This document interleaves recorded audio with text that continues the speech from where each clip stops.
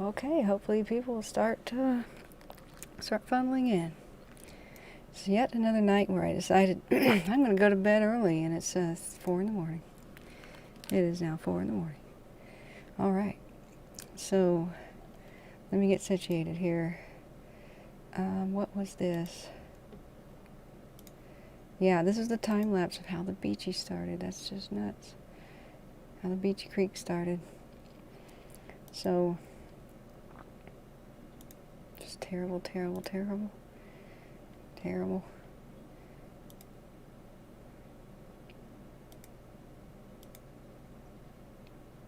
Okay. Sorry we're having trouble playing this. Dang it.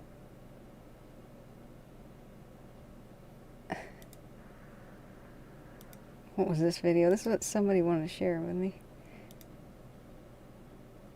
Uh-oh. That drone's out of control. Uh-oh. That drone's out of control. It recovered. Shut down the rotors mid-flight and recovered. What? What? I'm finally seeing this. Oh my gosh.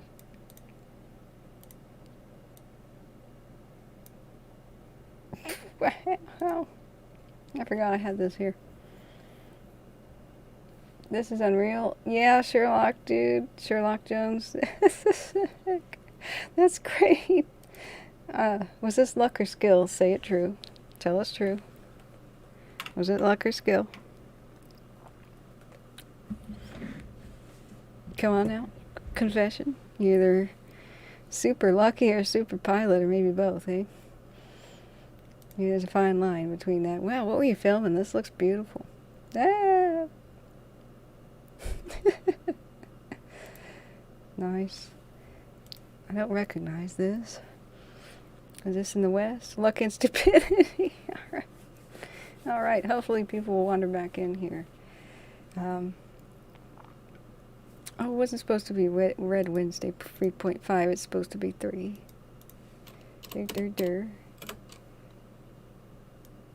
Save. Alright. Yeah, eventually people wander. It's usually when they take a bathroom break, and if they remember that something was going on here, they might come back. So, we have a good time lapse. You know what? We can get a dawn time lapse. That's what we could do back at the Bobcat fire. I got that stream again. There's only 28 listeners. There may be something wrong with LA stream.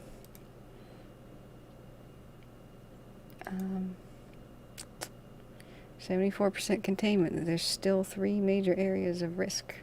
Plumas County News.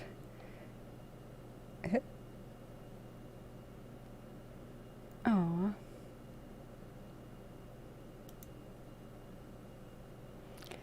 PG&E implements a new watch and warning system for shutoff events. Yay. Chester landfill covered by pledge of fiscal responsibility. Power struggle ensues for supervisors.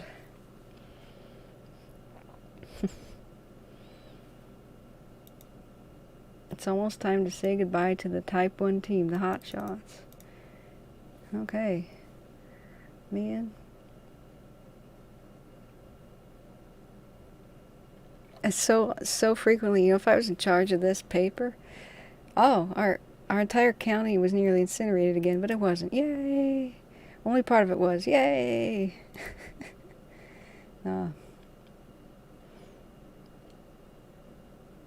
Yep, 74% contained, but you know what? It was 50% contained before the disaster happened. Like I keep telling people, containment doesn't equal safety. It doesn't mean it's 75% safe. It means they're 75% done with the quest to make it safe. 100% is safe. That means they're not done. Okay, it's like that loading, you know, when you're transferring a file from one place to another on the computer. It is not transferred until it says 100%, and that's just that stupid little loading window, you know. So let's look here. What were we on the subject of? We were the plane tracking. Let's go to flight radar. So I do like to track the global super tanker, and I can show that how that's done. I'm only showing low altitude planes, so I have a filter. It does help me to rule out the other planes. And I hope Captain comes back. She's cool. Prince Edward County, Ontario. Sweet. That's right. You're the Canadian here, right? Hey, Craze, welcome back. It's still on fire because I don't see smoke. Which on fire? Which fire? Where are you located at? Glazed Glitch the Demon, which is a pretty swell, cool name. Let's see here. This is low altitude flights. There's a Beach King Air. That's probably somebody. Some of them wake up at 4 and they leave to go to the next airport. It's like a 2-hour flight, and at 6, they have a preparation meeting down here for the Bobcat, for example. And 6 is when the ground crews roll out for the day shift. They have the handoff from the night shift. They've been 24/7 messing around with the fires here. So, oh, you're back. Cool. Thank you for coming back. Lots of supporting planes to help with the tankers.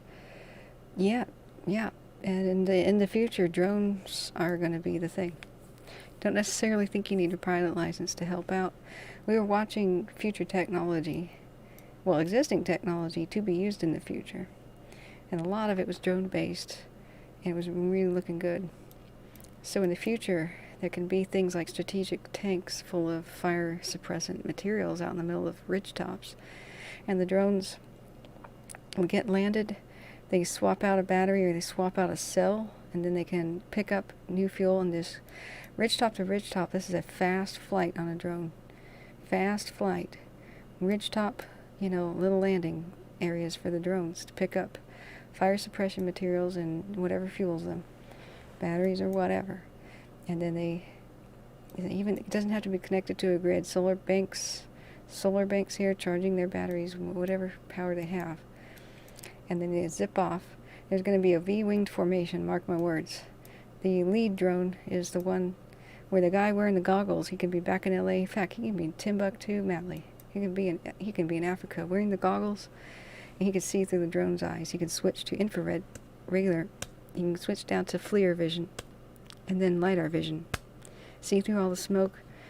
There's been a report of smoke. He goes, investigates it. It's a V-winged formation. His is in the front, and 6 drones on each side of him. So for a collection of 13 drones, 12 of which are fire suppressant drones just following along in the formation. He goes and they say, oh, smoke has been reported here. He goes and takes a look and verifies. He sees somebody waving with a backyard barbecue. He wiggles his wings. That was funny. Ha ha ha. That's a false alarm. Oh, smoke's been reported over here. Okay, that's a real one. Oh crap. Somebody left their campfire unattended. Okay, so he sees it. He switches into FLIR. Even though there's barely anything visible, he can see with his thermal vision here. There's actually more of a fire because the root system is on fire, just like Torin was talking about. It's a sleeper fire, where now it's just starting to show. But lightning struck this place last month, and only the understory, the pine needles, it wasn't cool enough to extinguish. It wasn't hot enough or windy enough to have a flame. It was smoldering here, smoldering and spreading in the roots, spreading in the pine needles. Well, it's a windy day. Now it's started up. He identifies this. He draws the perimeter with his finger right here on his app, and he says, okay, fire suppression drones, go, go, go. Maybe the first 6 don't put it out, but the rest are being queued up. All the drones on the other rooftops here, on the ridge tops, they go, okay, action. Hundreds converge on that location. And he's still there with the observing drone. He's still watching. He sees in thermal vision as each drone makes its pass with either water, flame retardant, or whatever the heck. They make powders that extinguish fires at gas stations. Whatever the heck. He's watching until it's out. He goes, okay, job well done. Let's go home. There you go. That is the future. So let's track some planes. Meanwhile, back, that's the future. Let's go back to reality in the present. What is it, 2020 still? Damn. Every time I think about the future, I think, oh man, it's still 2020. Damn. Now, can this be over with? Can we be over with? But yeah, so Torin, you gotta talk to Torin. He's a fanatic about the firefighting planes. He left before 1 o'clock in the morning, but he comes in on the evenings sometimes. Sometimes he comes in the mornings too. So Torin must be a night owl that has a broken sleep schedule. But he has been educating me on what all the planes do, and there's the tankers, and the lead plane, and scout plane.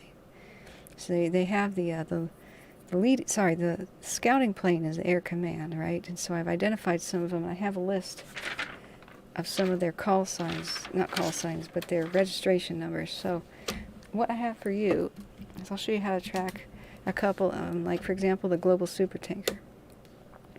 So you get on Flight Radar 24, and we know, just pretend I didn't know this already, the global supertanker's registration number, I found it on the Wikipedia, is November 744 Sierra Tango. Type that in all caps and it searches for aircraft, and there it is. So we click on it. Sometimes a couple of them share the same number, but they're usually drastically different craft. So we have a list here. Since I'm a silver subscriber, I think it's $10 a year. We have a list of the last, I think, 60 days of its flights. And if you're a gold member, then you have even more, and you can replay the last flights. The last thing it did, or at least its route, is it took off from McClellan. It went all the way up here, and it made a drop at Forbestown. Yes, it's one of the planes, the fleet of planes protecting Forbestown. If we look what it's protecting, let's go into Cal Topo again. Clicking off that light. Where's Cal Topo? It's ArcGIS. I much prefer Cal Topo. Anyway, I'll go back here. Let's click in on that fire and let's detect the heat. So what we do, we've got terrain. You may have, welcome back, Cat. Welcome back. Craze lives in space. Oh, that's right. If you don't see any smoke, that means the fire is just, usually that just means it's a clean fuel burning, like a rubbing alcohol. That's why you see the clean fuels, like the ethanol power the race cars. You get out, you see them getting out and patting themselves. That's because they're on fire. Oh my God, the radio queued up and just scared the living daylights out of me. Oh, I had that on maximum volume. You guys are lucky that was on mute for you. Anyways, here's where we know the big massive current conditions satellite plus the penciled in limitations of the North Complex. So we know they're trying to keep the dang thing from hopping over the South Fork of the Feather River. It's quite a steep canyon, rugged terrain. They hate that. The embers keep drifting over. And they're trying to get a handle on it, but if an ember starts a fire down here, you're looking down this near vertical cliff from up here. What can you freaking do about it? So what they've done is they've made a line up here somewhere trying to protect Forbestown. This is a gold rush town with a museum. It's a living museum. Oh, I'm just so anxious about this place burning up. But they said that so far it's a struggle, but they're doing it. They have made a line up here, which is probably with a masticator. I can't show the masticator video as sound anymore. I'm gonna get another copyright claim. Okay, so the masticators are I'm the most jazzed about those. They're like a caterpillar on steroids. That is the thing you want in your backyard. That is a Caterpillar tractor with a buzzsaw at the end, with a wood chipper on the end. Oh yeah. I'll show you masticators. Alright, so I'm looking back up. Lots of supporting planes, yeah. So this is what the global supertanker did. Is it started dropping retardant down here on the cliffs. And it's the amount of retardant it can handle is just insane. So let's go back to the where was I? Flight radar. Here's flight radar, Cal Topo. We see it's up here by Forbestown, so yes. But I was also watching other planes, and you can track them once they're in the air, and you can write down their registration number or their call sign. And I've got a big piece of paper here with the registration numbers of a lot of the King Air lead planes. I've got a list here of special ops, the helicopters, the PC-12s. You're going to see the PC-12s running around are these scout planes, and they look around for fires and they supervise. Sometimes they're the commander. They're trying to figure out where's the fire been, where's it going, and they're doing the LiDAR scans. I don't know if you saw the crazy patterns on my last streams where the LiDAR planes and the infrared planes were doing these passes let's go back. This is satellite hotspot information. I don't know if you saw my other broadcasts, but down here at the Bobcat, we saw a plane going up, down, up, down, up, down, up, down, making these really cool, must have been GPS assisted scouting missions. I don't see any right. Oh, that's right, I'm in the wrong app. Let's see if any are going on right now. So, I don't have to get out of here. Just right backspace. Refresh. This website kind of sucks. So let's just go back to live air traffic. Alright. So I put a filter on right here. You could filter by call signs. You can make every aircraft disappear in the world except the one you want to find. Filter by airport. There's only the craft going to an airport. Altitude is the best one. I clicked on that. So I'm only seeing the low altitude craft. So the ones on the ground, 0 feet up to, 16,000. But that's how you do it. There's a slider. So that's already in place. And right now I'm not seeing any supervision at all of this fire. This is the Bobcat fire. But I did notice a PC-12 took off from Fresno. So that PC-12, here it is, probably one of these scout planes. It may be on its mission now to go over. Oh, that's a Beach King. So you could write it down if you wanted to. The Beach Kings tend to be the big honchos who are directing the drops, right? And then the scout plane is going to fly right in front of the tanker. It has to be of high rate of speed. So the scout plane, the lead plane, my bad, lead plane goes right in front of the tankers. And the tankers don't know exactly where to drop. They've got bad visibility out the windows. It's like passenger jets. So they can lean kind of their heads out the window if they needed. And the lead plane does that stuff at the air show, like that little bit of smoke on the wings, like psh, and they have a trail. Right when they're above the place where the drop should be, they mark it with the trail. And all the tankers got to do is fly, and as soon as their nose is where that marker is, as soon as they fly into that, they hit the button and they do the drop. So as long as they're at the correct altitude, they just follow around that plane, and that's what happens. And these Beach Kings, I don't think these are the lead ones so much. They might be. These are the guys watching out the window saying, yeah, that was a good one, that was a good one, or come over here, come over here. I think I'm going to order 5 more of these drops, go back to base and refuel, The Beach Kings are those. The PC-12s usually track the fires at night. They go around with the infrared cameras. Now I can't track the military drones. They don't seem to have a transponder. Not the one we can see. But I've had one fly over me. The actual military, armed with a camera for the wildfires, armed with missiles for war. The things that look like Predator drones. That was spooky. They fly so low and so quiet. I was up in, during the Paradise Fire. I visited while it was still going on. I think it was my Christmas visit, and it started November 8th. I was on this highway in the middle of the night, Highway 70, on my way from Red Bluff past Los Molinos towards Chico. It was on this strip of land that I thought an airplane was trying to land on the highway, and I pulled over. Yeah, they've engaged the military drones to fight the fires. They do the reconnaissance. So yeah, I'll tell you the story. So I was listening to them on Broadcastify. You can hear them talk, because the incident commander who's fighting the fires talks with the drone operator and says, I want your drone to be over here, over here.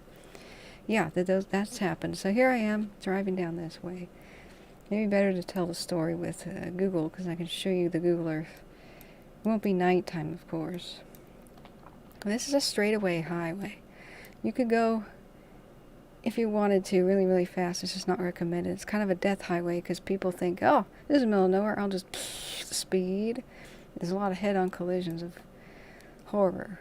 But at night, up in here especially, this at the time No, not that one, but over to the right, they used to have, up on a hill, a helicopter landing station. It was a wildfire station with a big tower. And then they took weather readings too. I think they had, maybe that's where the weather balloon came from. I'll tell you the second story. But here's the drone story. At night, in the middle of the night, I'm coming in, drove down from Oregon, and I'm there to visit at Christmas. It's an extremely long drive. I'm really, really tired. I wasn't here, but this is the land. This is why people speed. You know, part of the Paradise Fire was down here and crossed this highway. Don't think it was a forest fire. A lot of it was just straight up grass wildfire. Even when it hit Paradise, it was a wildfire in the grass. It only became a forest fire when the wind shifted and it climbed into the mountains. That was where forest was. But anyway, this gives you an idea of where I'm going. No, I'm facing the wrong direction. I'm facing south. So after endless, blah, blah, blah. This is nighttime, open sky, blah, blah, blah. Here I'm going. Up ahead of me, somewhere around this area, just further south actually, but up ahead of me, I'm starting to see some trees. Blah, blah, blah. There's more driving, blah, blah, blah. Up somewhere when trees were kind of ahead of me, I don't know exactly where, I see an aircraft light just kind of moving around like this, and then it's getting brighter and brighter and brighter ahead of me. It's getting lower and lower and lower. I think, oh shit, this is an emergency. I mean, from the air, this looks like a great emergency landing spot. If somebody can't make the Chico Airport, well, the other one this way, if they can't return to the Chico Airport, this is better than landing out here. That's for dang sure. This is rocky stuff. So I pulled over, expecting a plane to be landing on the highway, saying, "Is this happening?" Okay, just in case this is happening, I pull over and I grab my phone and I try to set it up. I was in the middle of navigating, trying to get that to the home screen. This thing was coming fast. By the time I got the camera app up, I may have recorded the sound of it, but it was blurry. I couldn't get the image. I thought I was going to film a landing of a Cessna or something, because those lights are getting brighter. It's low to the ground, but then it stops here, like in this level of the horizon. A bright light is coming towards me. So I'm leaning out of my car at this point. I'm standing above it, and I'm leaning with my arms on the door. I'm standing on the boards, trying to get an aerial shot of it. It comes in very fast and very silent. It just comes this way, and it kind of veers like this, but it really is following the highway. It goes across the sky, the night sky, and goes past me like this. Oh, you know what? I was south of Paradise, so let me just put myself where I was. That's where the Paradise Fire is going on. Sorry, excuse me, right here. So here I am on 99 here, sorry. It's approximately this location, but it's the same highway, same deal. You know, this is the same flat crap here. And I was on that side. So I did pull over and almost, you know, as extremely as I could. You know, this looks like a great place to land. It goes, makes a wide turn. It goes over towards Paradise. So what I believe was its route is there's Paradise, and here's Beale Air Force Base. We do know that they launched all the U-2s out of here, and if they didn't have drones, you know, I think pretty much all the military has drones. It probably just came from Beale, and it used this highway as a navigation kind of thing, going over here, up in here. And right about here where I was is about where you would make the turn to go up to Paradise and Magalia. And so what I did is I turned on Broadcastify, and I heard them, and sure enough, I can't see it on Flight Radar 24 on my phone because it's an app for the phone, but I hear them talking, and it was on Broadcastify. It's called Northern California Major Incident, or Major Event. So if you go to California, right-click it. I was so heartbroken. It was offline today. I wanted to hear the global supertanker. So Northern California Major Incident is gone offline, but that's it. I was hearing the drone pilots at night, and during the day, the water tankers, they said, "I need better imaging. Over here, over here. Yeah, that's a hot spot. Yeah, that's a hot spot. Mark that one, circle that one." And so that's what they were doing at night. That's when you could see the fires better, because fires die down at night. They lessen their activity because they increase humidity, the dew kind of effect, and the colder temperatures. Part of the fire triangle is heat. Heat, fuel source, and oxygen is what it needs. So even the temperature of the day can determine how hot a fire is going to be. So as the cool of the night, it'll dampen down, right? And it's easier to see the contrast when you have, let me show you the different satellite views. This is mind-blowing. The Sentinel Pro satellite. I believe the drones have this ability to see this. The Sentinel Pro satellite can peer through things and show you hot spots and sometimes moving flames. Oh, this feed is alive. I just heard a click on the radio, but I'm not going to unmute it. So let's go over back to some fire that's a lot more active. Let's go back up here towards the lake fire or something. Not cloud cover. Of course, cloud cover. Let's zoom in. Maybe even this one here at Orville. Let's see. I think it was doing this kind of infrared. Sometimes you can see the flames, and those are the trophy ones. That's when you go, oh, wow. But we're not seeing it right now. This is imagery as of 21st. So this is before the fire jumped. No, here it is, sorry. Ha, see what I mean? So here is imagery from the 21st. This is the kind of thing that drones can see. And just like the satellites, this is false color burn in some sort of infrared spectrum. So you can actually see the moving fire here. If we click on fire activity, this lines up with where I believe they made a line here. Looks like a good idea. They lit this up on fire, I think I read about their backfire attempts. So they lit a fire before the fire, and when this part of the fire reaches this line, it's going to stop. So they lit these on fire on purpose. Some of these red detections from space, this is the satellite heat detections of less than 12 hours ago. And the yellow and orange snowflakes are older than 12 hours ago. So that's the kind of amazing stuff that some of these little planes are doing. They actually are shooting lasers at the landscape. So when people look up and they see lasers on the plane, that's true. The LiDAR, for example, is the one that scans terrain. And if you get real close to it, you can see such detail underneath the tree canopy. You could even see terrain from like a road that only existed in the gold rush. Like if the pioneers beat, and you kind of see a little bit in this view, you can request LiDAR maps from the Forest Service. Like, for example, let's just pretend this wasn't a visible road right now, but when you're in Google Terrain and Enhanced Shading, you could see where there might be a mine here in the distant past, and even if it was a faint donkey trail in the gold rush, you can see where it goes.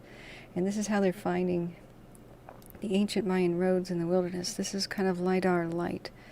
Very detailed, can see through the tree canopy, terrain mapping. So this is a LiDAR-esque kind of an image. And that's how they're making a lot of their more accurate scans of the ground. Because when you are in a fire situation, you need to know little things such as, is this road open, or has a tree fallen on it, or has this bridge washed out? You know, they can be very, very detailed. Let's get an example of LiDAR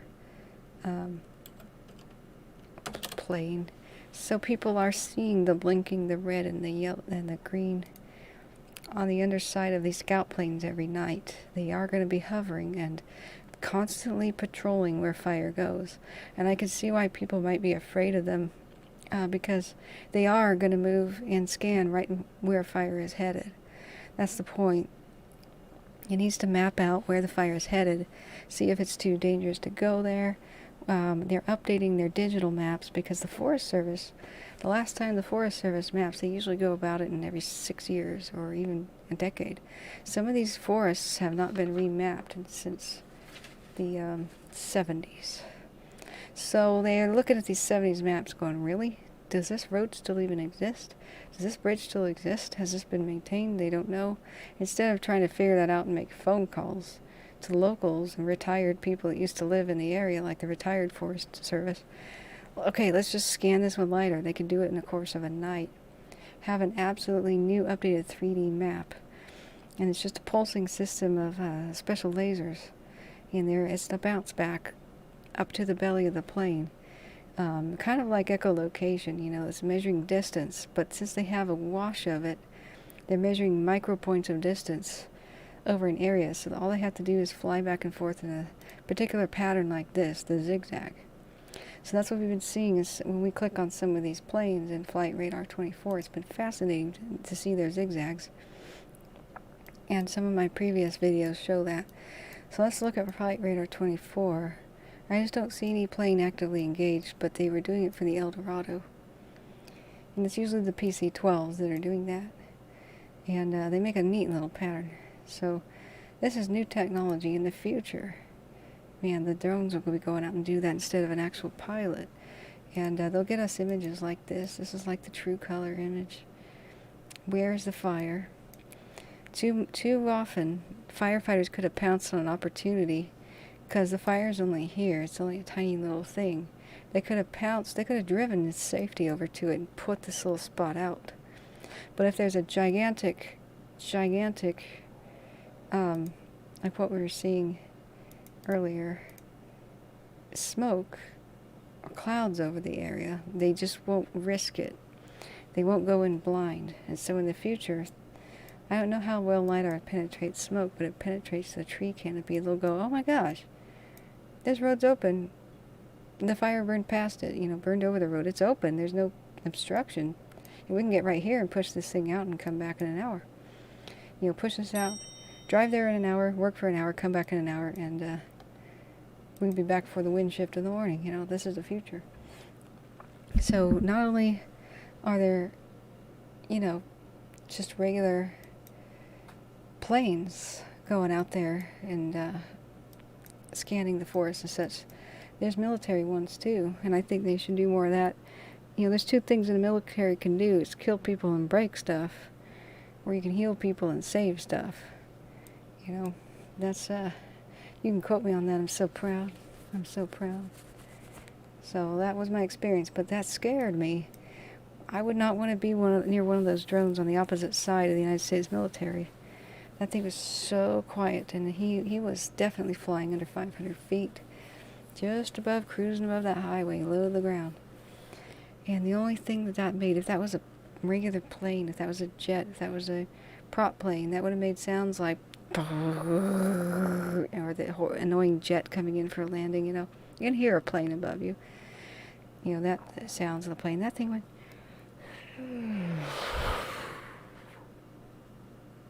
that was it. Made the hair raise on the back of my neck. That was it. We just better hope, hello, Morning Bow, that Skynet does not become self-aware. So, does anybody have any questions about the fires? There's no interesting aircraft near the Bobcat right now. In fact, I can't find aircraft near any of the fires right now. They usually do this in the middle of the night when there's contrast between the flames and the infrared. Oh my God, that's why I can't find aircraft. I didn't click a flight radar. Oh my God. You guys didn't see that? This only means I need sleep. It really means I need sleep. Alright, like I said, it didn't happen. We're editing that part out. Didn't happen.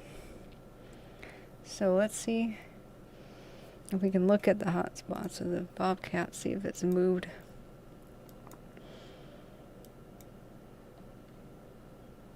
We know here is the observatory. Where do we lose it? Here's the observatory. Let's click on the activity. Yay! No new hotspots. Let's look at the webcams. Refresh. Yep, from the dome, you can see the fire in the distance. And move west. Oh man, once again they saved the observatory. Yay! Of course you didn't see it. The fact that I was looking for airplanes on a different map that doesn't show airplanes, that did not occur. I am beneath imperfection. I'm above it. I mean, that's beneath me. Dang it, I didn't even say that right. That didn't happen either. Go back. Edit that out. I'm a professional. I'm nothing but professional. So let's do the magic. Ah! There's a bit of loud sound in my headset. Let's do the 12-hour time lapse. They did light fires next to the observatory to put a protective ring around it. So we will see that, but then it's pretty much dying down now. And I need another slice of pizza. A pity pizza.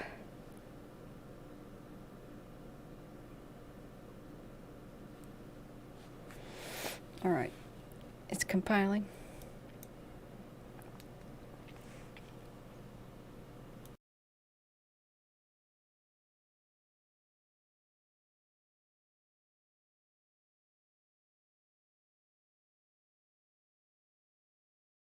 Come on now, come on. Here we go. So today's dirty smoke, and at night it actually looks kind of beautiful. In fact, we should switch to the color cam. So here's that sunset, and you can see in the infrared. This is why they scout with the planes and the drones at night. You can see the clear spots of heat. Now some of these are vehicles. That's a vehicle. That's bright lights of a vehicle. Even stars show up. But heat and light show up so much better in nighttime infrared. That's why they scout with the planes at night, do the drops by day. That's very cool. Seeing the fire moving away like that. It's not very cool to be seeing it spread like that, but you know. Now let's switch. When it stops, it's at current conditions. Hey, what's up, Bo? When it stops, it's at current real-time condition. So that's it. Fire is spreading to the west. As we look and verify here, we can see here's the observatory. Yep, it's spreading towards the west. So it's not cool. They have no containment here. It just keeps on chewing through the landscape and chewing up properties and history and landscape and environment. Oscar, come in. Let's listen. This is the Bobcat still. Maybe blow my nose. Vision Oscar, Bobcat Communications. LA received a 911 call of brush and trees on fire at 165th Street East and Bob's Gap Road.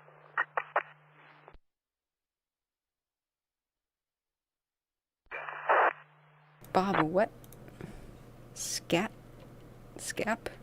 Road, LA County. We're about to find out. It says 165th East. Okay, this goes. They've been having hot spots here.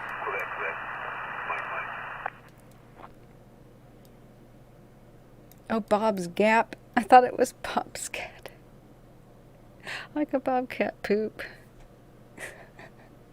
Alright, we're editing that out too. I didn't do that. Didn't type that. Bob's Gap. Alright, so at that intersection they got a flare-up. There's a 911 call. Somebody reported a flare-up here.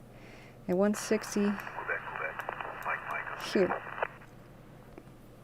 Let's see if there has been, and I didn't just snort there either. I didn't snort laugh. I didn't do it.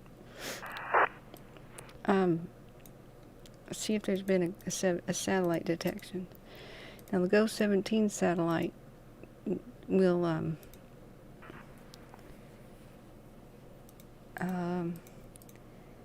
it has not picked up anything. It has to be pretty large though. It has to be like an acre on fire. But they have been notified that there's a 911 call, so somebody will be over there to look at it. Sometimes they send a chopper. You know, sometimes it's one of the ground crews. So we do know it's around south of Lotto. Quebec, Mike, on command.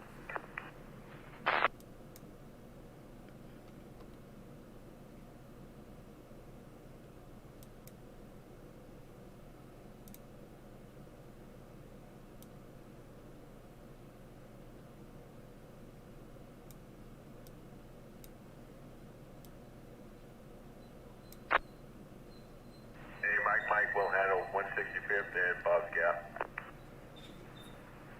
Copy, thanks.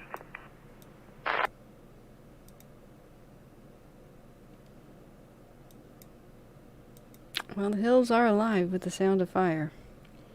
That is also my third worst joke I've ever made. They are struggling to get control and keep it out of Paradise Springs, but they weren't that optimistic 2 nights ago. But maybe they were successful. At night they keep lighting fires on purpose to kind of try to contain this, just letting it go up the brushy slopes, up to pre-made lines. They've had great success by Mount Wilson and poor success. In fact, they said the word no joy at the Little Rock Reservoir. This thing is the thorn in their side. Just when they think they get it out, there's some other hot spot. Ugh. Yeah, you can see the way it's just hanging out and climbing. The wind event that blew it out of control 4 days ago went to the north. And you can see how the Bobcat fire, if we turn on a different view, I think this will work. Progression. So you can see that the hotter colors, now it's too far, but the older colors are cooler. And since it made its run, so here we don't have a color. This is the seat of the fire where it originally was located, right? It wasn't north of Highway 2. Then they had a wind gust a couple of nights ago north. Came in from the Pacific. It blew right over the top here. Spread out in 3 different directions like a trident, ready to spear Antelope Valley. It did make it over the hills and just spilled out here into Antelope Valley. So they really tried, but they really couldn't save Juniper Hills, except for like the downtown. Nor could they save Valeyrmo, except like the post office. There could be other lights, little structures they were able to save, but Largo Vista, and they made a stand at Mile High. They dumped tanker after tanker. Jeez. Heart attack number 50 on this channel. I toned that down. They made a stand here at Mile High, and some of this is actually they're backfiring on purpose to try to keep it away. They did save Big Pines and Wrightwood successfully. They remain very anxious, though. And so what's going on now is the winds. Let's see what the winds are doing. And they're going to have a hot and dry week. The winds are weird. Looking at them coming out of here, coming over these mountains and just bouncing and going that way. Okay, so they should be quite worried again for this spot. Good news for this fire is going to blow back on itself if the winds seem to be at a calm. Oh wow, we have multi-directional. These are blowing south, back towards... Okay, good. In a way that's good, back towards Mount Wilson, because the fire will blow back on itself. And unfortunately, they'll have round 3 of defending Mount Wilson. Looks like it by the winds. And next week's forecast is just terrible for a fire situation, low humidity, higher heat. But look at the crazy winds. So I'd say right now the big battle is Paradise Springs is being assaulted on 2 sides. The wind's blowing it away from it there, but here and here. So some of these red dots are probably where they lit this on fire the other night, expecting this to come towards Paradise Springs, and hopefully they've stopped it. Probably here too. I can only hope that this works. So that's my analysis, and pretty much matches up with what they say at night, what they say in InstaWeb. So it's just not looking good in general, but hopefully that place will be saved. But I really don't see, they're not expecting control within this month. They're putting a stamp of the mid-October. This is a race against time. Do this, please. Please, please, nature, cooperate. Please get this done before the Santa Ana wins. This will blow right into Pasadena and LA with Santa Ana winds. Pasadena is on evacuation notice. What is the population? Pasadena. And within that tiny border, 138,000 people. But we should include this area. Yeah, it's basically just a burb of LA, if you can think about it. LA just kind of merged all the other towns a long time ago. So it's kind of like saying, hey, Long Island, can you evacuate? Because if you think of it, the population of LA County, 10 million people. So let's see if we can get more statistics. More, whoops, census designated zones, SD zones. 1, 2, 3, 4. So this would be threatening census designated zone 3. That includes Pasadena. Oh wait, this is redistricting. That's different. That is not census. Alright. But, I mean, we could get census designated zone 3 as census designated zone 3. Does it really exist? Is this a statistic? Whoops.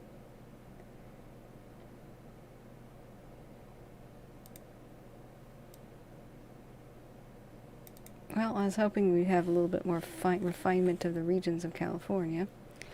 But the 10 million people are in LA County right there, and then Orange County is where Disneyland is. That's what is at risk. Can you imagine the nightmare? This could blow over.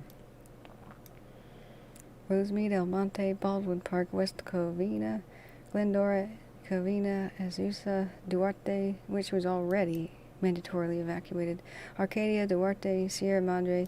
These were already under mandatory evacuation. I think they're on a watch right now because they got a handle here. This is containment here. We flick on our hotspot detection, we don't see it. We see it here at the Trident, the evil Trident, the west, the northeast, and the northwest. The evil Trident thing is still going on. It's still spreading west here. But let's look at the nighttime cameras. Oh yeah. Beautiful.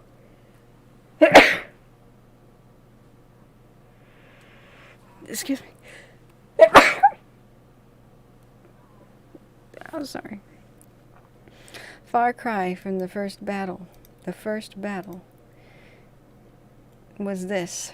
The first battle for the observatory was this on September 17th. Oh boy, do I like this contrast. This, now. This, and now. I can do that all night. So the second battle, oh, this is the color. I thought this was going to be, yeah, this is our color image, yeah, wow. So we can kind of see what's going on here. And then this cam, oh yeah, we see the fire going away to the west. Here's the towers they worked hard to save last night. Here's the containment line, and this is one of the groups of firefighters. See this ridge? You can see their lights. These are their engines and their work lights. They burnt up the hill yesterday up to here. So if we can see this time lapse, you're going to see it happening. They burnt the fire on purpose up to hill to protect this, the top here, and start halting the fire in case it wanted to go south over and hop over the ridge. This is west. This is south over here. So we can watch that time lapse. But isn't that beautiful? So here's current conditions there. And where's the rest of our time lapse? Let's watch it. Oh, this is the one we already watched. Okay, the other one. Let's time lapse it. Oh, sorry, this is from the ski resort. The other cam. Here we go. Is it this one? Nope, wrong cam as well. Gotta watch it from the dome. And this was the one that shows yesterday. So let's just rewind that. Okay. We can make this a 6-hour. Alright, there's the other webcams. Good ones.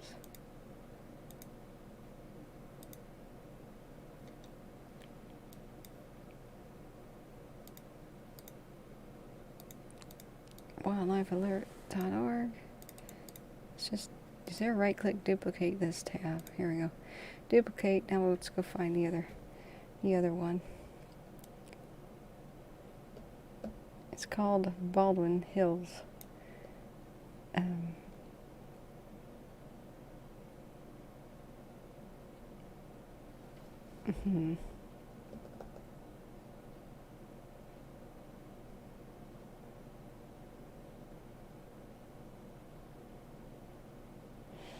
Yeah, Mount Wilson.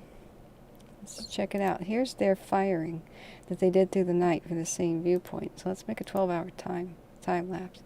So yesterday here they're protecting the dome. This is from the top of that white dome, looking towards where the fire was going, towards the west in that ravine. Bo says, I thought the government could control the weather. Yeah. Please do that. Please do that. Maybe in the future we could kind of coax it. And, if we could just predict the weather in the future, that would help everything. Why don't we predict this crazy event? Nobody told the campers going out for Labor Day weekend, extinguish your fires with water, because there's going to be an insane once-in-a-lifetime wind event. I don't think that was forecast. I certainly did not get a buzz on my phone about that.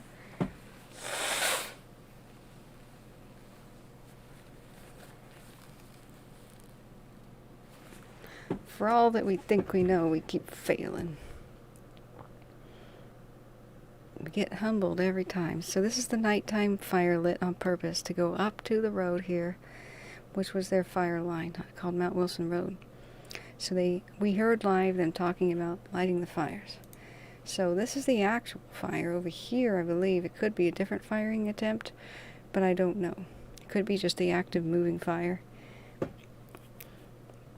If it stops at a line, that's usually one of their controls. And this is making a line right here. Okay. So I think this was firing line 2. We know deeper in the ravine, which we can't see, the active fire was just moving that way, and that's probably it, just going that way.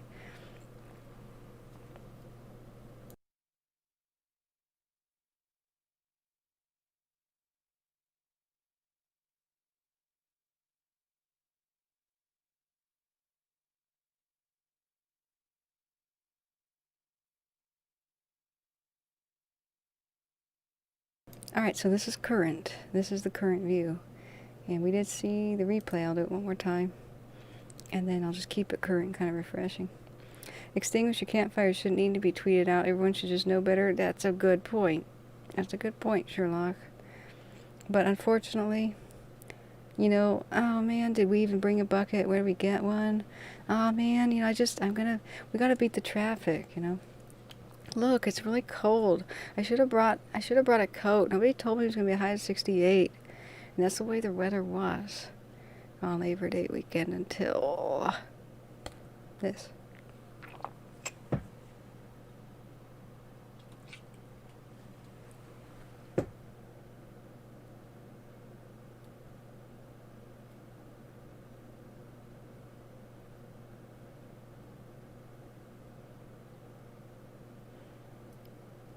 So not everything here is bad, but landscape on fire, in a way, is bad.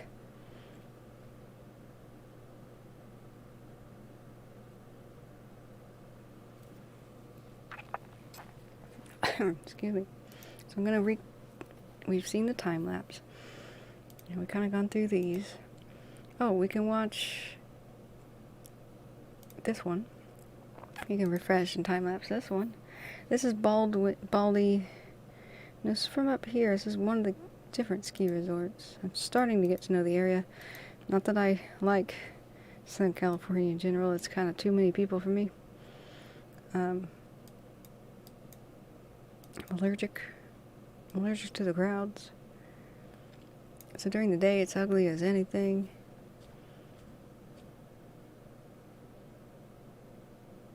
Somebody wiped this lens.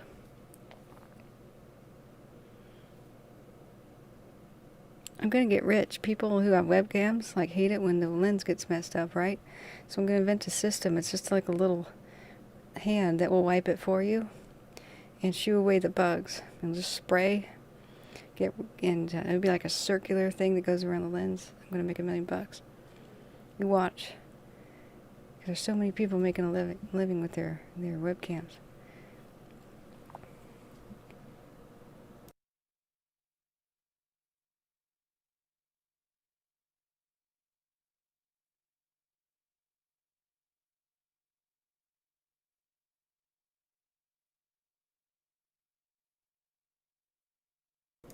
Yeah, that's just an ugly scene. This is looking west as it continues traveling west. west by northwest.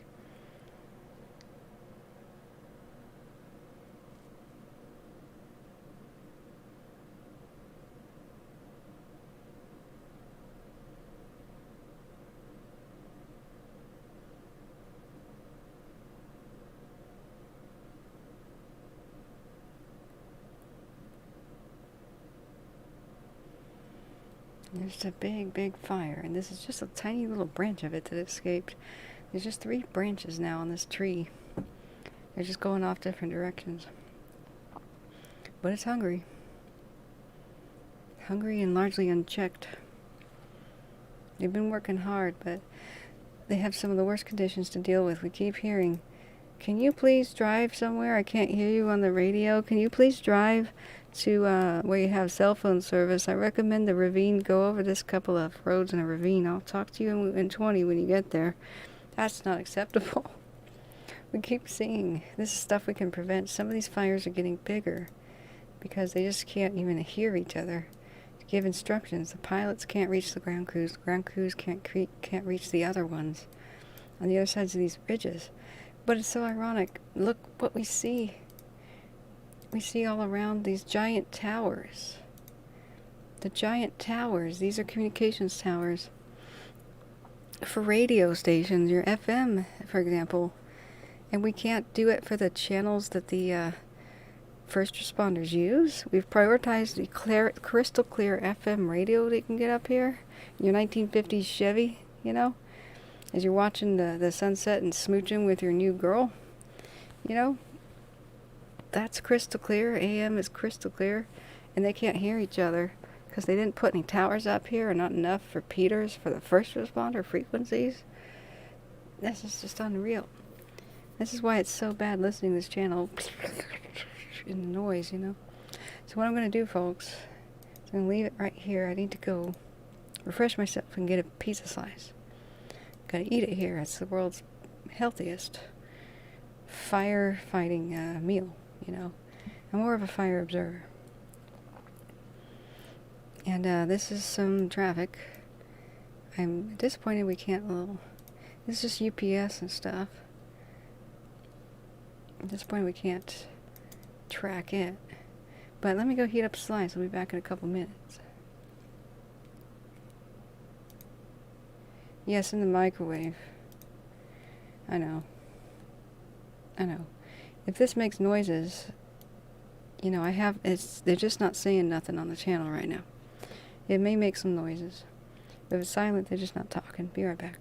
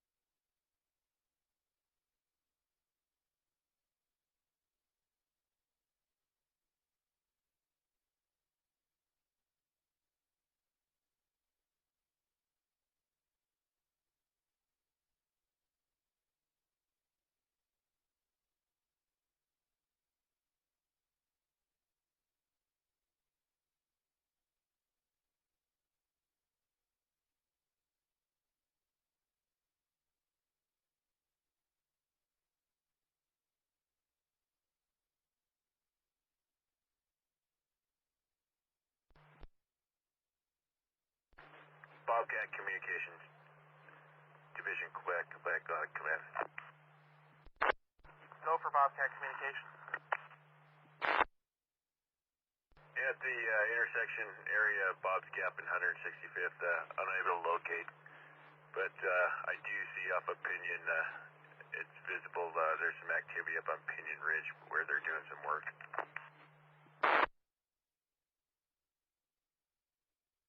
Bobcat Communications copies, unable to locate at 165th and Bob's Gap, but you do have the visual on Pinion Ridge where they're doing work. Yeah, affirmative.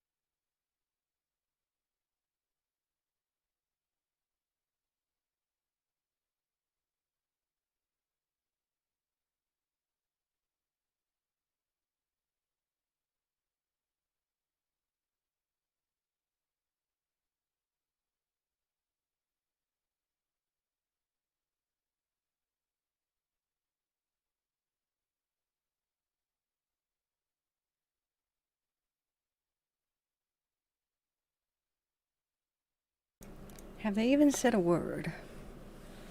Because, you know, whenever I need them to be talking, they don't say anything. But I'll sit back down and say, hey, guys, welcome back. And then they, Tango, command, come in. I fully expect that to happen.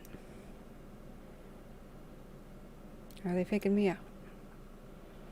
They're going to let me talk for a bit. Aha. Alright, well, if they haven't said a word, I'm sorry about that. So what I'm going to do here... Yeah, it's still... I'm just going to prepare for commercial. I want to reconnect. At Shell, we know from the time you get up to the time you wrap up, Yeah. there's a lot of meetups, eat-ups, and hurry-ups. So come to Shell and get 3 things done at once. Fill up with Shell V-Power Nitro Plus to help keep your engine running like new. Nobody told them. Rewards program and never pay full price for gas again. And snack up with in-store rewards to save even more at the pump. Make the most of the stop you need to make with Shell. And engines that continuously use Shell V-Power Nitro Plus premium gas. See full terms and conditions at fuelrewards.com. If they only knew, people tuned in to Broadcastify because of disasters. It wouldn't be so chipper. Okay.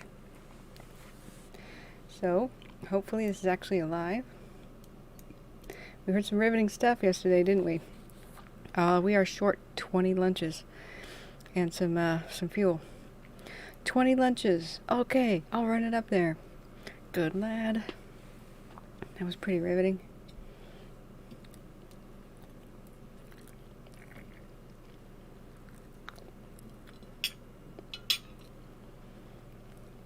All right.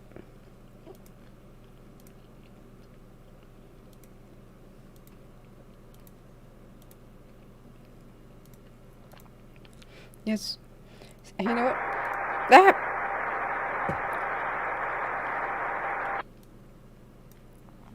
Oh, I almost choked to death. Thanks.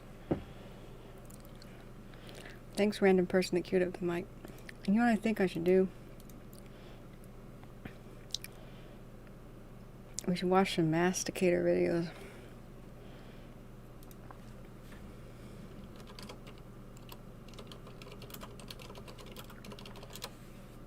It's gonna be great. Oh my god.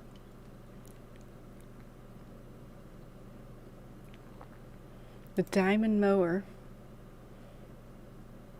Oh man. The diamond mower. Oh. Dang. Oh my gosh.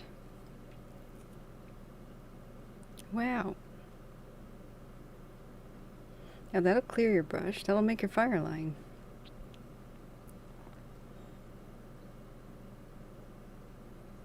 This will deal with the invasive weeds right here. Whoa, did you see it shatter? Let's go back. Let's go back. This is firefighting tech, man. It just inhales it and shatters it and spits out the pieces. It inhaled the tree. This is like watching largemouth bass videos. It approaches the guppy. It approaches the frog. It approaches the bullfrog. It approaches the fish larger than itself. Where did it go? It's got the power. We need to watch the action, though. Yeah.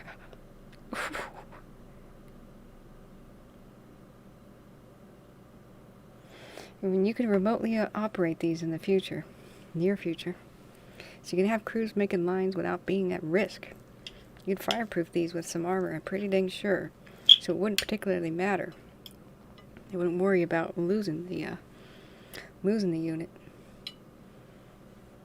In fact, what if they could do this to trees on fire so that nobody had to put themselves at risk to fell the tree on fire anymore? That's good. Whoa! Let's go back. Let me see this. I like that tree. Don't kill that one. It's cool. Oh, man.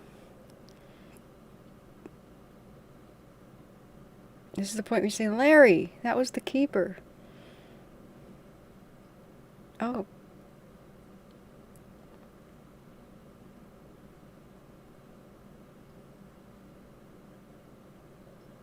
but it mulches it right down to the right down to the earth, and you can just crush it down with the wheels there, and then the other person behind can just go ahead and plow that right under. You spread dirt on it, it's much less likely to actually catch. I mean, this stuff is the future. This high-tech stuff is what the firefighters need. They're using like 30-year-old dozers. Dozers are cute, but man, this stuff, masticators. You can't even tell there was a tree there anymore. That is mulch, and you know what? That's fertilizer for the, naturally as things rust, or, as things break down, that is actually fertilizing the soil much quicker than the action of insects. No long silence? Okay, good. I can't put on the sound or I'm going to get some sort of a strike. Oh, not a strike, a claim. But this is within context. As long as I talk over this, that's why I'm talking over this for no particular reason. I could tell them that I was making commentary, therefore I wasn't actually stealing the video. This is a strategy, so I have to babble all the way over the top of this. Or put my own music or something. In fact, if I put the Benny Hill theme song on or something like that, then that'll be called parody. And I can have that as a defense. Wow, it just eats the trees. Shoots it out the back. And all that stuff is sellable. That's wood chips for the fire. Imagine this. In the future, instead of lighting fires, which is more CO2, right? And pollution. They don't want to start fires on purpose for a very good reason in California, because the smoke really has nowhere to go. So imagine if we go out and we clear the brush from the forest like this, but then we capture that stuff and then we use it as fuel, right? Like the chips. But instead of it just being a wood furnace, which itself can pollute, we then filter out the carbon and we put that back into sequestration. It's sequestered.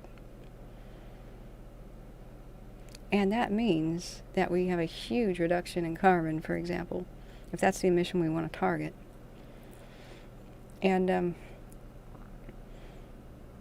the forest is cleaned up and doesn't actually experience fire, and yet we can put some of this mulch in for fertilizer, right? Mix it in with some of that carbon and shoot it back down there, because the ash is fertilizer.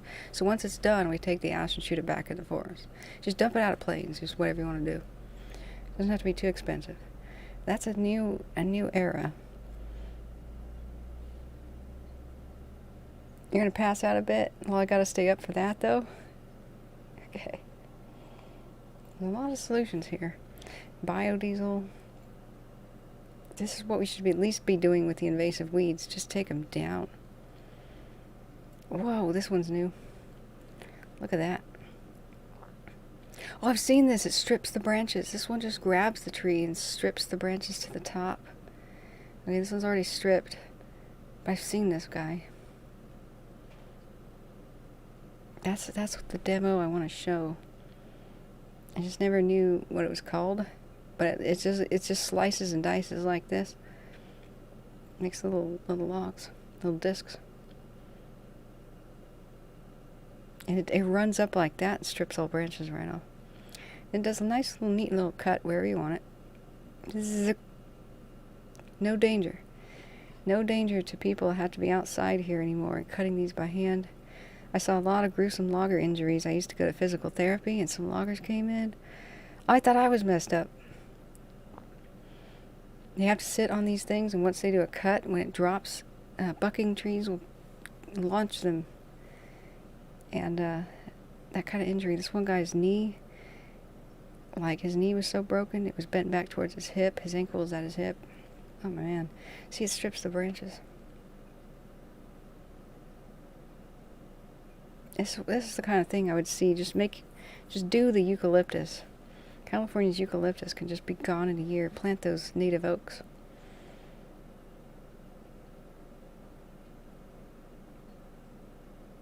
Look at that. Just effortless. Now this is an example of one person only operating one of these off the tractor, right? Because you can only look one way at a time. It has one arm. Not so with automation. So here's the buzzsaw. Doing the topping jobs. Wow. Remember when humans used to climb trees and do this? So much safer. So much more practical. I know of somebody who had a dangerous water maple that was just threatening to either crush his house or his neighbors. He would even wobble back and forth during storms. He just couldn't pay. He didn't have the money to have it felled, because somebody would have to do the dangerous job of, climbing up a wobbly tree. This is going to make tree removal like that of the danger trees so much cheaper. Oh, this is the walking one. This is the one that can walk around.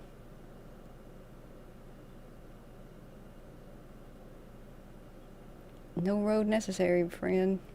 I think I'll just take a walk. Oh my God, you didn't tell me that this wasn't showing. Really? Sherlock, I thought you had my back. Oh no, I'm the noob. I didn't click the button to show you guys. What the heck? No wonder people weren't staying. Oh my God.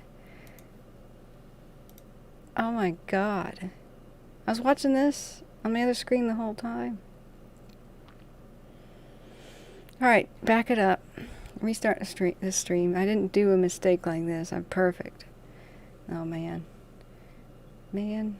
Sherlock, I thought you had my back. Wow. Wow. Maybe I should sleep occasionally.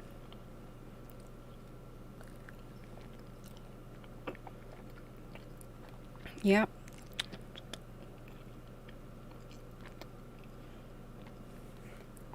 Okay, I just decided to narrate a video nobody could see for approximately 9 minutes. Yeah. It's gonna go hang my head. Yeah, your phone definitely needs replacement.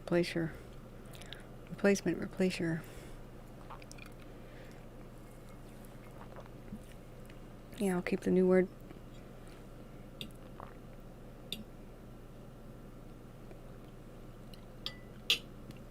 Okay. We don't need to see the diagram, we need to see the action. Oh. I liked that tree. I don't think there was a problem with it being there.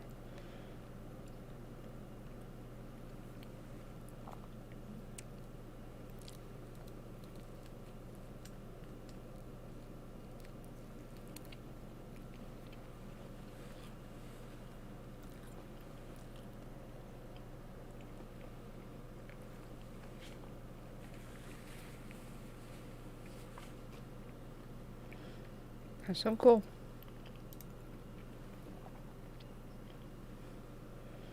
Alright. We need a different song. A non-copyright song, because I need to sit here and eat, and I don't want to afflict you guys with my chewing. What's a good free song? One that's, like one of those fair use ones? Good fair use free song. I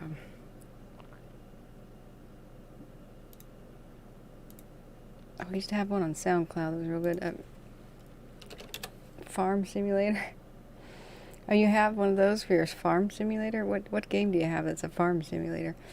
We just need copyright-free music. Chill, copyright-free music. Just really. Chill Out Records, no copyright?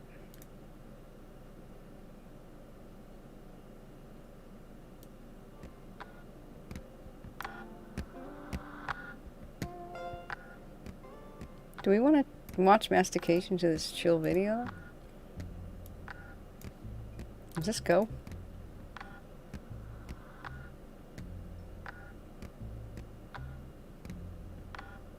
Okay.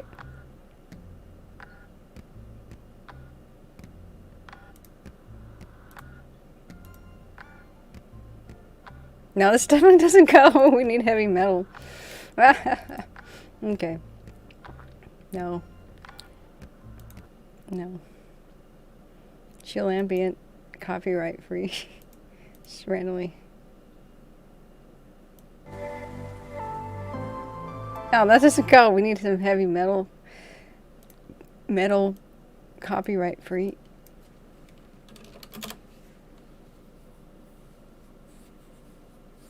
Yeah. Royalty free heavy metal and rock. Yeah. Can you feel it? Yeah. Farm Sim on PS4. Alright, let's do it. Let's masticate. Inhale those trees.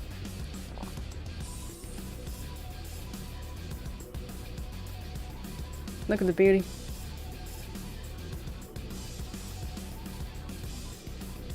See, this is what I mean. This. What if we just thinned out the forest like this and we kept the chips? And then we burned them to generate electricity. And instead of having smoke, we capture that carbon. We put that carbon back in the soil. Because we shoot out ashes out the back and put it back where it came from. And that fertilizes. Check this out. This is insanity.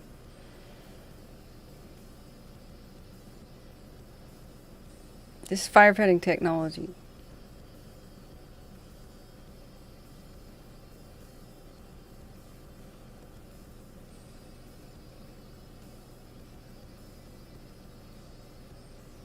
If you don't like it, just mute it but watch. I have to change all the sound in order to make this non-copyright.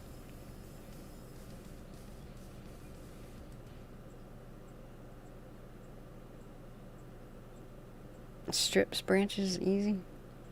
I don't like the trees they're cutting down there. These redwoods. Look at that deep red bark.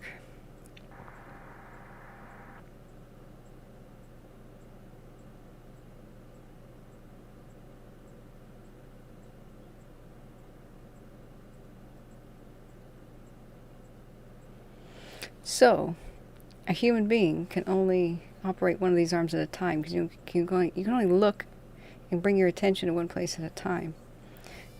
Picture this automated and having 8 arms, doing this much faster. Look at the branches just melt off.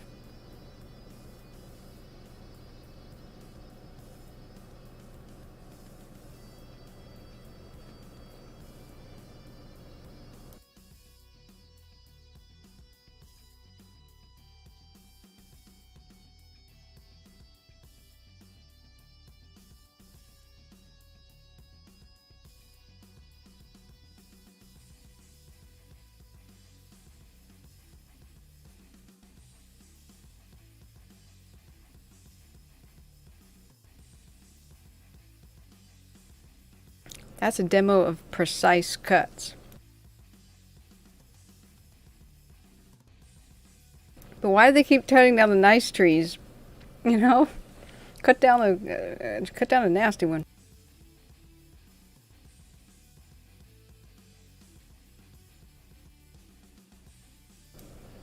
Maybe, unless the correct AI.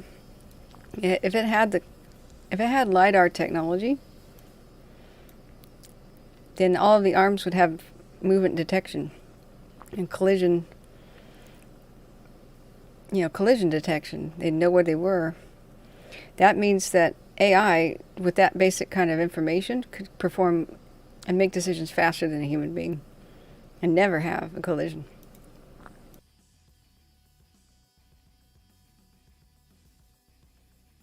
It would take a software screw up, in fact, to have that. Microsoft needs to not get involved because you want a blue screen with this kind of equipment. But look, this is sensitive environmentally. You don't have to make a road. You can just, this thing crawls around without the need for one.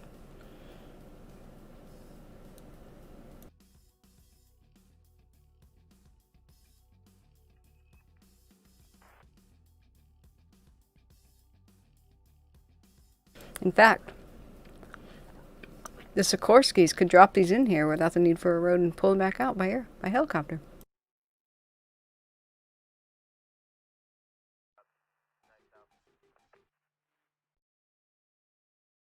Just so I'm heading into camp, I just want to ask a question real quick. So what crews did we end up using all night, or what was the resource count that we used for all night?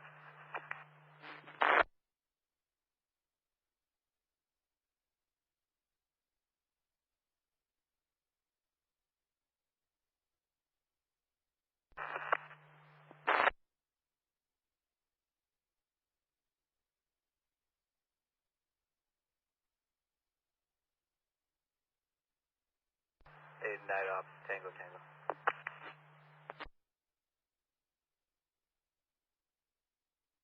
Oops. This is the future, my friends. This is the future. Yeah, text that info to Inman. He should have it, what we held over here for this operation. Okay, I copy.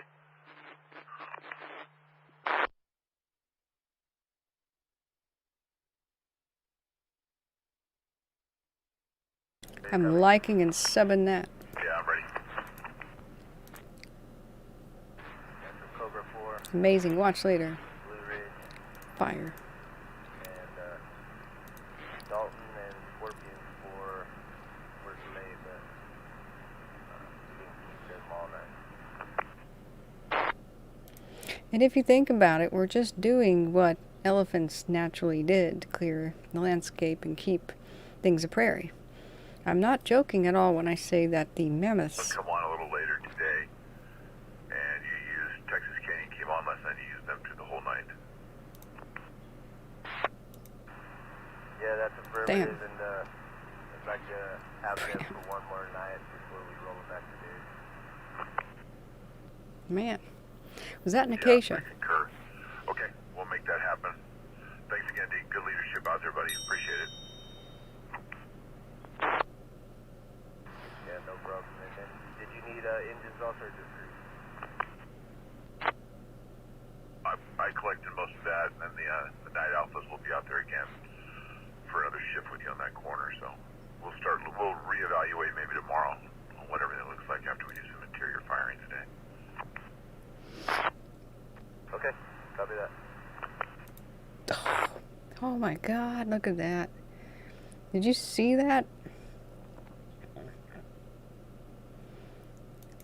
Just well, casual.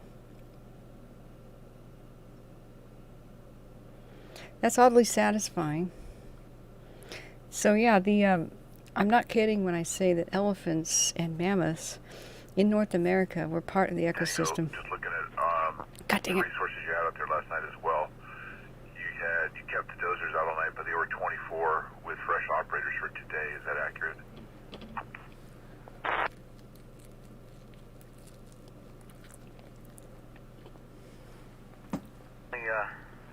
The dozer that we held over was Lincoln dozer. They were at 12. We had to use them all night. 36 Lima is at 24. They should be good to go today. Good copy. Wow. Appreciate it.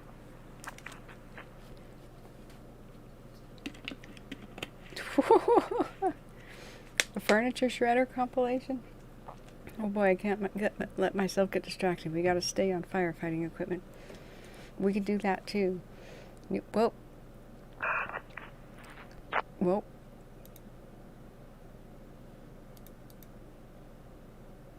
And this is, I have to talk over this or have some sort of sound over this or I get some sort of a thing.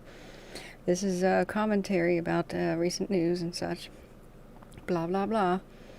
I am ruining the video with my commentary, blah, blah, blah. And that's on purpose. Because if you talk over something, that's fair use. You're describing something because it's relevant to, well, a significant disaster. It's safety. This is concerning safety, the safety of us all. But it's also hope. People say we don't have this technology to stop these fires. I banned that guy. Because he wouldn't stop after I showed him stuff like this. That's what those dislikes are for. The guys I banned.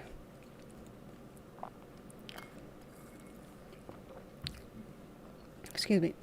I mute myself. Tango Tango, trainee, water tender, 128 on command.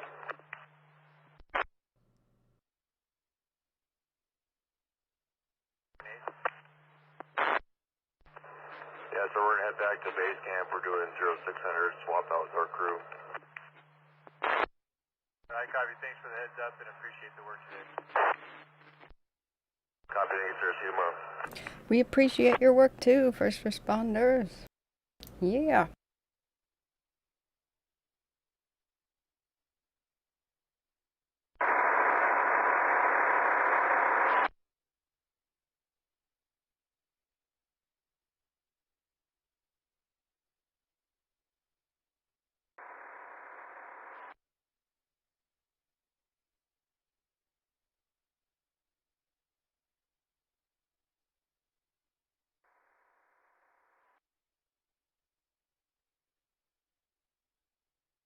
Okay, I gotta talk over this again. This is actually pretty boring. Let's go to another one. Oh, that's just some sort of industrial shredder. We need the stuff that will help make. Whoa! Sorry, had myself open another channel. We need to talk about what's going to help us fight fires. So these are the examples we want. I can't believe this. This is the stumps. Oh, this is the disposal of stumps. That's been one of my biggest criticisms of like clear cutting, because that can really kind of ruin the whole meadow human use thing after clear cutting. So some stumps you want for the historical record, like you can get core samples and such, right? For the most part, I think a lot of them should be removed so that new growth can grow where the stump was. It's kind of an eyesore in the landscape, one must admit.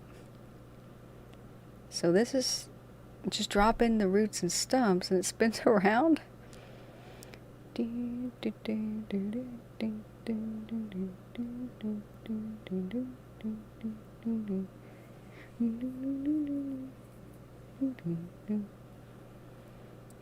That's peaceful. I can watch this.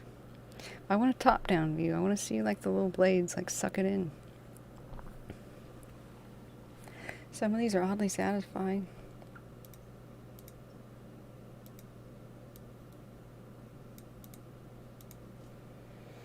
Yeah. The haters just mean I'm doing my job. Thank you. That's true. That's so true. And it just means that I've actually got it, the attention I tried to bring to the subject. I don't do anything to them. I don't go to their channel and say that they're wrong and upset them and break their rules. All I wanted to do here was create a safe space for people to feel hope, show them that technology can solve most of the problems that we've had. This is part of fighting climate change too. Instead of lighting fires like the Indians did in the woods sometimes, it's going to be better to thin out the forest like this, take those wood chips, and sequester the carbon as it is burned for energy. It's renewable, natural, and as long as you capture whatever is harmful as far as particles go, this is the way to go.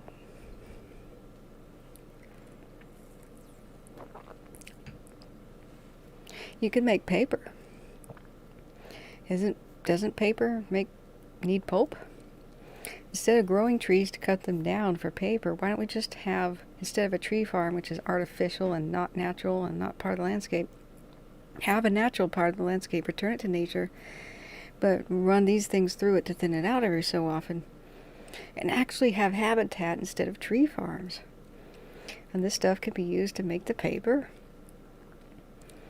or whatever. No more paper tree farms. No more monoculture. Those are faux environment. You know, that's a faux environment. It's a fake one. Makes people feel great. Oh, there's a tree farm. A tree farm is not good. You've taken away habitat. Monocultured and committed a variety of sins. Why don't we utilize the nature that we have? And that's the thing. People don't realize that you can't just say, nature, let's not touch it. Nature has to pay for itself. The land has to pay for itself because, oh God, because we are living in a capitalist society, even though as much as we may dislike it or like it, that's the way it is. Nature has to pay for itself. There's maintenance. When the fires break out, what pays for it? What pays for fighting it? Excuse me. There's always, you have to build the roads and you have to build the trails so people can enjoy it. There's maintenance. If you want to restore fish habitat, there's a lot of expense. This is not too important because this does not have anything to do with fires. But make the environment pay for itself and people will keep the environment. You know, it doesn't work when you're taking donations to keep and maintain a wilderness. That won't work. People will always look at it with hungry and say, and we'll say, here's a brush hog. I think we've seen these before. But, yeah, no need to cut the trees, the big ones for the paver. We'll need lumber too. We'll need to thin out forests. But it seems like brush here can make chips and paper. Yeah, this is just a brush hog. This is pretty standard, but it's cool. I mean, it's cool. But I want to see cutting edge. Oh, this is the water machine that cuts. Oh, man. So, I want to see firefighting true masticators.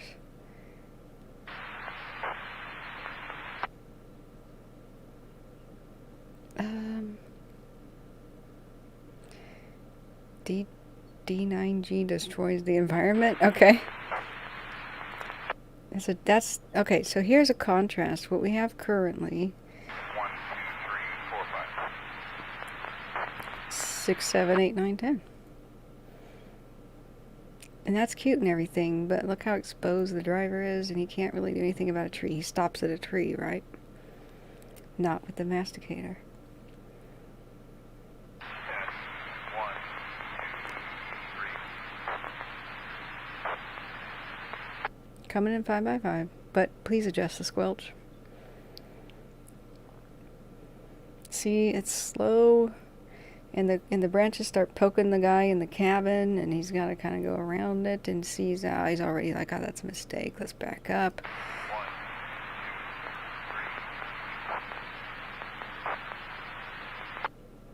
2, 3. He can only really travel on a road or like a really flat land in between the trees. It's bigger and heavier than it needs to be, and it can't really be transported by air very well. And it's not fireproof. It's 1920s technology. Whoops.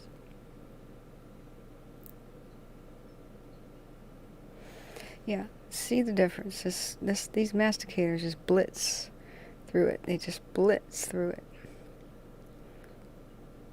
And look at how many elephant videos I'm getting now that I clicked on that.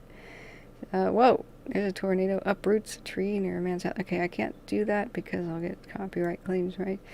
But we're actually looking at like tools. 1, 2, 3, 4. Oh, that's it. I'm going to click that off because he's just doing a mic check. Yeah, maybe we should just look at this channel. Now here's an example of the monoculture in the tree farm, which we don't want. But still an impressive machine. I don't even know what that is, but I like it. Dang. We have to remember, though, the natural habitat was destroyed to create this. I mean, he does make a road, but he still can't do it if there's too many trees dense. You know what I mean? If they're too close to each other. You can't just push down fully grown trees. But wow. Oh, it's doing it at the top, too? Huh. What's it doing at the back? Now I wonder if this would work in the wild. Not really, because that thing's huge. You can't go in between trees, but something like that could build your fire break. Now this, let's see what this happens. I want to see this. Look, it's got little, like, fingers. It's got little claws, fingers. It's like, hi, stump. Bye. We need the metal music again. I think that might be a little too much, though, for the morning. Wow. You know what they do currently is they like drill little things in the stump. And I had a neighbor one time, he was putting in little pellets of like, it wasn't nitroglycerin, but it was little pellets of an explosive. It was supposed to kind of weaken and burn the thing from the inside out. I'm like, what? Please don't pack explosives into a stump near my house, please. Thank you. Yeah, so this can go right in front of the dozer. Oh, we have chatter. We got chatter.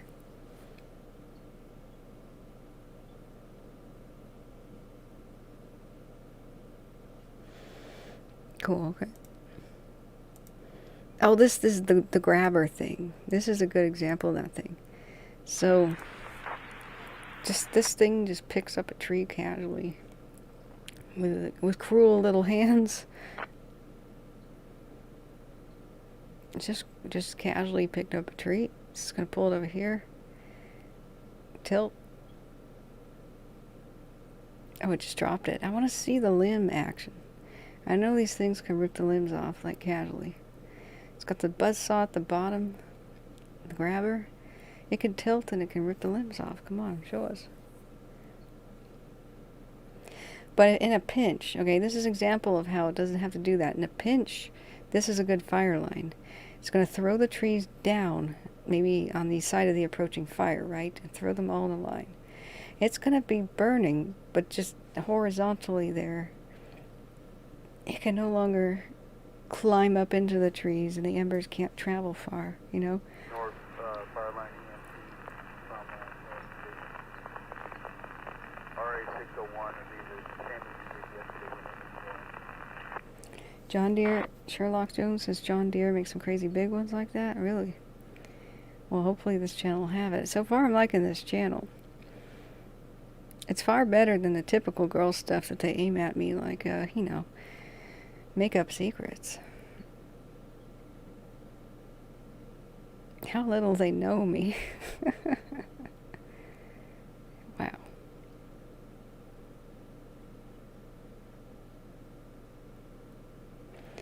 And the best way to look at this, yeah, it's the destruction of a lot of trees, but this is saving a forest. Sacrifice the individuals for the greater good. Oh, it casually cuts that one too. You know, it's holding its brethren. Yeah, this is the super cruel thing. I was going to grab them both. Oh, I missed you. Well, come to your doom as well. Man.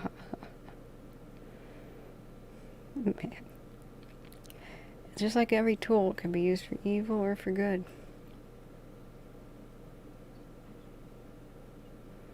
So we're switching out something.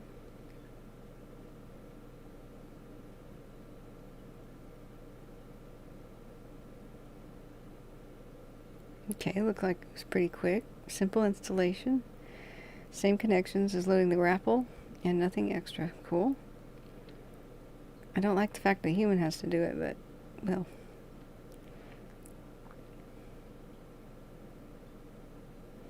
It's a mini one. Strong guillotine cutting. Guillotine cutting. Wow. Stroke feeding with 50 cm pulses.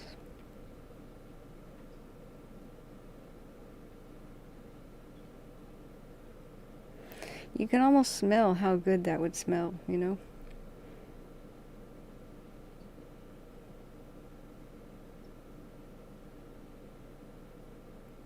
Put in splitting wedges with 3 bolts. Okay.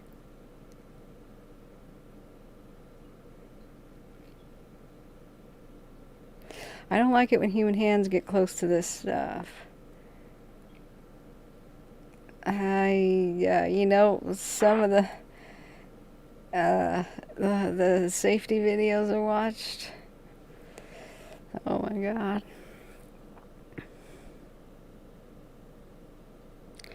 There's a subset of YouTube that watch the most gruesome safety videos.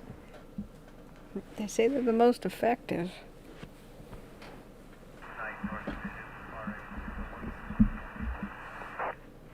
Yeah, so you can collect the wood and take it away. Come back with the same load and it's, you know, the ash or the carbon, you want to just dust all over the place and refertilize the soil.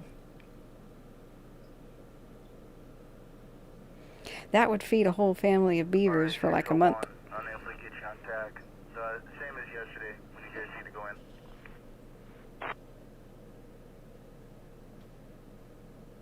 Yeah, but you know that some guys, while that guy's doing that, somebody's going to start the engine. You just know it. You have to lock out and tag out. Oh, there's nobody else here. Meanwhile, Larry comes back from lunch break. Well, I think Tim's on his lunch break too. I'll get work started early for him. I'm so helpful. Like all the electrocution videos I've ever seen, they didn't lock out and tag out. So this, what we're looking at, folks, if you're just joining, we're looking at new technology for quickly building fire lines and maintaining them. This stuff is amazing. Thinning out the forest and not clear cutting. See, this is the problem. Look at the thickness here. This is obviously some sort of a farm. But when trees grow close together, look at all the dead branches underneath. Does that look like a problem to you?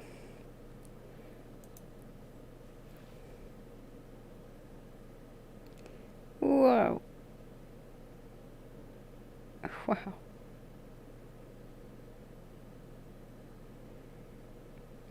That could use some thinning right there.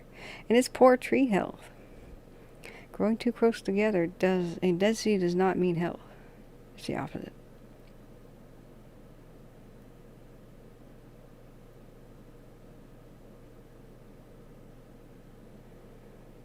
Dang. Can you imagine all that just aflame? That's what's happening in some of our forests, you know. People wonder what's burning in there to see the monster forests. That's what it's like after about 75 years.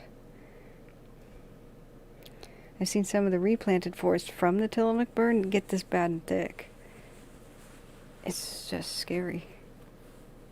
The old roads that used to go through them, you can only go through them if you lean over because the branches have gone so thick like this. You can't walk through the road. The branches are weaving themselves together over the top of your head. Sherlock says, I had to work in a big farm. We locked out the 600 volt 3-phase to wash all the big equipment. Is this the start of a scary story?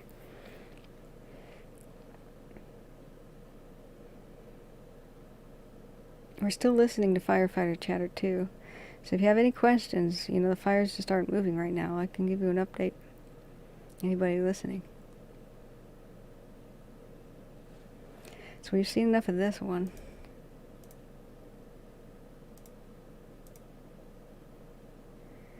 Amazing fast skill processing big tree. Not exactly what we have searched for. Excavator mulcher. This could possibly have some use in. The best choice for your excavator. Yeah, this is a little bit of what we've already seen. For road development and maintenance.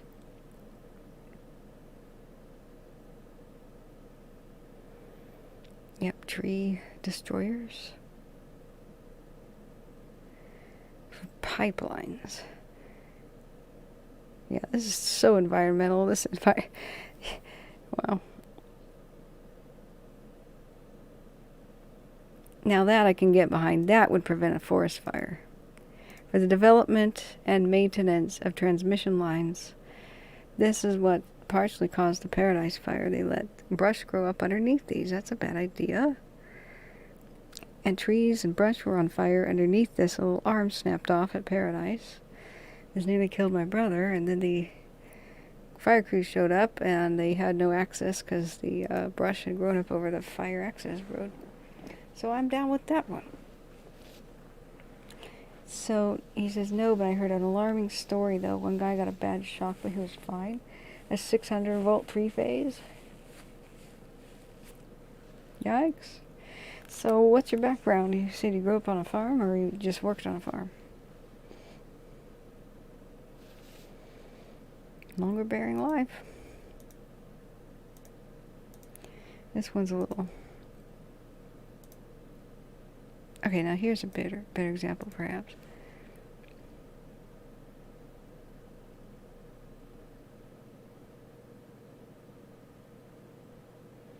Sharpen the unit with this little thing. That throws sparks, so that may be a bad idea.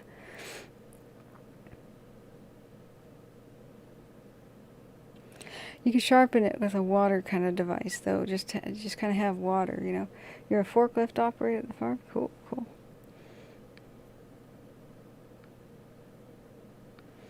Single nut and bolt holds it in place. It's like angle grinder action. Contact us to know more. You know what? I'm going to get so many targeted ads for mulchers. The Beast Recycler? Does that work for the trees? Whoa. It's called the Beast. Some of that looks like perfectly good lumber trees, though. I'm kind of confused.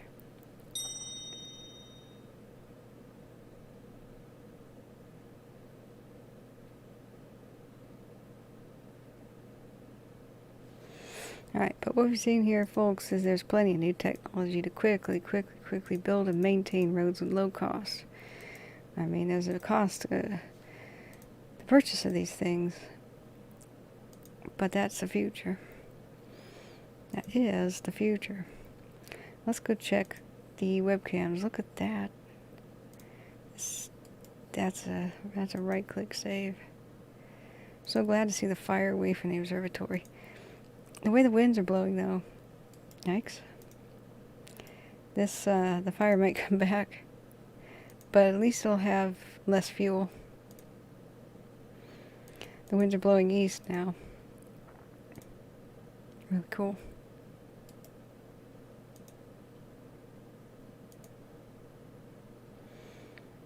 Alright, let's refresh. Yep, dawn is approaching. It's kind of a smoky... They're going to have a smoky day today in LA. This is such a curveball. So COVID-19 forces a lot of people to be indoors. The skies of LA clear up like never seen before. And then nature goes, hold my beer. This is 2020. You thought you were getting off light. This is 2020, fool.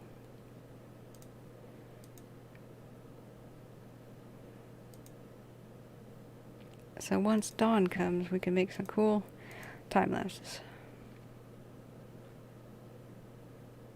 If anyone has any question about the fires, just let me know. Yeah. Null is right.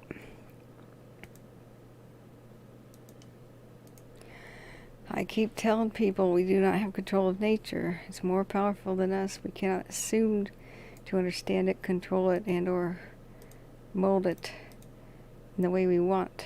It's much more intelligent to adapt. To just adapt. Some of the people that think it's lasers and stuff, that's a telling clue to the psychology. A lot of the conspiracy theorists find comfort in thinking that there's somebody in control. Same thing with the religious. There's two types of people in general. People who want to feel like they feel a sense of security because somebody is in control, a god or a government or something, or a king, a system, but somebody's in control. Phew. Because they are scared of chaos. And then there's the other type of person who is scared of the idea of somebody in control of them. So it's about which type of fear do you have. Do you fear somebody controlling you or being in control of the world, and so it's not you? You want to feel like you're in control? Or do you feel assured that everything's in the hands of somebody has a plan, it's not me? Whew. So it's two different types of fear systems that people generally have, one or the other. You are afraid of the idea of somebody in control of you, or you are very comforted by that. So with the conspiracy things, when people lack religion, they want to believe somebody's in control, and then they notice that the world is terrible. Terrible things happen in the world. And so they then come to the conclusion that an evil power is in control. Somebody. And you have a multitude of explanations for who is they. Who's they? Somebody evil, and so they start looking to confirm that belief. So it's a psychological thing. The people who believe that the most are sometimes the most vulnerable and the most fearful. And you see conspiracy theories flourish when people feel the least secure, when crazy, out-of-control stuff makes the news. So you have a resurgence in religion, a resurgence in conspiracy theories, a resurgence in paranoia and not trusting your fellow human. And that's really the gist of it. The people who want to be in control they'll have a different set of ideas, even if somebody is in control of their lives. Like in a pretty brutal dictatorship. They'll kind of deny it and think they have more freedom, and they'll downplay the dictatorship's control over them. So it's all human nature and human emotions that get in the path of logic and reasoning. So if you're a student of philosophy, some of them, like the Western Greek thought, don't let your emotions get in the way of your reasoning. Reason should dominate emotions. You can't be a robot, that's not even possible. But you should not be overcome by emotions. No, don't let them, what you want to believe, give you a huge set of illusions your whole life. But the people who are weakest have to cling to illusions the most. Most people get through the day with some illusion that they convince themselves of that makes them happy. Like, I'm not going to die. I don't need to write a will. I'm not really going to die today. No, I don't really believe that. The future will always be in the future. That won't one day be today.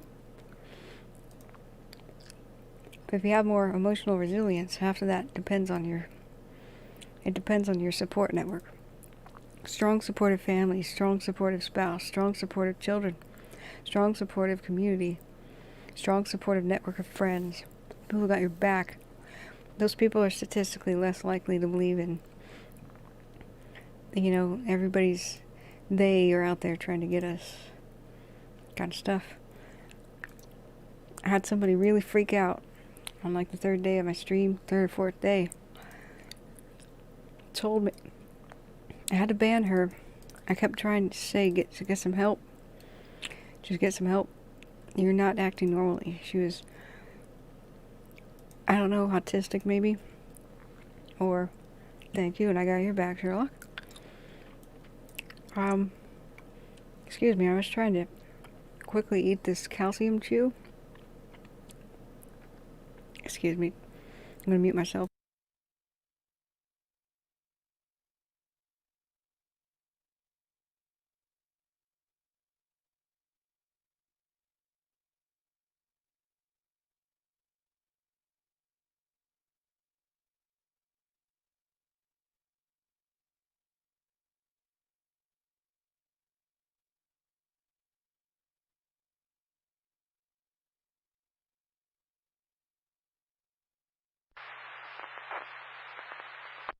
Okay, I'm back.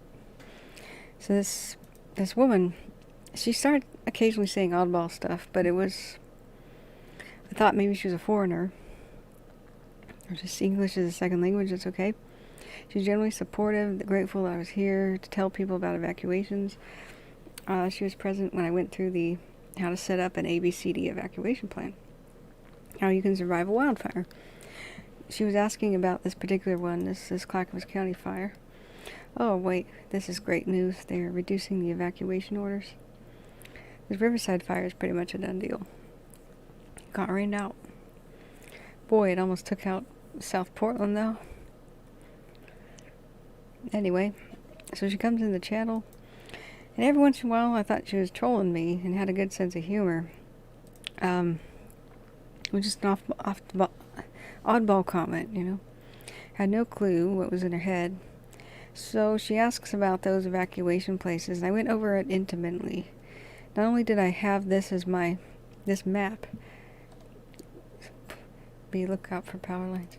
Not only did I have this map as my thumbnail image, but I just left it on and talked over it during the massive Clackamas County evacuation time. I switched to Lynn County, and I read out loud, excuse me, the Marion County evacuation. Oh, Wayne and some other channels you follow had some really emotional trolls lately? Yeah, I don't think she was trolling. I just thought she was had good humor, and I liked that. I like some good dark humor, so I really should have gotten more of a clue, and I'll have to pick up on this stuff, the mental state of some people. Here I am intimately talking about this and updating the Clackamas County Fire, and all night Clackamas County Fire and Rescue was on for days. I kept it on, and I interrupted myself to stop speaking when they spoke. And we were monitoring this day and night. I was barely sleeping. It was such a pins and needles thing because I had family evacuated here. Constantly updating. You know, where's the fire at in Caltopo? Where's the fire at? Where's the hot spots? There still are hot spots to the west of Mount Wilson right now, as detected minutes ago. So here I'm doing all this, really knocking myself out to get people, especially of that county, all the information they needed. And let's go back to it. Clackamas County. And then I look back at Shatter, and she wants to know how old I am. I said, don't ask a woman how old she is. I batted down the question with polite grace. Because in our culture, they finally said, why? Now that's rude. Why? I just politely handled the question, so I handled it with grace one more time. In our culture, you don't do two things. It's rude. You don't ask a woman her age. You don't ask a man his salary. Because that's all stereotypes. That's when women are valued on their youth, and men are valued based on what they can bring home fiscally. That's stereotyping BS. That's sexist BS. And that's why it's considered rude in our culture. You don't ask a man his wage. You don't ask a woman her age. I actually had to say that. I thought everybody knew that. So I did say that, and once again, handling it with grace. That's why I refused to answer the question. It's rude. I do not have to do so. Thank you. And I said, and then all of a sudden I look over back at chat. She says, and people are joking about how I was a 60-year-old woman confirmed. Yeah. I think I already know, even without having asked you, I hinted on the other day. Yeah, I sort of hinted. If you put the pieces together, it's not that difficult. I mean, but if you realize I could be a 3,000-year-old vampire because I know about history that intimately. So that's what I casually tell people, and if you make of that what you will. Am I trolling you or not? Wow. So I'm looking down for some updates at Clackamas County. I'll share any pictures. Yeah, we were looking at this. But this goes to show Clackamas County did not fell the trees. These are standing snags from fires from previous. Look at the brush buildup. We were wondering why the monster fire's in the distance. Well, look what it has as fuel to come and eat. The standing dead trees of previous fires. And look at the 8-foot tall brush. You know, I'm making comments like that. And so I'm just doing my thing. I'm educating people. And so I look over again. They're not dropping that subject that I'm a 60-year-old lady. Were you there, Sherlock? Or was that before you arrived? In fact, I'm getting cornered. No, really, how old are you? No, really. At this point, I'm starting to get irritated, and I should have shut it down. I should have banned anybody that rude. I don't have to take that And I'm starting to realize if you give anybody an inch, they take a mile. If they're pushing against you and won't even respect a boundary that's simple and that for the sake of being polite, if they stop being polite, I stop being polite. You're banned. Bye. That's what I should do in the future. Yeah, this mimics my drive down Marion County. So I didn't, though. I'm still being really... Yeah, you don't remember her talking about the 60-year-old accusation thing? Yeah. So, yeah, before your time. I've been streaming this for 3 weeks straight on every single waking hour except for evacuating people, showering, and cooking. That's it. So, I get irked working this hard for free and just helping people with that kind of nonsense in the chat. So I then shut it down and said, okay, guys, that's not funny any longer, because what they were saying is, the next thing, I said, I'm really not going to tell you, and you're going to have to be satisfied with that. The next thing, oh man, look at this. This must be a estacada.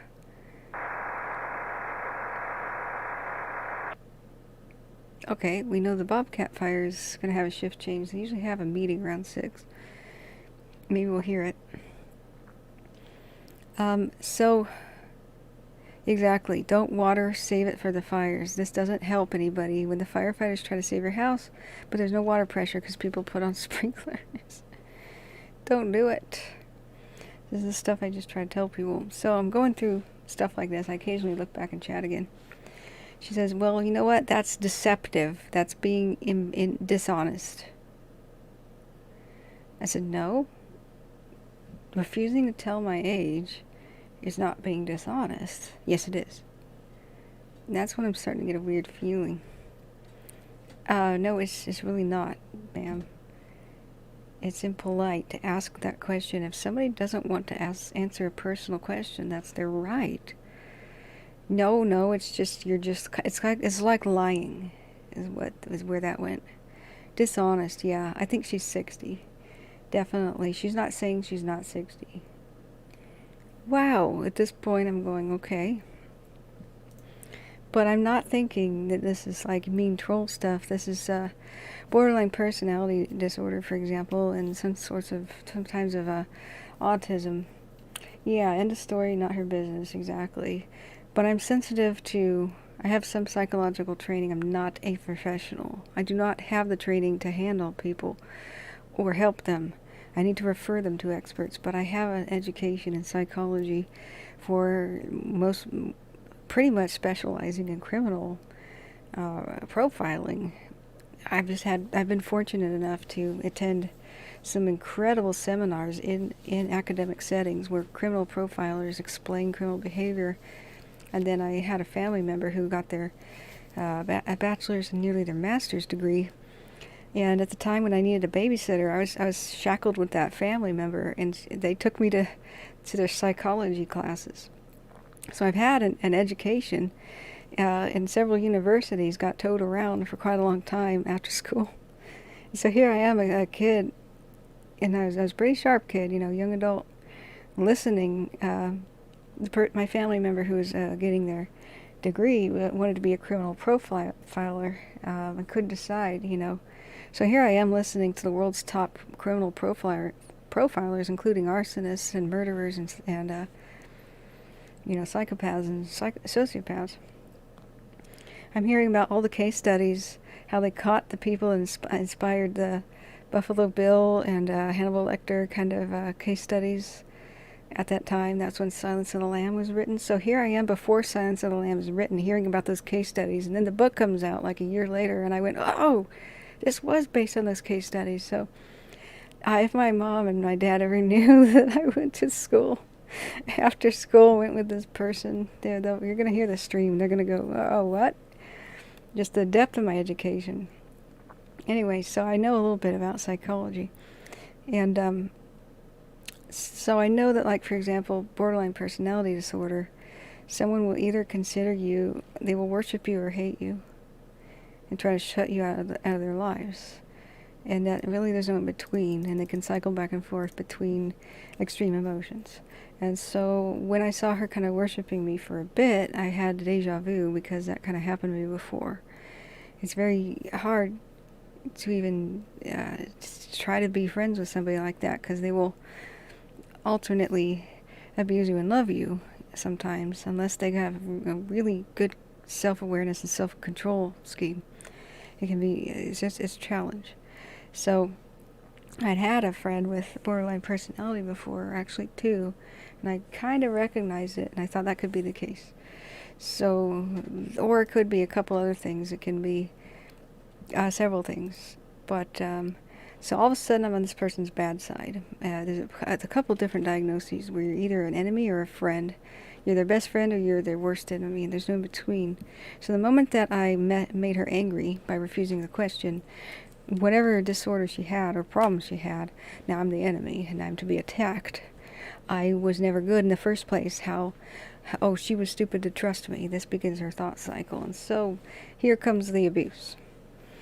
So she suddenly realizes she could have never trusted me. I was a dishonest person this whole time. I'm a liar. I'm a thief. I have a bad reason for doing this. I have a nefarious motivation.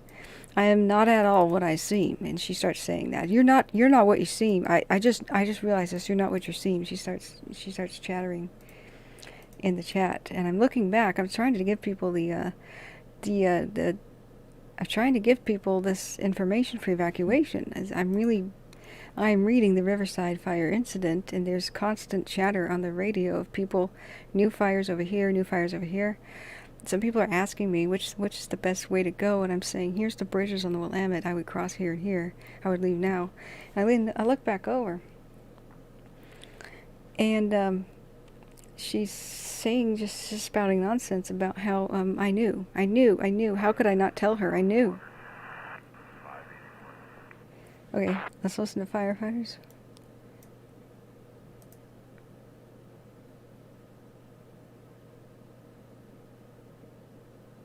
Okay, I guess we're not going to talk. We're still listening to LA, Los Angeles area major event. So when the shift change happens, we'll see more activity. All's quiet tonight on the Bobcat fire. So, anyway, I'll continue with this story. I was telling Sherlock of how I need to moderate things. So, she's all saying that how could I do this to her? I knew, and I put her in danger. And I said, what? Sorry, what? And she says I should have told her about the evacuation of this fire. That I knew she was near it. And I said, you've never told me where the heck you live. And I have told you about the fire. I told everyone in Clackamas County to leave Clackamas County. Actually, that was my advice. Everyone. I've been saying that for days. Because when the orders did come down, what I predicted happened. There's only so many bridges across the Willamette River. Everyone tried to use them at once. It took 10 hours to leave.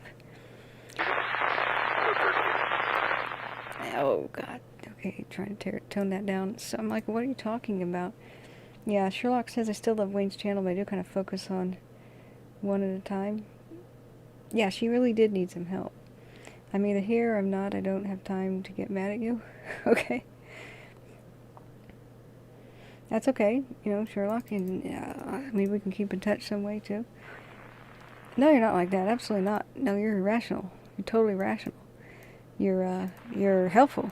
You're wonderfully helpful and sane, and oh boy, do I appreciate people like you now after dealing with people like her. No, she was very nice at first, like super nice and helpful, and I enjoyed having her being here, but the moment I decided to not answer personal questions, she decided I was mean and evil and all this stuff, and she sounded very, very delusional. I said, lady, I have told you to get out of this county. If you were in it, I didn't know that. She goes, you know exactly where I live, and you know exactly who I am. I do not, ma'am. I do not know where you live. You knew. How could you do this? You knew. The fire was coming at me, and you didn't do anything. What? And so I just said, you have to call this number, and I just gave her the Clackamas County crisis line, which I tried to find a 24-hour one, and they have reduced their budget. Oh man, this is just wrong. This was the middle of the night too. So I told her, you just need some help. You are not making any sense, and you're having paranoid thoughts. I don't even know who you are. And now she started talking like I knew exactly who she was, and I knew her intimately. And I knew that she was in danger and didn't warn her, and I had an evil purpose. So I just said, this is the crisis line. This is the crisis line. You're breaking down. She wasn't evacuees. She had already evacuated. But this kind of stuff, the stress of COVID and being isolated, some people have been isolated pretty much. Right. Yeah, okay, strike team's rolling out at 6, just like I thought. Cool. Yeah, so it was, I just had to ban, but you know, she started spouting. She goes, I just reported you. I just reported you. I'm contacting law enforcement. I just reported you. And, you know, I'm going to tell people about you.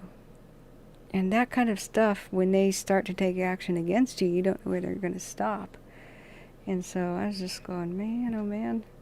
But I did just ban, and I need to ban a lot sooner than that. So that's why I tell people, anybody breaks any of my boundaries here, any of my rules, just don't even engage them. You just sever that tie.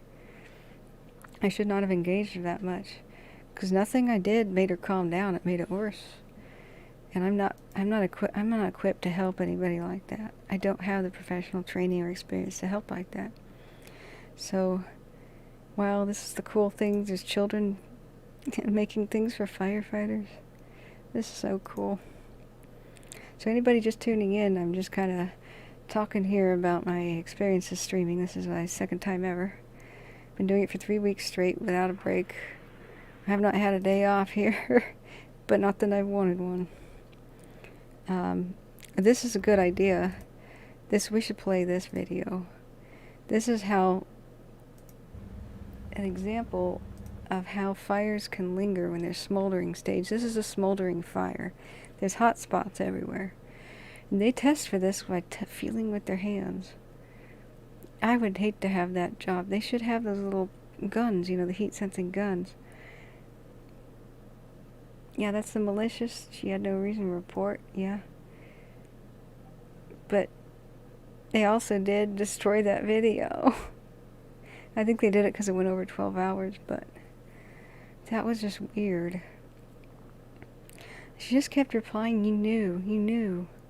I'm like, are you in danger? And my mods were still, Cogito, for example, the firefighter, was trying to help her, still saying, hey, lady, if you're in trouble right now, where are you? We'll help you get to safety. Are you in danger right now? If so, please evacuate. You know, they're still being helpful. I tried to be helpful a long time. When I finally banned, the people watching said, yeah, you should have done it a long time ago. You don't deserve that crap. So this is pretty much the situation currently. I don't know why it's just looping. So this is kind of like what the Riverside fire looks like right now. Use caution when re-entering the burned areas. Flare-ups and burning stumps can occur. Don't call 911 unless there's an active fire that's spreading or threatening a structure. That's a good example too. We're seeing a lot of 911 calls for stuff like that near the Bobcat fire. They go, they run around, they check it out, and it's that. But still, you know, it's better safe than sorry, really. But that's the only downside of streaming. Everybody else is pretty dang cool. You know, I was pretty shy about it, and I didn't even talk really, like the first day. But people have been so warm and so cool to me. It's been cool to meet people of different cultures, and I've had people check in from Poland, and you know, like hi from England and stuff. Oh man, those poor crews. They should have their own kiddie pools delivered to cool off in.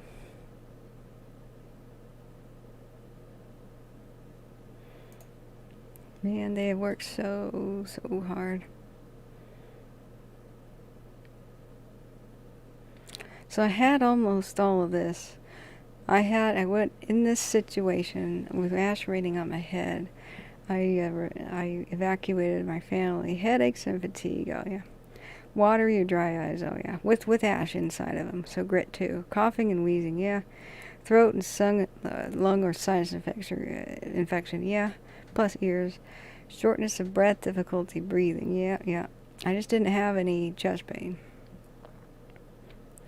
Or regular heartbeat more than usual. Okay. So let's check Lynn County Twitter. Or some other one. That's LA County. There's no new evacuations for the Bobcat fire. I just checked. Let's check Lynn County fire. Lynn County really had a really cool map from day one. They had their evacuation map, 2 of them. Then 2 of them appeared. Even before Marion County, like 5 days ahead of Marion County. After the crisis was over, Marion County finally came up with an evacuation map. Unbelievable. Well, this is an example of excellence, where a county draws its own outline, puts in its own color-coded evacuation zone, except green and red should be banned. Guys, the red-green colorblind guys. Other than that, they drew their own county, and then they decided, because Marion County didn't have its own map, they drew it for Marion County too. Marion County's the capital with Salem. That's so embarrassing. But I'm happy to see this. At one point, most of Lynn County, Marion County, and Clackamas County, and all of Jackson County was under evacuation orders. There's a lot less color on this map, and that's very good. But this is an example of excellence. They had this up in hours during the crisis. And it shows the evacuation, shows the fires, and then shows information when you click on it. Level 3 go for Marion County right here.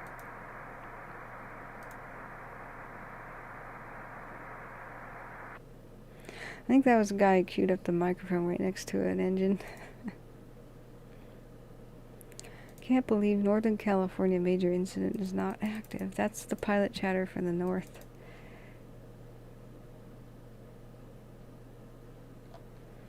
Man, oh man.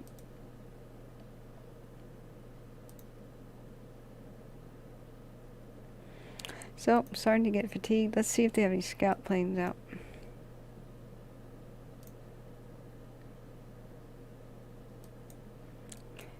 Cessna Citation wouldn't be one. That's a UPS.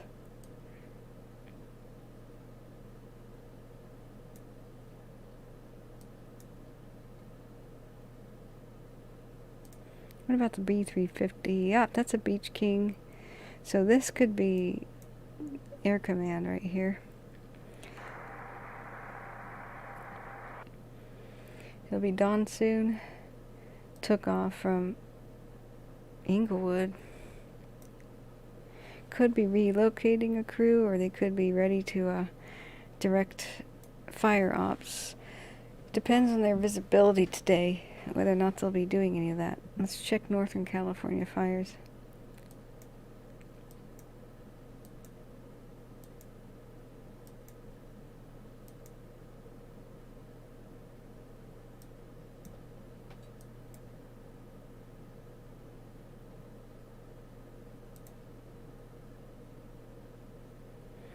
That's just a Skyhawk over from Chico.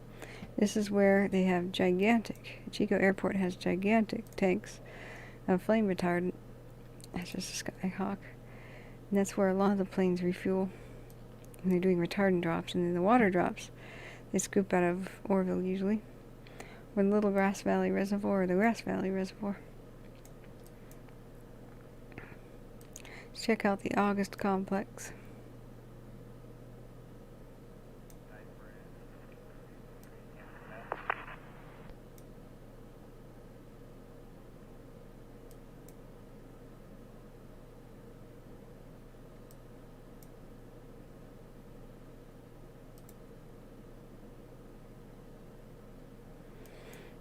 Commuter flight. That could be one of them looking at. Yeah, so somebody's in the air. So it's got to be this guy. Drew, just letting you know, we just tied in that project, and it's all looking real good.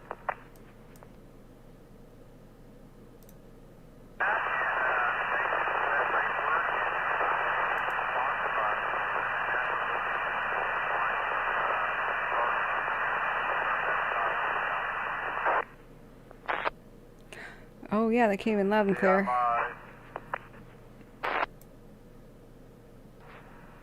Unable to copy you, Drew, if you could say again.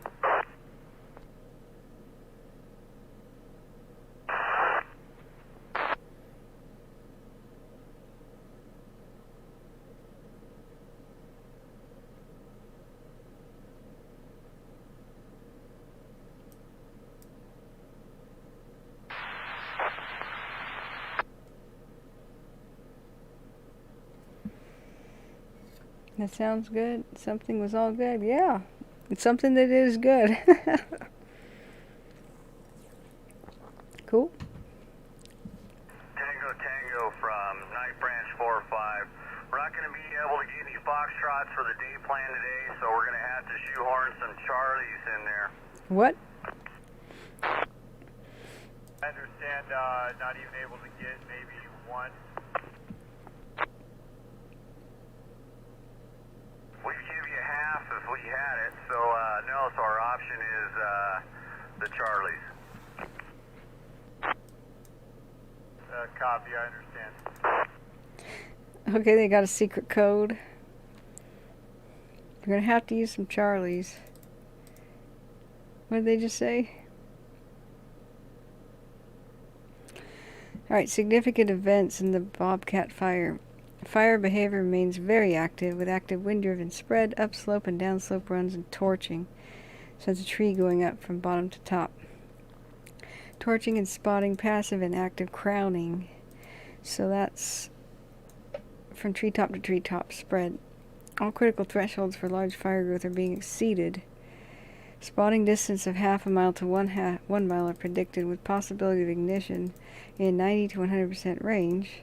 Spot fires will establish quickly and grow rapidly. Wind is the dominant factor, affecting growth in the spread direction at ridge environments and north flank of the main fire.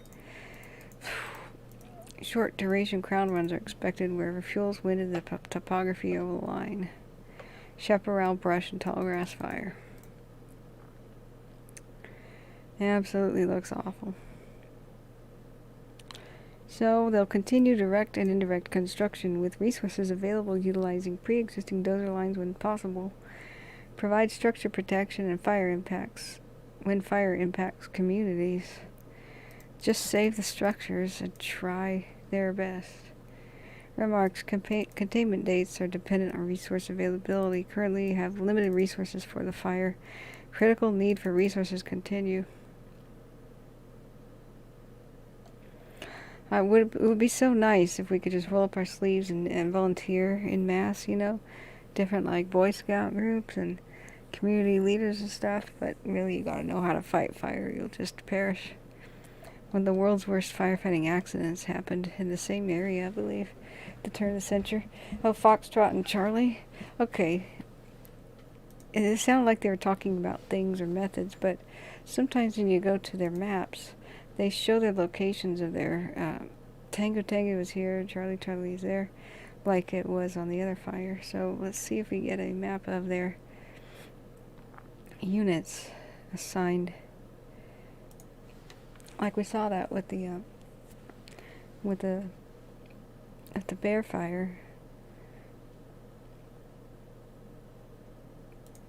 Maybe not, but look how little the fire was with the older maps. That little thing. Then the winds from the ocean came in and made a run for it. I don't see it. Let me go back to the first one.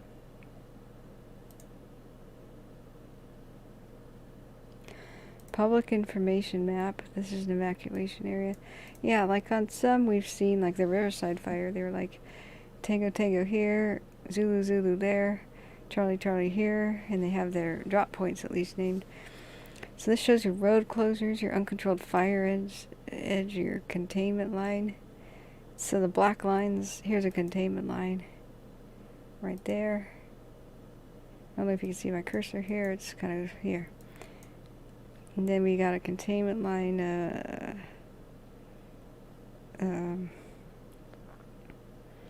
okay, so there's not much of that. Yikes. I only see black right there. Uncontrolled fire edge. That's a lot of orange. There's a lot of red. The red is the uncontrolled edge. Wow. So, yeah. But when was this posted? One is better than none. That is true. But it's also true that one is the loneliest number that you'll ever do. Now, it's the fourth worst joke I've ever said here. Yeah. So, oh, that was the 16th. Yeah, I bet there's more black. Excuse me. Let's go to an updated one. I don't see it. Progression map. Oh, this is sweet. This is a 45 Foxtrot units. Just be advised on the way down. There was a lot of deer. Patrol 59 hit one last night, so be careful. ooh. Ooh.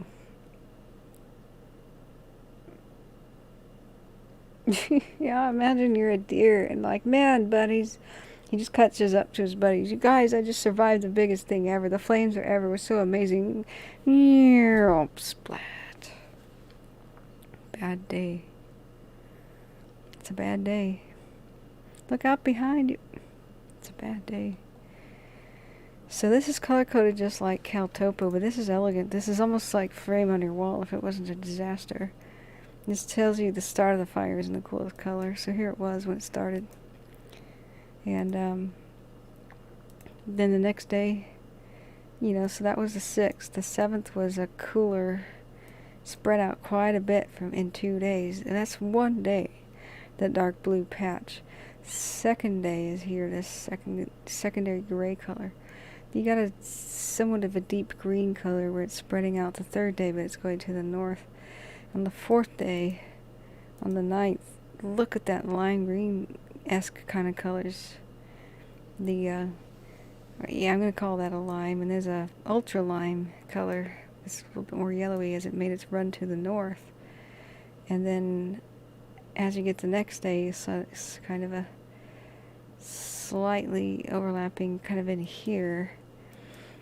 And then you get a pure yellow for the 13th. And that pure yellow just went... Oh, wait, that's just still running towards the north. The deep yellow, that lemonade yellow, is all the way around Mount Wilson and just creeps over towards the west. And it creeps up towards the north. So while they're dealing with this explosion that's kind of running towards Pasadena, they're dealing up to the north with it trying to run into Antelope Valley. And that's the 17th, 18th, 19th, and the 20th. It reached over here, and that's when it destroyed Valeyrmo, or at least much of it, and Juniper Hills, and the Big Pine, several other spots up here. And now it's making its run. On the 20th, it's making its run west of Mount Wilson, kind of curving to the north. So that's kind of nuts. Something to save in my temporary screenshots. Here's a different kind of a map. Map with hot spots. This is real difficult to read and we can't zoom. Why can't we zoom? Oh, there's a full size. Yeah, we still can't zoom. Can't read it. Worthless. Okay. This has been quite a fire, so I am curious though, did the world's deadliest fire occur in here? Or at least California's deadliest. So, California's deadliest fire. I believe that was occurring in LA. Oh gosh, so it was the campfire is actually the most deadly.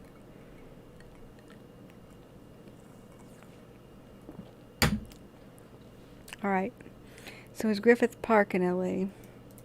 That fire killed 29 firefighters, mostly volunteers who didn't have very good training.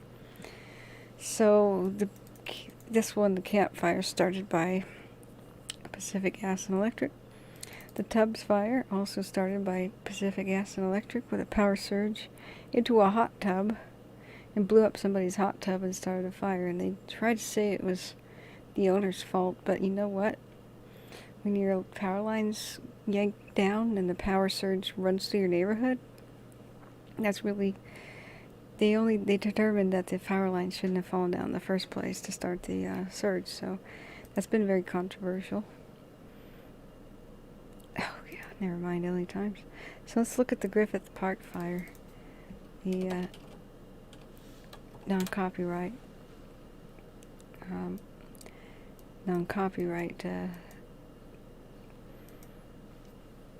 thing. Sources. 1933, interesting, the same time the Tillamook burn's happening in Oregon. I keep saying we haven't quite seen these conditions since 1933. And I think the same kind of thing happened. The Santa Ana winds hit California and something similar hit Oregon at the same time. Very, very unusual. So it's a brush fire that occurred in October 3rd, 1933 in Griffith Park in Los Angeles, resulting in the deaths of at least 29 civilians who were trying to fight the fire. At least. That sounds bad, at least. Who were trying to fight it. This is one of the deadliest firefighter disasters in the United States history. During the dry summer of 33, thousands of workers financed by the Reconstruction Finance Corporation were hired to clear dry brush and to build trails and roads in Griffith Park. So this was when they were paying people to make a lot of trails and stuff, just to give people jobs in the Great Depression. It's pretty cool program. So on the 3rd of October, which is Santa Ana season, that's September, October, and November, the 3 craziest months for wildfires in California. They keep trying to tell the public that it's not the dead of summer. On October 33, an estimated 3,780 men were working in the park for a pay rate of 40 cents an hour. I wonder if that was actually a lot. More than 100 squads of 50 to 80 men were at work in the park, each supervised by a foreman or a straw boss. That's a funny nickname. Fire. A little after 2, the small fire starts in a pile of debris in Mineral Wells Canyon. Many of the workers volunteered or were ordered to fight the fire, but it spread up the canyon. Because there was no piped water in the area, the men tried to beat it out with the shovels. Now, a foreman with no knowledge of firefighting initially directed that effort, setting inappropriate backfires. Oh gosh. Sending hundreds of workers into a steep canyon. The fire department arrived at 2:26 p.m. Mike, Bobcat Communications 3-4.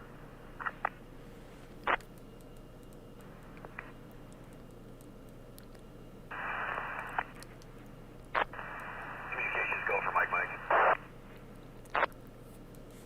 Mike from Communications. We have a report of a smoldering spot in a property in your division. Let me know when you're ready for numerics. I'm ready.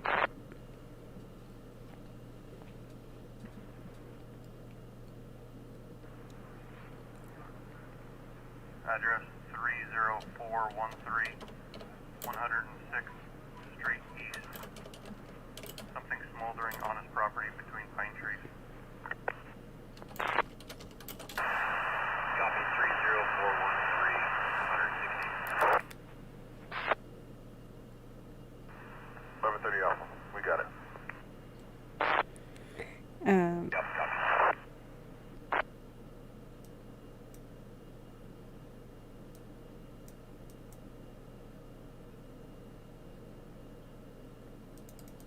Maybe Google has a better idea.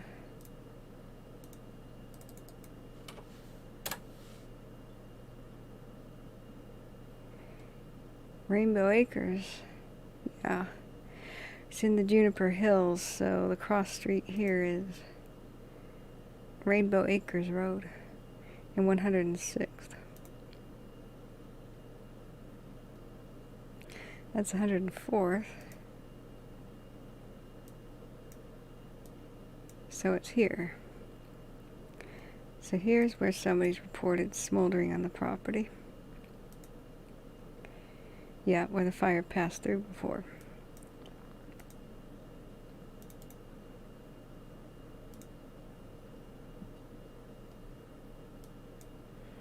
Yep, pretty sagey.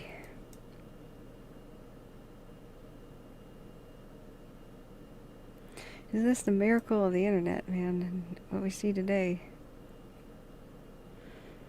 Alright, I have to go take a bathroom break. Sorry, I'll be right back.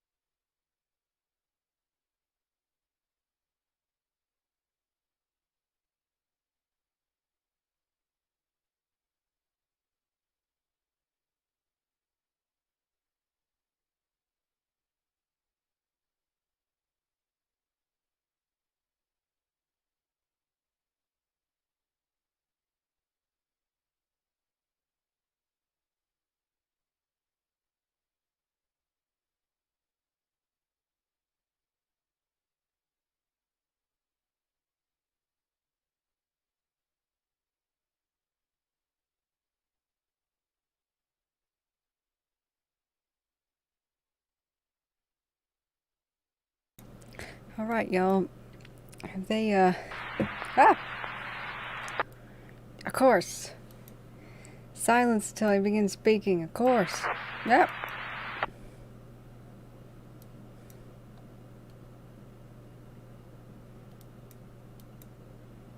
Have they found a hot spot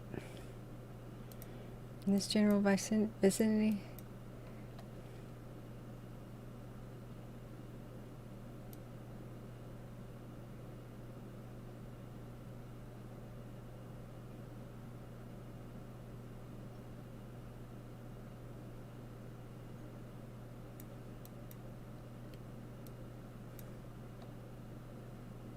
Oh, it's a horse corral.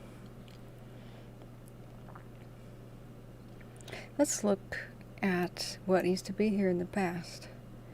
Let's stack a base layer for history. I wonder if one exists.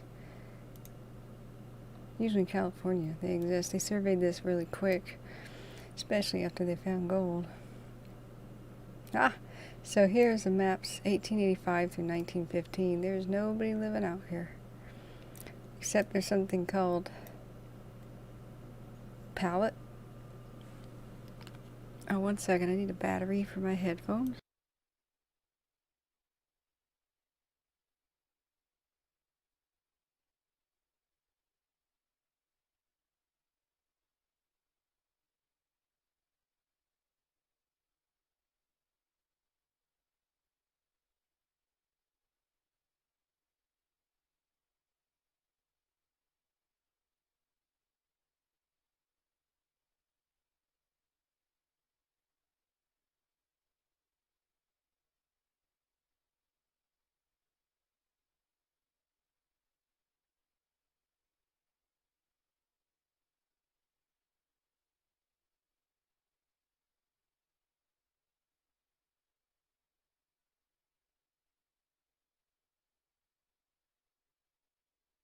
Sorry.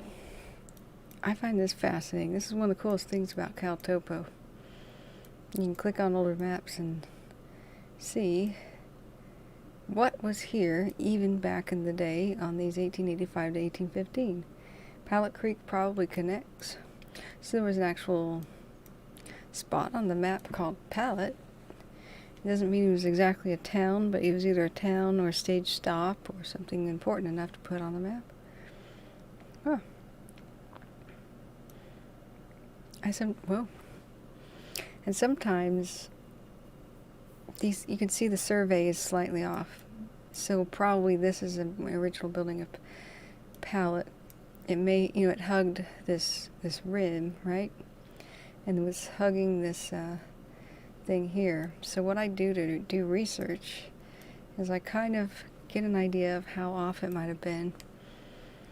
And then it says that there is a road that connected here to here, and it's showing terminating some sort of water into pools, perhaps, that maybe they gathered there on purpose, and there's the water source flows down that way, right? Probably seasonal.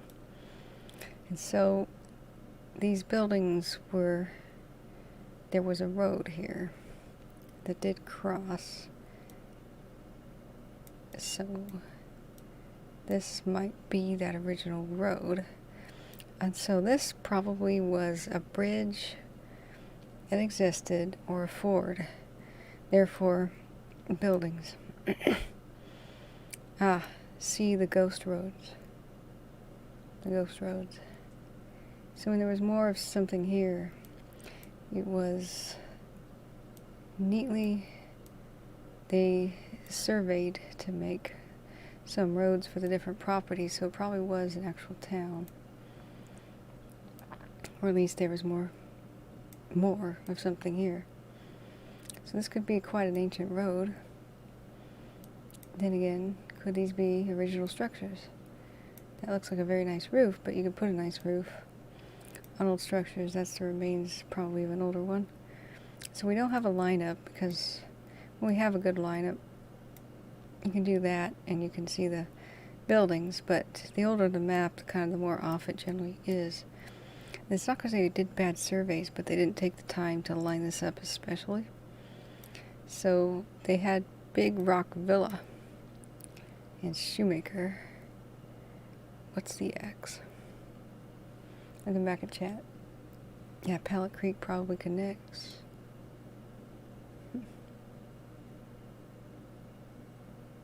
Two structures existed north of the road. Scale might be slightly different too.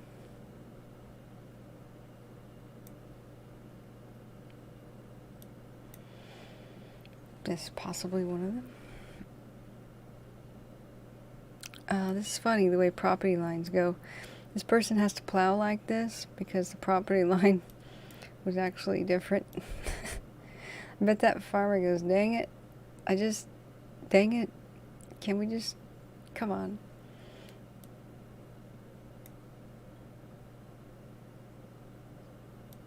Yeah, this climbs in the hills. Did this exist?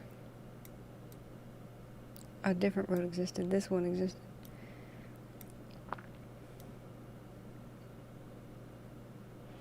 On the top of the ridge. That's the remains of it here. This is the old road. This one's a new.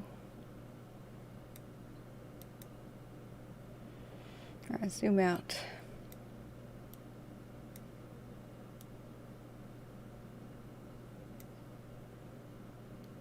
Got different maps from different times because they're not edged out the same. Crystal Lake, Sycamore Flat, the Devil's Canyon and Rattlesnake Peak, the Narrows. Looks like people passed through here, didn't want to live. Squirrel Inn. Yeah, this would be about right for the day's ride for the horses struggling through. So the Squirrel Inn. In fact, there's just a trail. Even then, it was just a trail, not a road. Probably mules. The Squirrel Inn.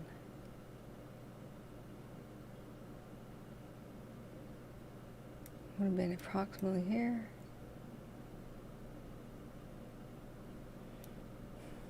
Alright. The Squirrel Inn.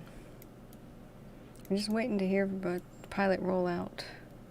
They don't have dawn yet. Clubhouse.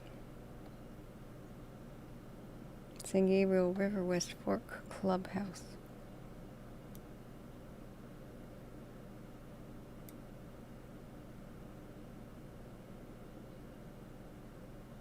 Could be something hiding under there. Could be the remains.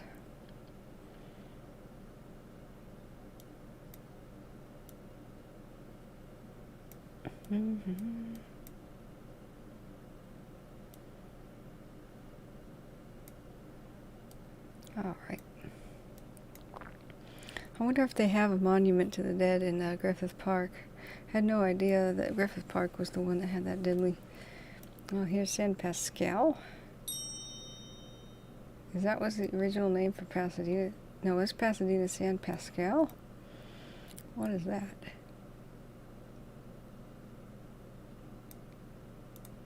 Terrain. I just know nothing about the region.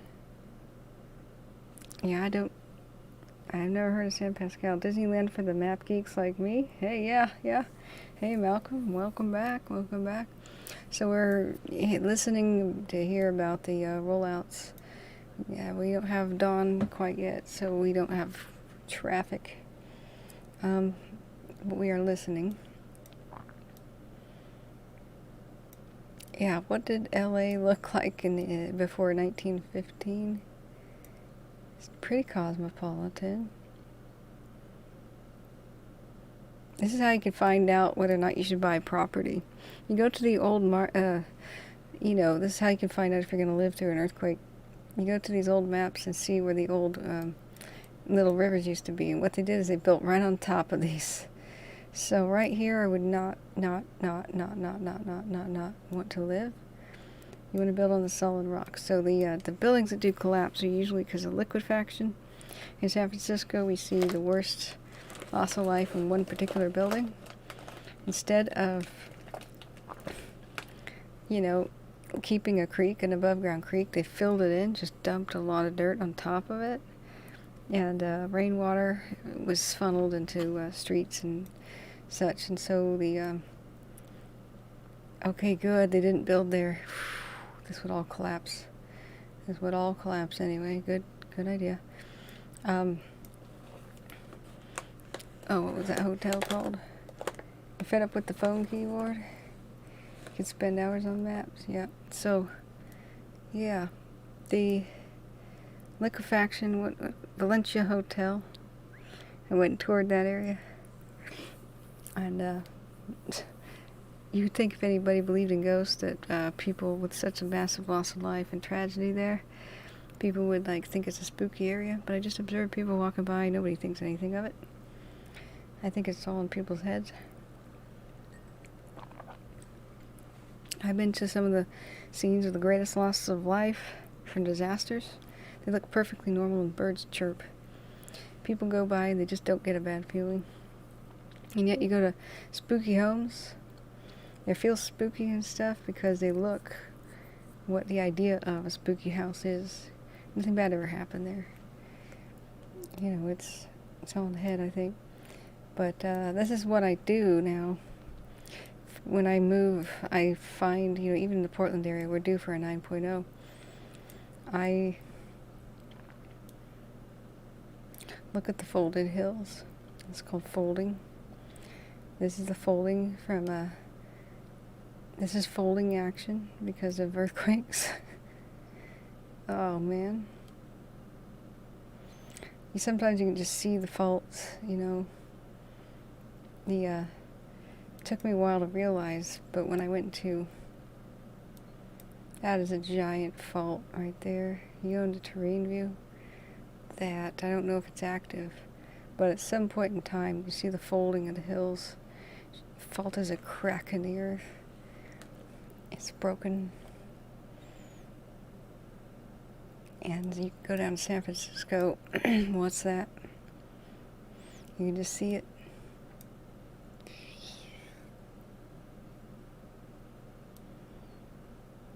And you can see more of it here, just they're not hills or faults. I swear we could save a lot of lives if we passed a law that said that maps have to say fault when it's actually a fault, and people wouldn't want to live here. For example, in the West Hills of Portland, what do you think that is right there? That's a fault. They are not hills. Everybody wants to live there. That's capable of ripping up a 9.0. I want to get as far away from that as I can. Up here, don't want to be there. I want to be in a safe spot, like down here. That'd be better. So, let's go back. I keep hearing click click from their radio. I'm expecting action any time now. We did not have a good outlook as we read about the Bobcat fire and the projections. It's pretty dismal. Against the web. We can go back to it. If anybody wants me to read it, it basically reads like this.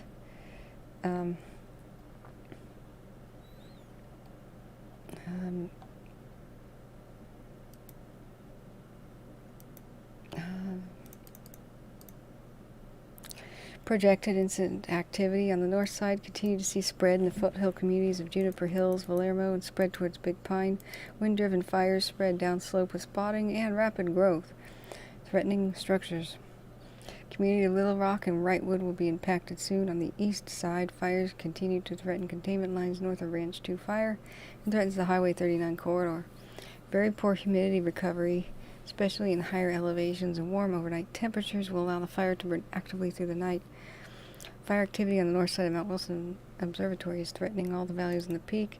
Actually, this is old. Hey, let's refresh. This is not at all what I read. It's gone past it. Containment dates are dependent on resource availability. Currently have very limited resources for the fire. Critical need for resources continues. We've heard about the breakdowns of their equipment, their radios breaking down too. You know, for Wednesday, warmer and drier conditions expected. After Saturday and too early next week, a significant heat wave is expected with very low humidity. Additionally, there's a chance for gusty northeasterly winds, so it'll blow it south towards Pasadena. So they will have another fight to save the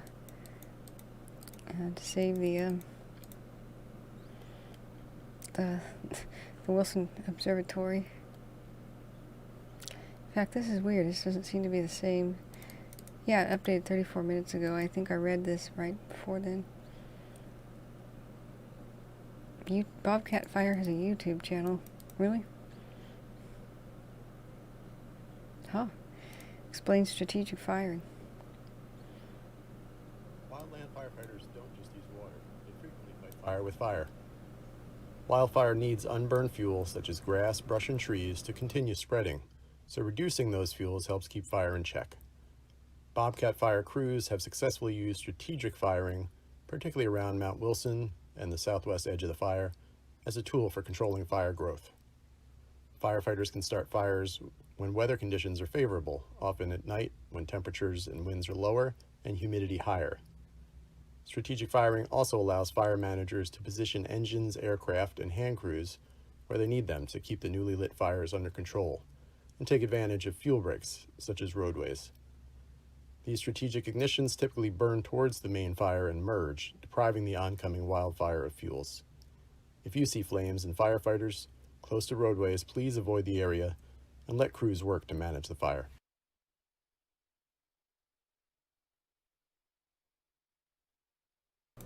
Okay, that's good. It's better than I can explain it. 15 hours ago, morning ops briefing. This one was 8 hours ago. Let's watch it. And Carrie Gilland, Planning Operations Trainee for California Incident Management Team 1. This evening, I'm going to provide an operational update for September 22nd, 2020. Today we had a pretty successful day, getting a lot of direct containment line in on the fire's edge, as well as getting indirect lines in. I'm going to start down here towards the southern portion of the incident. We were able to continue with resources. They continued to patrol. They mopped up all along the portion through Santa Anita Canyon Road. They continued up towards Mount Wilson. The area within Mount Wilson, we did strategic firing last night. Resources tried to continue the strategic firing operation. They tried to get additional depth down slope from this existing line here that's on Mount Wilson Road. However, they had unfavorable conditions and they were unsuccessful, so there was no firing operations in there through the day. They continued to patrol and mop up this portion of Mount Wilson Road. Continuing down into this portion, they're trying to complete the strategic firing operation this evening if they get favorable conditions, taking it out to Red Box Fire Station and continuing it on the 2. This portion right here where there was the slop over in Barley Flat, resources continued to go direct, and they took their direct line partial up this dozer line. They're also planning to continue the hand line up to Upper Big Tahunga Road right in here. Continuing out towards this portion of the fire has stayed within the existing footprint. Little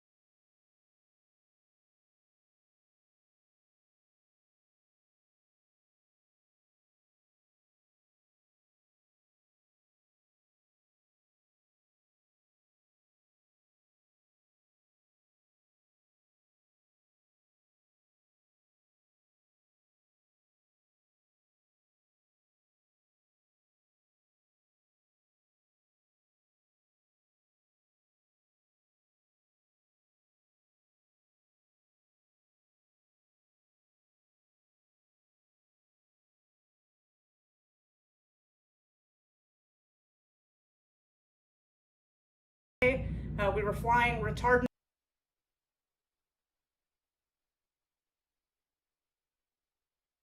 operations trainee for California Incident Management Team 1 this evening in the Angeles Christian Camp, as well as the Chileo Fire Station and the Caltrans communities within here. Continuing to the north, right in this portion of the Angeles Crest Highway, we had resources that were able to start direct hand line on the fire's edge, and we're continuing that direct hand line for the foreseeable future until they're able to connect the hand line going all the way north up to the Little Rock Reservoir. We also have resources that are going into this portion right here just south of Little Rock Reservoir, and they're going to start constructing direct hand line continuing to the south. We had resources actively engaged on this portion of the fire today. They were continuing mop up, and they were continuing to patrol all these areas of Juniper Hills, Punch Bowl, continuing all the way out to the east of the incident. Continuing on this portion, going all the way out to the east towards Pinion Ridge. We had this area where there was dozer line. The dozer line was constructed right on the ridge line. There was these fingers that had unburned fuel in them. They tried to do strategic firing to clean that up to help with the containment lines. However, the pockets of fuel were unable to burn. They did continue down towards Big Rock Creek. They put in some hand line, and they have proposed line to go from Big Rock Creek continuing out to Highway 2. This portion within Mount Lewis, as well as Dawson Saddle, continues to burn. There's pockets of green fuel within this mountaintop, which is Mount Lewis, and it continues to burn, and it's going to put up a lot of smoke. And a lot of the communities off to the east, as well as these communities up here, are going to continue to see activity from this portion of the fire. However, we had aircraft in there today. We were flying retardant all along these ridge lines out towards Big Rock Creek. We also had resources continuing to patrol, mop up all along Highway 2. We had some spot fires in there last night. Resources continued to mop those spot fires up that crossed Highway 2. Continuing out towards the 39 Crystal Lake, resources continued to patrol Highway 39 all the way down to San Gabriel Reservoir. They've had little to no change as far as fire activity and fire growth. It's all stayed well within the containment lines all the way down to the south. Coming along this existing fire scar, resources continue to patrol and mop up. We've had little to no change through here. Continuing down outside of the 2020 Ranch fire scar, coming back towards Spanish Canyon, resources continue to patrol, mop up, and there's been no change. That'll conclude our evening update. We'll talk to you again tomorrow morning. Thank you. All right, well, it is tomorrow morning, because that was last night. So we will wait. And I had no idea that Bobcat Fire has got its own YouTube. So let's like and sub and get alerts. And that's what you should do to my channel too. So let's see, there's a United Nations General Assembly debate. I don't think I care about that. Let's see what the rest of the Bobcat Fire channel has to offer. Other ops, briefings, force closure, night drops. Really? Nighttime air ops.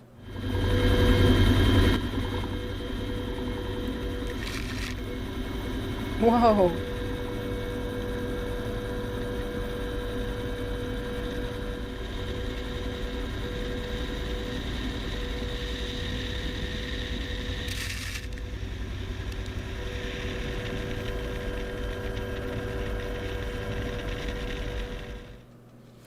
Wow, the Bell Supers. Sweet. That is ballsy. That is bold and ballsy, if I may say. So, hey, maybe we should watch that channel.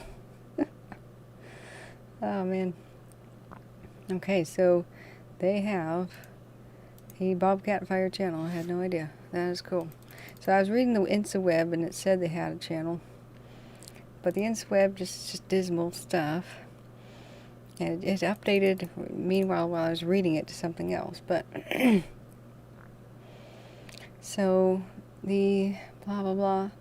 When I got down to the information, the planned actions were continue direct and indirect line construction with resources available, utilizing pre-existing dozer lines when possible, provide structure protection when fire impacts communities. North side of the fire continues to spread in the foothill communities of Juniper Hills, Valeyrmo, and spread towards Big Pine. Wind-driven fire spread downslope with spotting and rapid growth, threatening structures. That's what they project to happen today.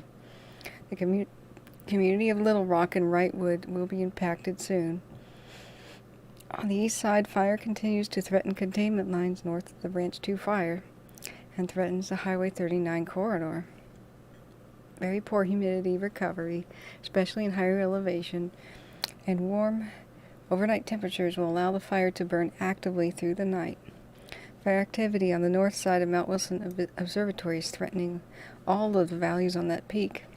The Red Box Fire Station, the Camp High School, and the Barley Flat on the north side of Highway 2. Remarks. Containment dates are dependent on resource availability. Currently, we have limited resources for the fire. Critical need for resources continues. Weather concerns for Wednesday, warmer and drier conditions expected. Ridgetop winds will be from a westerly direction blowing east, with daytime winds at lower elevations. Only minor changes are expected Thursday and Friday. However, from Saturday into early next week, a significant heat wave is expected with low humidity. Additionally, there is a chance for some gusty northeasterly winds. It's dismal. I mean, that's kind of a dismal outlook. So they've made progress, but will it be undone? We hope not. But this is big, and they have limited resources. So I'm hoping that they can wrap up other fires to keep tackling this monster here. So if we also looking at that map, you know. Oops, that's not it. The InsaWeb. That's the 242 fire, actually. This InsaWeb. That map is staggering. This one. The full-size one of the spread. Color code. It's even spread since they made this. That's the 20th. But it's a color code of where the fire was each day. Look at just the first day, it was that size, and the second was just... So, we just hope we'll keep our fingers crossed for them, but they got such a hard job. Just natural fire situation awareness maps. Story maps. The story map.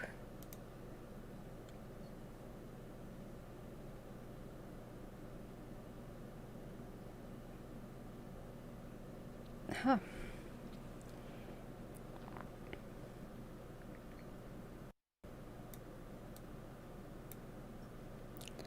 Wow. Has this got impacted structures? Malcolm says, as an aviator, I could say that low-level mountain flying is a lot more dangerous than earthlings think. Oh, I imagine. Zero margin for error. Not to speak of doing it at night over the fires. I know. I'm so surprised to see that. That is ballsy. Incredible. Usually that doesn't happen. Yeah. In the future, you know, anything dangerous like that, I really hope it's drones. Because that is... That's like the Kobe Bryant crash, you know, they just lost visibility and go into a mountain. It still happens. You know, that still happens. So, we will, oh yeah, this is the impacted structures map. If your building is green. Yeah, they lost a lot. What's the key for that again?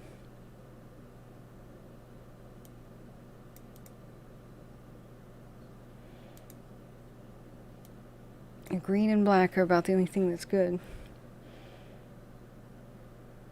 Yeah, they lost a lot. Valeyrmo and such. It's not on the map, they haven't surveyed yet. So what do you like to fly, Malcolm? What's your ride?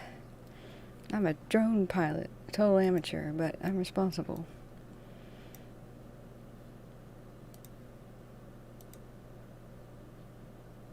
I really hope they catch the idiots who were flying at Mount Wilson. Anybody got any word on that?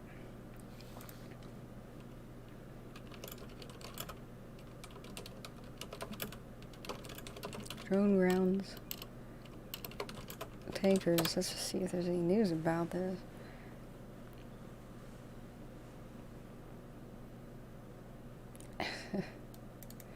Really? They grounded all those?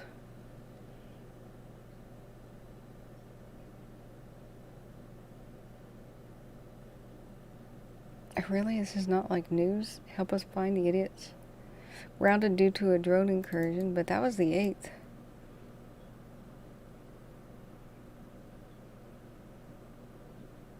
Yikes.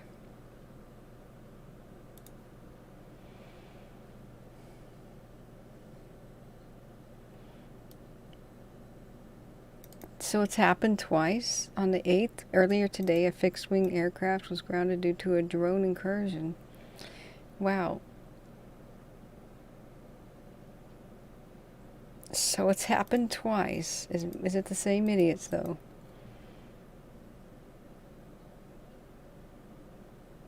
Oh, man.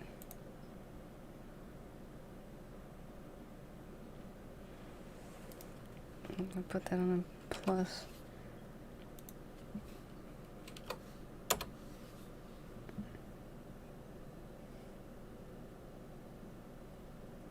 Mount Wilson tunnel drone flight? Well.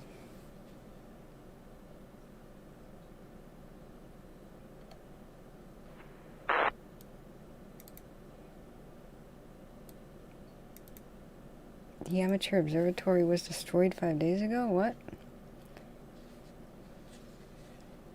Firefighters' crews held the line as wildfire threatened Mount Wilson. An amateur observatory built by Tri-Valley stargazers was not so lucky. Yeah, they saved it here. Oh, this was destroyed? Yeah, looks pretty. Aw, they can have a bake sale and build it again. Yeah, that's so sad. I can see why they didn't prioritize structure preservation here. Oh.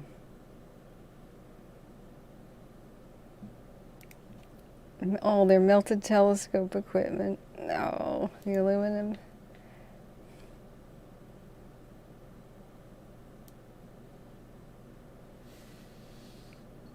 Oh, the poor things. Let's try to find out more about the Griffith Park fire. That was the deadliest fire of California until the Camp Fire, pretty much, where the poor volunteers who were building a trail saw a fire start, and they tried to put it out themselves, and they started lighting backfires ahead of the fire, and they didn't know what they were doing, and so there was at least 29 deaths.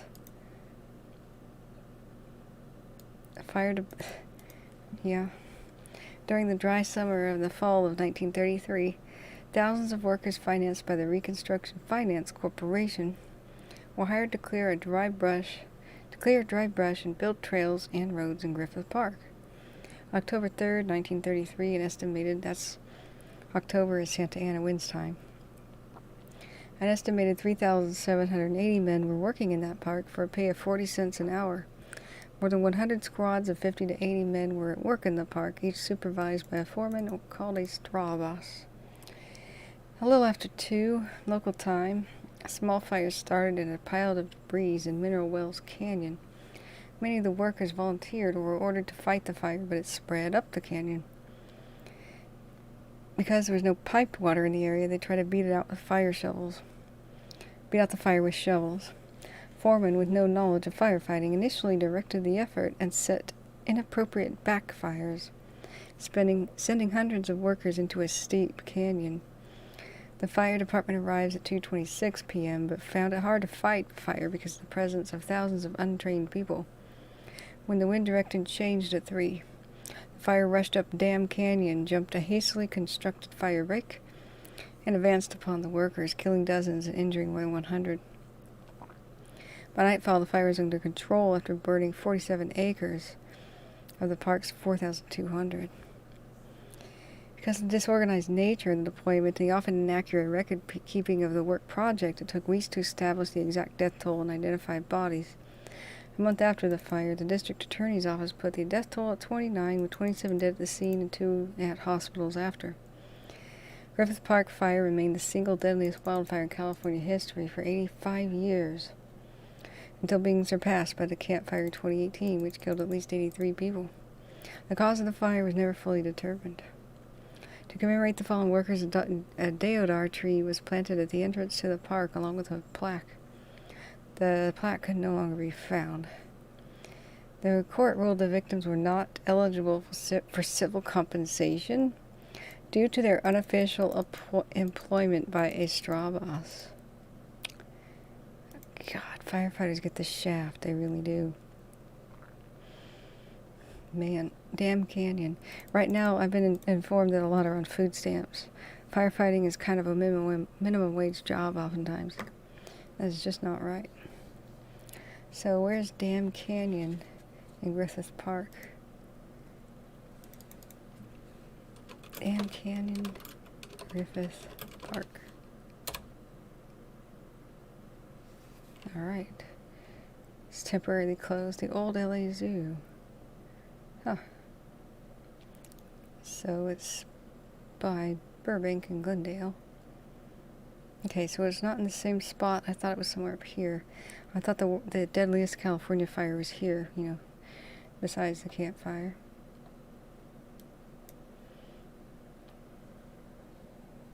Let's go to Dam Canyon.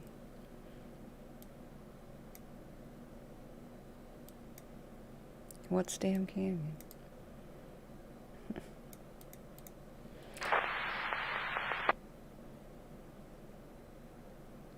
Well, they're going to be keeping eye on him if it's the same dude. I think you need to adjust your thing back to the live, Sherlock. I have no idea what you're talking about. Yeah. So Malcolm, what do you like to fly? Beach Kings, Cessna Skyhawks. There's a new LA Zoo. American Museum of the West. Cool. Bronson Canyon Caves. Sunset Ranch, Hollywood. Mulholland Drive. Isn't that where the homes of the stars are at?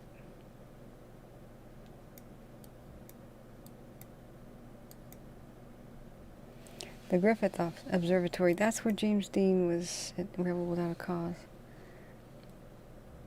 Light planes? Cool, cool. That one reminds me of the Burr coffee grinder. Oh, the closing speed of a drone like a bird can be a flak strike on a windscreen and a delicate control surface.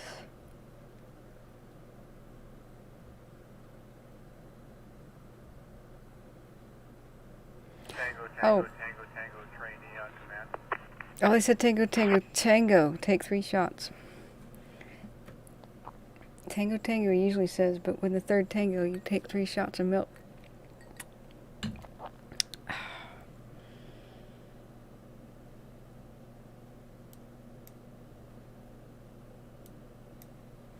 They'll probably be getting aircraft aloft. We didn't see any sort of scouting last night. Not a thing, not over any of the fires. The Beach Bonanza kind of moved over from Fresno. And while it was doing so, we heard a little bit of aircraft type chatter, but nothing yet.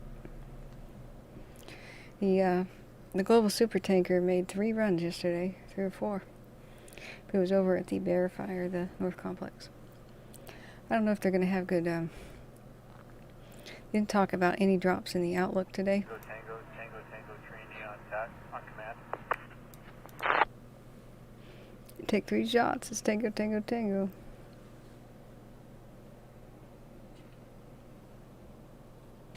Go ahead for Tango, Tango. If he's good with it, I'm going to send the 8 crew out and hold the Foxtrot and the 9 crew until resources are in place.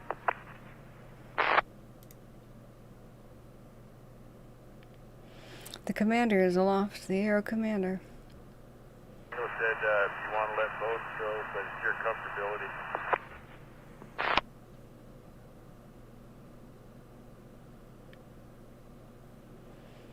I'll switch to a different window actually.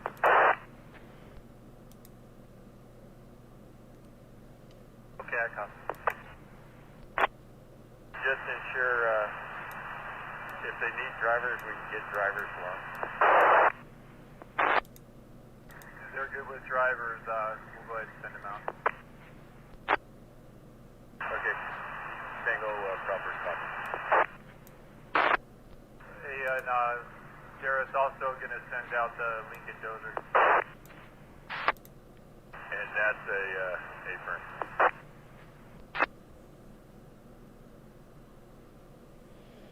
I love Aver.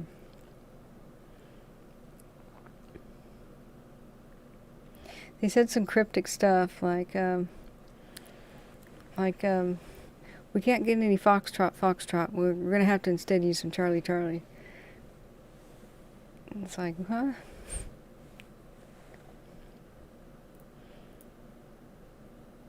I don't know if that's some sort of a nickname for the units.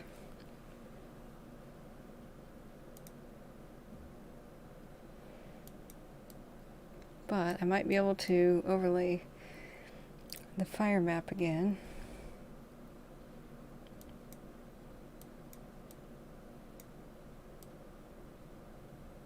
Bear with me.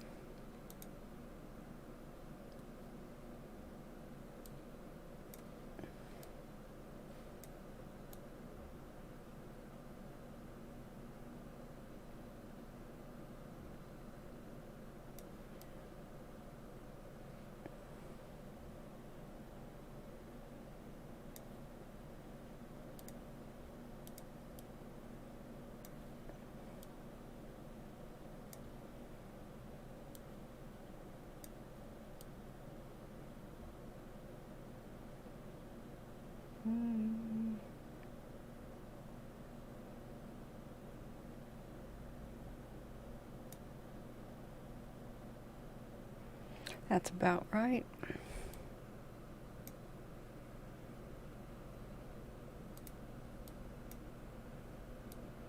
Should be in real time. And we're going to make a time lapse up to now. 12 hours.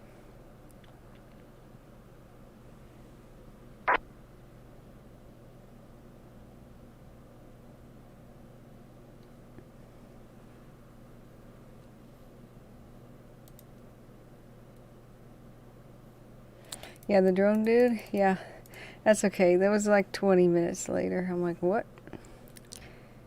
Yeah. I think Chimp 6 will catch up with us eventually. He was probably looking like, he was probably looking at the masticators earlier. That was pretty cool. We had fun.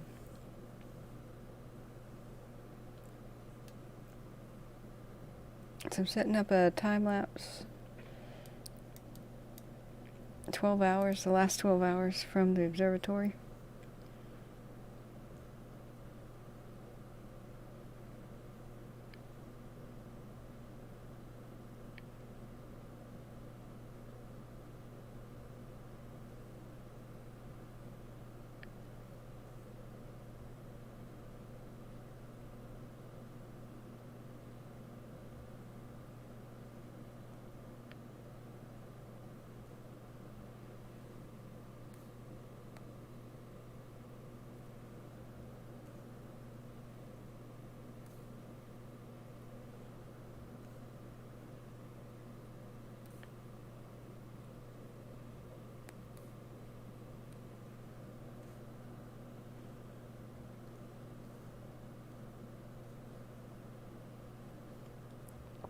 Ah, the dawn.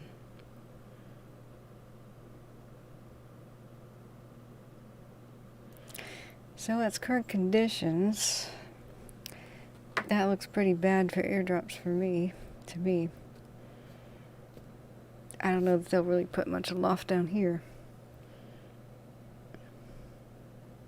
They didn't even have it in their outlook or planned outlook for the day. They had firing in their outlook. They had dozer line containment structure protection in their outlook for today.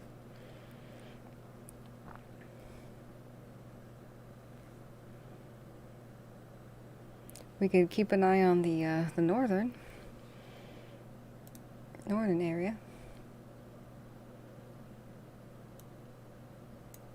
That's where the global supertanker was dropping before.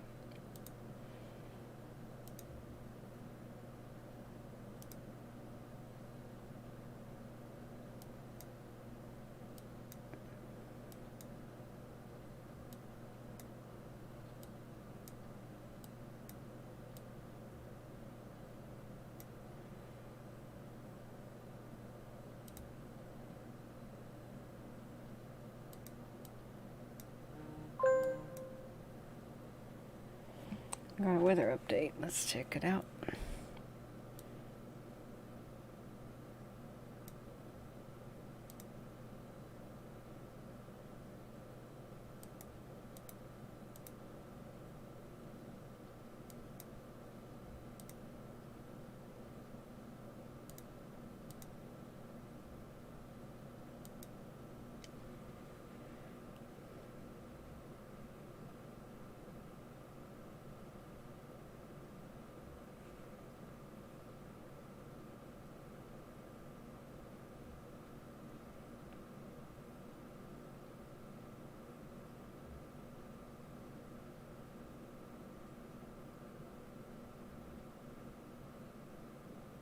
Communications come up on air-to-ground command for air attack.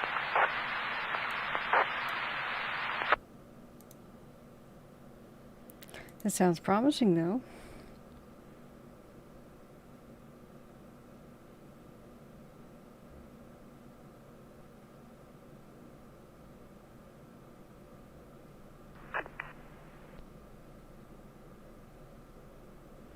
There's a fire weather watch for Northern California. That was my alert on the phone.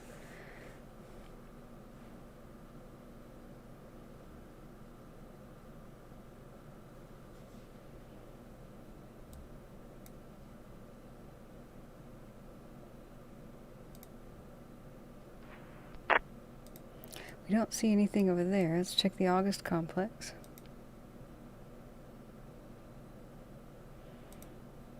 Don't see any scouts yet.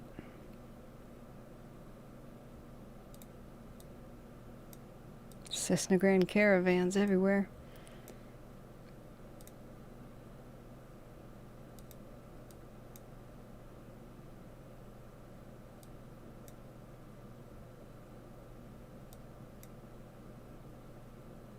Tankers in Oregon. Nice. An air tractor. That's a yellow submarine, those hideously ugly planes. Oh, an AT-802. Where's Torin? He'd get a kick out of that. There's two of those crop duster yellow submarines on the way. Look out, fires. The crop dusters are here. Nice. Oh, we don't get a picture, but they're so funny.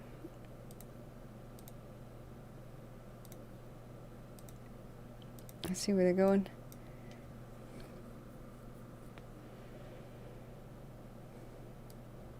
I wonder how we can hear them in Oregon. We could track that too.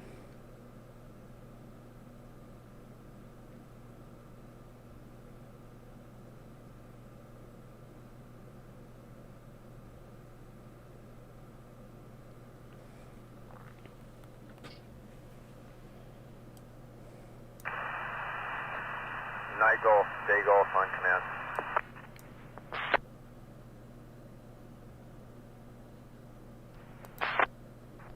Hey, did you copy? There's going to be a copter coming out to start dropping on those areas we've been taking care of. Should be will pick you up on their ground. Cool. So we'll stay tuned. So Actually, that's going to be this will be a perfect time because it's kind of at a bench. Might be able to put a stop to it. Yeah. Stop in, I'm heading out of camp now. Sounds good.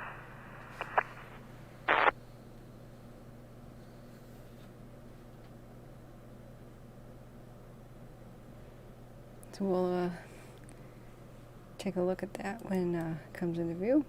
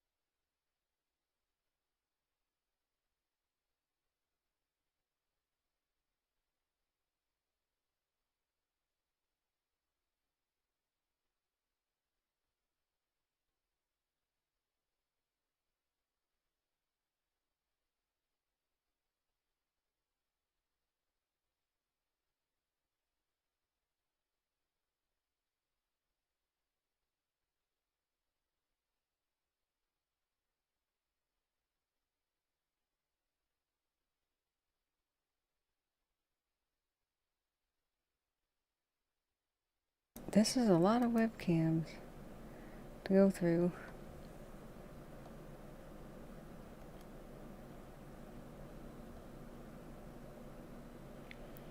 Yuck, Mount Wilson West looks ugly.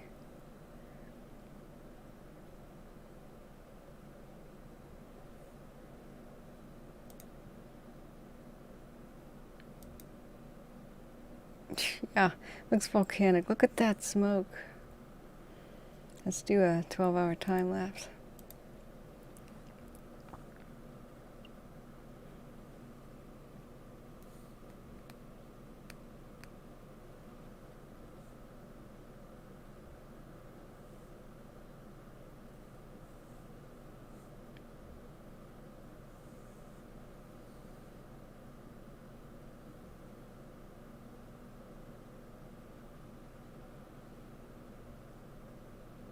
Heading out for real now. Take care, chat. Good, good.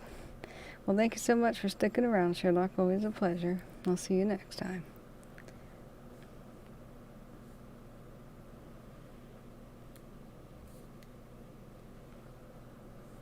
Alright, the time lapse is ready. So this is the last 12 hours until now, taken from the tower. I mean, not the tower, the big dome of the observatory at Mount Wilson.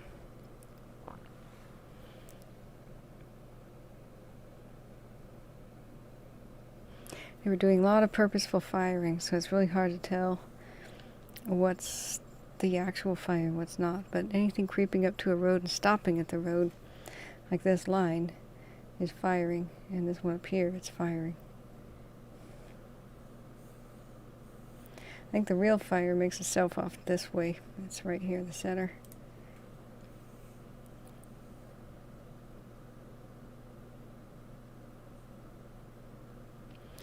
So they're going to try to save Paradise Springs again.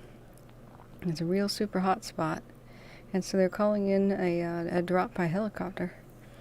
1130 Alpha, Night Mike, on command.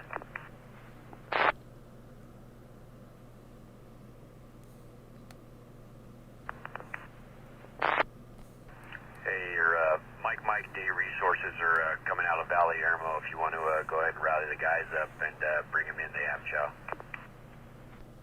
Bring him into heaven. Rear route.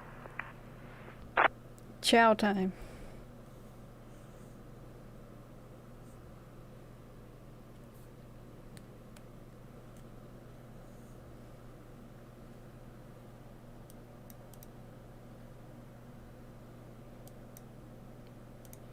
Let's look back north here. We saw tankers headed to, Tango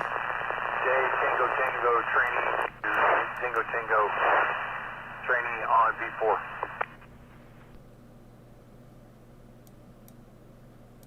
Go ahead for Tango training. Hey, we're coming up with a plan. If we're going to do a one-for-one release, it's going to be a late release for the Type 6s. Okay, they understand that. Can we make sure that we hold some breakfast for them? Yeah, firm. That'll be at least until 1000. But if they're not down by then, we'll get food held. I copy. I'll pass it along. Thank you. Also, is crew 8 and 9, are they off the line? The 8 crew is on the way down, and the 9 crew will be on the next turn, so you're going to have traffic on that motorway for the next half hour or so. Alright, copy that. How's it looking so far? Any concerns on that? It's actually looking pretty good, still cooking down, and we just tied it in the last hour or so. good question. Alright, copy that. We're still going to need some type of Type 6 up on top, or can that be held with personnel? My recommendation would be to have a Type 6, but talking with Night Branch, they said there was none available. Alright, copy that. There is 2 snap tanks, and they're filled. We can fill them with the Type 6s here, top them off. There's one Mark III, but it'll need mix, and maybe another Mark III for the other one, and take a whole lot of hose to cover the distance. It's about 2 miles. I copy that. If I had 2 Type 6s and a hand crew up there, you think that would work? A-firm, you can get a lot done with that in addition to holding it. Alright, copy that.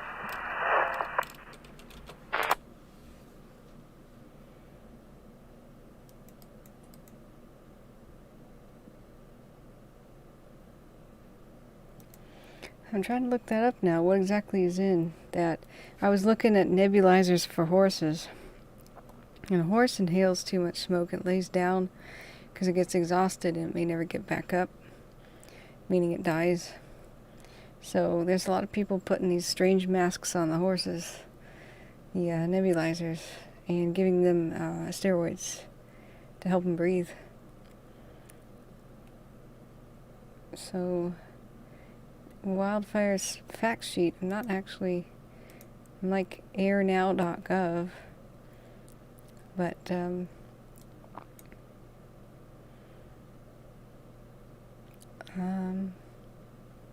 there was a link to the fine particles in dementia. There's a debate about whether those can cross the blood-brain barrier, and that could be in stuff like even diesel exhaust. But this is serious, you know. I do know that it's tons worse than your average kind of wildfire because of the amount of vehicles and buildings and towns going up in flame. That makes it so much worse. It peppers the area with dioxins, which are pretty much the same class of chemicals as DDT, Agent Orange. So they'll stay in the soil for like 45 years. If you get absorbed in your body, it's same thing. And so dioxins are pretty much... North, Task Force Flight, LAC V4. dioxins are pretty much one of the leading cancer causers. That's why firefighters, pretty much, the number one cause of death is cancer. It's burning plastics and such. Vinyl, vehicles, pink insulation, that sort of thing in homes. So, but I can't find an actual, composition. But I know that they are digging up, slowly rebuilding paradise, because they have to dig up 3 feet of the soil everywhere. Because even if they just built on top of it, kids playing in the yard, it would be like Love Canal. North, Task Force Flight, OAC V4.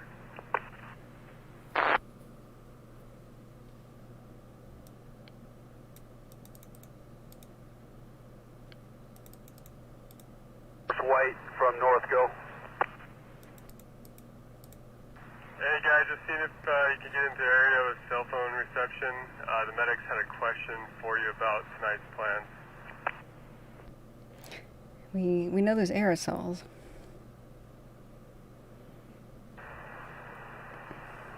They can catch the brief and then come on up, and we'll tie in with them at Dawson's Gap after they come up. Alright, perfect. I'll pass it on to him.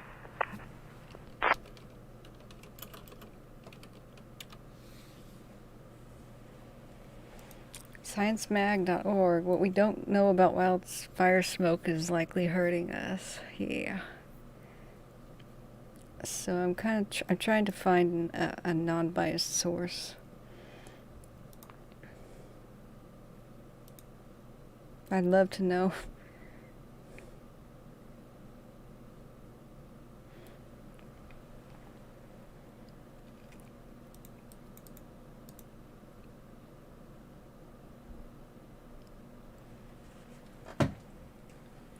ScienceMag.org. I don't know how much of a good resource this is. Like other types of smoke from building fires or cigarettes, it contains a mixture of particulate matter, carbon monoxide, and volatile chemicals. These could differ depending on the material burned. Smoke from the fires that burn through poison oak and poison ivy may contain traces of irritants from those plants. Smoke can also pick up chemicals from plastic and other man-made materials when wildfires burn through cities or housing developments. Says Wayne Cascio, a cardiologist and director of the EPA Center for Public Health and Environmental Assessment. More research is needed, he adds, to determine the exact conditions that might contribute to more or less harmful smoke. And while the chemical content of wildfire smoke may not always differ substantially, wildfires are a totally different kind of event by nature. Smoke can travel far and fast, cloaking urban areas in a toxic blanket that can sometimes be seen from space. The most dangerous part, says Lisa Miller, an immunologist at UC Davis, is the particulate matter. Wildfire smoke contributes to 40% of fine particulate matter and pollution in our atmosphere. Wow. Wildfire smoke contributes about 40% of fine particulate matter in our pollution in our atmosphere. These tiny specks of solid material can be smaller than 2.5 microns, minuscule enough to wreak havoc in the human body. Material of this size can readily enter the deep lungs and into the bloodstream, and thus the controversy is what I'm saying, whether or not it can cross the blood-brain barrier. What do we know about the long-term health effects? It can increase respiratory distress, blah, blah, blah, asthma in the short term. After smoke from the fires abated, then twice over the next several years, Miller and her team tracked changes in the immune system and lung function in monkeys at the center. Initially, Miller expected the animals to develop asthma or other common respiratory ailments, but instead she detected something more insidious. After exposure to the smoke, the baby monkey's lungs stiffened, with the tissue becoming thicker and more rigid than the monkeys born the following year. More than 10 years later, the monkeys born in the smoke still have abnormally small, stiff lungs. In their adolescence, which is about 3 years for a rhesus macaque, the monkeys also showed signs that the smoke affected their immune systems, although the effects dwindled with their age. Immune damage wasn't limited to one generation. She concluded a similar study on the offspring of the smoke-exposed macaques and has found the new baby showed signs of the same weakened immune response their smoke-exposed mothers had demonstrated in their adolescence. Of course, there are significant differences between monkeys and humans, but for one thing, monkeys spend all their time outside here, while the humans may retreat indoors to limit smoke exposure. Still, the monkeys may serve as a sentinel for health outcomes in susceptible populations, like our poor firefighters who are on it all the time. So I'll just give you the link to this. And you can read this. But yeah, I'd like to find just a chemical analysis too. Straight dope. You made it down to the highway? So there's tankers in Oregon. I'll be staying up on top until the state resources get on scene. But you guys are good to go, and I appreciate all your hard work. Yep, we're headed off right now. I'm headed off to those lines. My guys are down there. Sounds good. Have a good day.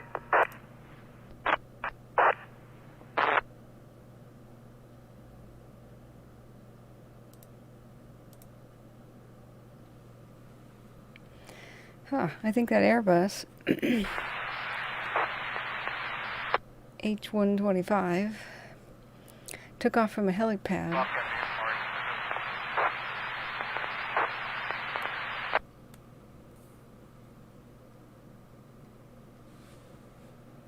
Yikes. Your fingertip oximeter shows it lower than normal. I should get me one of those.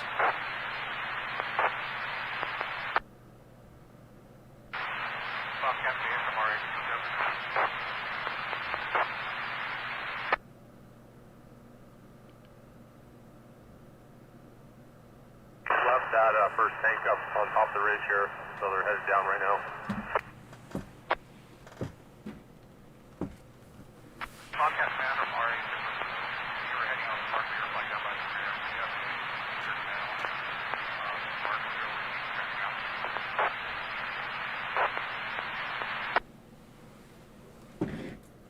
Excuse me. Yeah! God, that rocked my ears.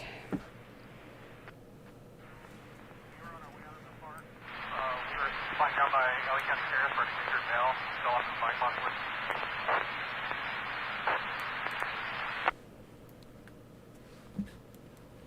Copy. Is it a civilian or related to the fire?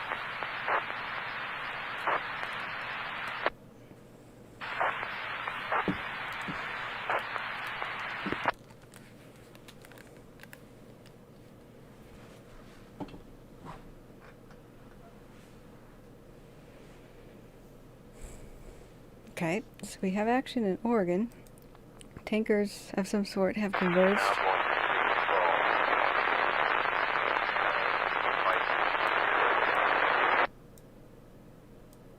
RA 602, Bobcat communications confirming station is not related to the incident. Bobcat, RA 602, that's confirmed. Station is a civilian.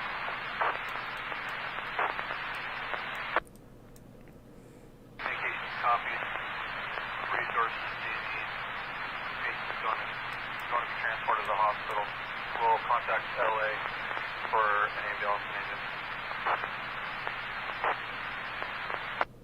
Bobcat from RA-2, patient wants to go to the hospital, explaining the lower back pain.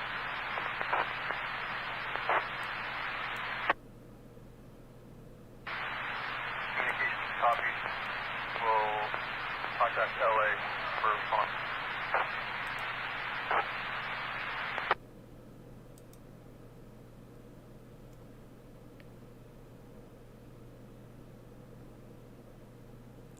Well, I thought we might get some tanker action in Oregon, but they're not really flying anywhere near a fire. What's your exact location to relay to LA?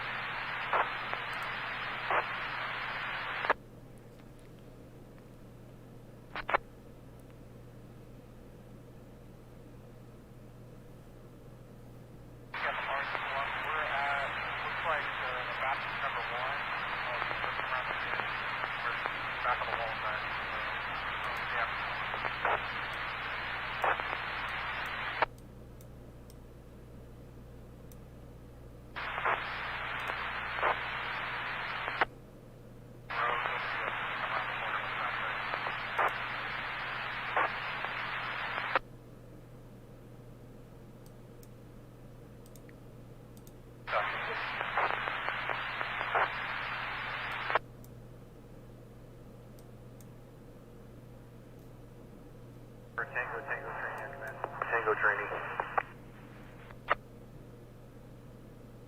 Go ahead. Hey Joe, I'm all done here at base camp and headed out. Do you need anything?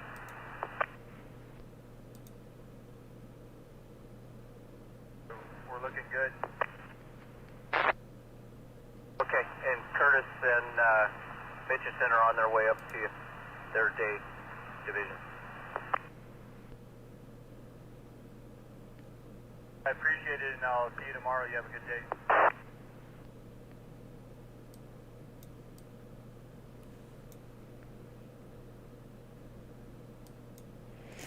Yeah.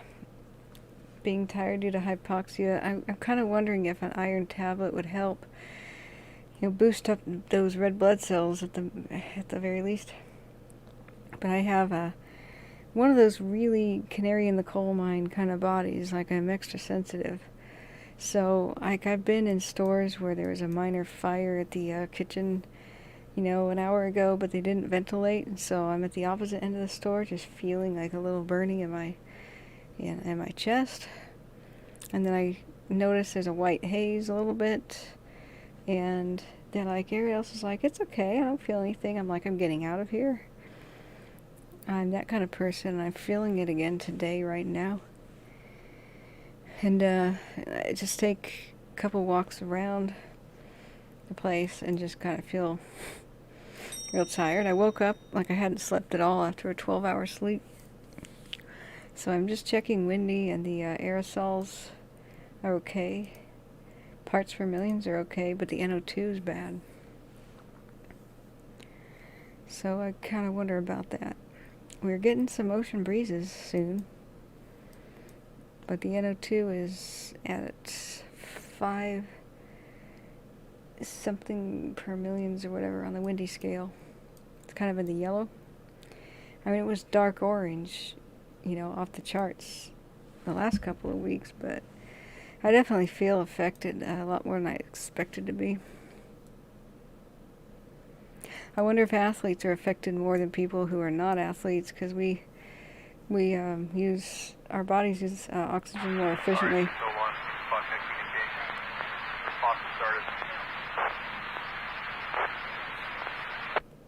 Morning.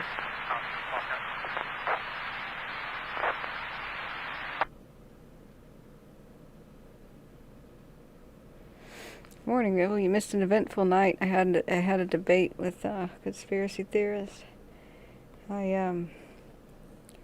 Pretty much, it's not like it was a contest, but I just took questions and answers. It wasn't really a debate.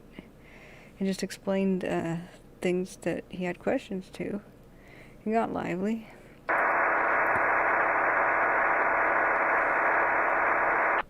Oh, really, guys? Please don't do that. Turning it down for a second. But you know what it did is it just scared people in chat. Like, audience members said, I'm scared now. Even though I was shooting down the conspiracies, just saying this is explainable by this is explainable by that. And so it just reinforces the view, we're not going to talk about it. Oh, it's probably posted. It's something that ended right before the 12-hour mark of my last video, so you can go to it. Red Tuesday 3.5 is probably posted, but I decided I'm not going to have that again. Eventually I concluded, well, if they want to invite me to their channel to talk about that, then I said I'm an open-minded skeptic. I'll be the Scully if you want to be Mulder, but I do require hard evidence of stuff. And we actually, had some mutual concerns about things. I think it was a really good exercise, how if people don't call each other stupid or something, they can, have a really good discourse. He was had some good points about things, unrelated to, you know, unrelated to ignition sources. You know, he was kind of explaining how, you know, China is doing this and this and this. But I then explained, yeah, but they don't have a motivation to actually attack us right now until there's an all-out war, because we buy their stuff. So there's no reason to cripple our economy when they buy our stuff, because there's a good point. If you cause massive disasters, that can cripple the economy and hamper our war effort. But we kind of came to the conclusion that no, that China has no motivation to attack us at all. And they wouldn't be smuggling in a stealth kind of an aircraft with a laser attached or some sort of a satellite. Why would you have $1 trillion operation when you can just contact the operatives you already have here and have them drop a $2 road flare during red flag conditions, you know? So the conversation went a lot like that, but it did start to disturb some of the people on my channel, so I decided I wouldn't entertain that again. I mean, I did because it was the middle of the night. It was past 1 a.m., so it became more like more of an intimate conversation between 18 people, you know. But it, you know, the audience that comes here for the info didn't like it, and I don't want them to feel bad. So I said, challenge accepted. You know, if you want, I'll come on your show and just tell you what I think. I was able to show him some stuff about fire behavior he didn't know, and we watched some of the Fire NATO videos. That was kind of fun together. And but of course, I said I can't click on the links because I'll get another copyright thing. I can only watch, you know, non-copyrighted stuff on my own videos. So I can't talk about it because you'd ban me here. Yeah, well, that's fine. When I like, if you ever want to have me over on your videos and stuff, that would be fine. But I feel like it's on my time, you know, like right now this is on the people's time. I've offered a service to interpret and provide facts and interpret data and soothe people. So I better keep doing that here. But in the future, sure, that sounds, I mean, I'm an open, very open-minded skeptic. Very, very open. Like, I have a lot of ideas that I don't think will be mainstream for 100 years. So, but I think they'll eventually prove to be correct. So you have no idea what I'm holding back, too. Yeah, it's just, I gotta keep that, because it did disturb some people, and I had some people just say, you're scaring me. I didn't want that effect, you know. Oh, and they also did talk about that other random streamer, and he started talking and linking, and I'm like, guys, that's not polite. I didn't like that the other time when somebody mentioned that other streamer who I'd barely heard of. I watched like 10 people get stolen away and check out that other streamer. That's generally considered impolite. You know? Yo, this other streamer's talking about that right now. Let's go. Jeez. It's alright though. It's all good.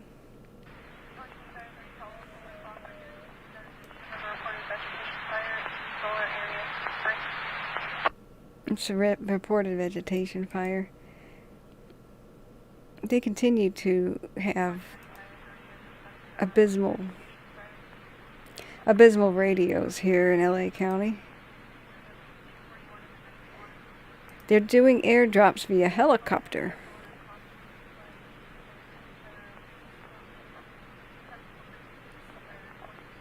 Right, I tried to be a real, let me mute that a second.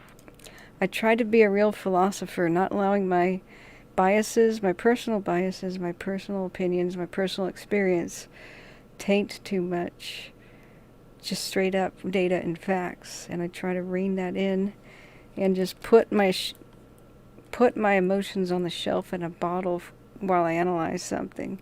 I've been accused of being cold and not caring about stuff when I just analyze a situation. I'm like, no, I'm an extremely empathetic person who in the past was ruled by passions entirely, and I let them blind me. Therefore now, I developed a meditative type of technique where I visualize putting my emotions on the shelf, I visualize putting on a lab coat, putting on some little fake glasses, and get a clipboard and making observations with a clipboard, like I'm there, like just a data analyst. And then once I've absorbed that, then I can let the emotions come out later. So that's just, a good kind of disciplinary technique of the mind. It's silly, sounds silly, but it's pretty powerful. And then I also analyze what people are trying to tell me, and I analyze the person trying to tell me it, such as media outlets or whatnot, and the way they try to display information to me. So I immediately will suspect anybody trying to make me angry or fearful. That's the hallmark of yellow journalism. So there's an old saying that fear and anger make intelligent people stupid, or act that way. So immediately you should suspect anybody trying to frighten or piss you off. So any media outlet doing that, I really just kind of throw towards the untrustworthy thing, analyze what they're trying to say to me, then analyze what they did say, research for myself the other side, find a different set of information, about 5 different other viewpoints from it, and then try to analyze it. And I also try my best to use other techniques. When I was a passionate, fiery person, somebody said to me, sages took me under their wings, and instead of being mad or just writing me off, I was very, very grateful that they actually put up with my fiery, I think this is correct, the whole world's wrong, everybody, kind of an idea. And they said, look, you're going to be manipulated that way. That's what people do when they have extreme passions and extremely strong emotions. You're the most likely to be manipulatable by anybody who tells you what you kind of want to hear. There's that word truthiness. The way when somebody tells you something, you're already thinking along those lines. You give it more credit. That's what called truthiness of a statement is. So they said what you should do is practice this. Patience before coming to a judgment. You don't have to make a decision when you're first presented with information. That's a revelation to me. That was a total revelation to me. You mean I don't have to make a decision when I'm presented with information about whether or not I believe that, or whether or not I think it's true, or whether or not I should be mad? I said, definitely. In fact, the more patient you get, the more you rein back your instant thoughts, your automatic feelings. The more you arrest those, you're going to feel them, they're going to happen. Boom, your automatic reaction. You take a deep breath and look at it and you say, actually, that's very little information from one source. I don't have to have an opinion yet. That's been incredibly powerful. And then I'm instantly in a different spot. Instead of having a bias and a belief, and the facts have to pry me away from that belief, or that where I just believed it automatically. That's harder to let go of what you want to believe, right? If you simply don't have any opinion yet, and you just say, I gotta wait for more info, then you're acting like a very smart investigator, like a murder investigator, If you have the wrong suspect and you assume that person is the killer, the real killer goes free, So, yep. People who are not aware of their own thoughts and aware of the manipulative, plus I had an education in psychology, and I can now tell a lot of the times when somebody's trying to manipulate, especially in news media. And plus Malcolm says it helps you to know people are 20% rational, 80% emotional on a good day. Yeah. Plus, there's just some human nature things where people tend to give more credence if everybody's saying this, right? Everybody's saying this, but that's exactly what rumor is, and that's why philosophers are rare. They're the ones who practice thought discipline, emotion discipline, and they're able to, at least temporarily, put emotions on the shelf. Even if I'm still a bit angry about something that has just pissed me off, I have the majority of them on the shelf. And I'm able to rein in my heart like a horse now. The horse doesn't take me for a ride. And so it's made me a whole lot calmer person and a more pleasant person to be around, because I used to just kind of shout out, "That ain't right," and preach, my side of things. And I'm not a Zen monk, Buddhist, or anything like that, and I won't really ever be. I'm not cold, and I'm not Marcus Aurelius, but I am a student of Stoic philosophy, and basically that kind of thing was the basis of science. That we're not going to have mystics tell us, and priests and people who study the entrails and the animal signs tell us what's what. We're going to be able to have verifiable facts and things that other people can see and verify. And then we know that our senses can be fooled, so we won't trust them. We will, you look down railroad tracks and it seems to meet, right? So our eyes can be fooled. So we will never trust everything that's just dependent on our senses. We will try to test things, and that which we cannot test, we will use the Socratic method to try to get to the truth. And I have like 7 layers of likeliness for something to be true, which we can't test. So with everything possible being at least possible, theoretically possible, at least being like way down there at number 7, it's a lot to explain, but I got a method that's try to stay as factual as possible. So what I and all the other philosophers are afraid of is people believing in illusions. Illusions will keep you from having the best life, and they will lead you to ruin.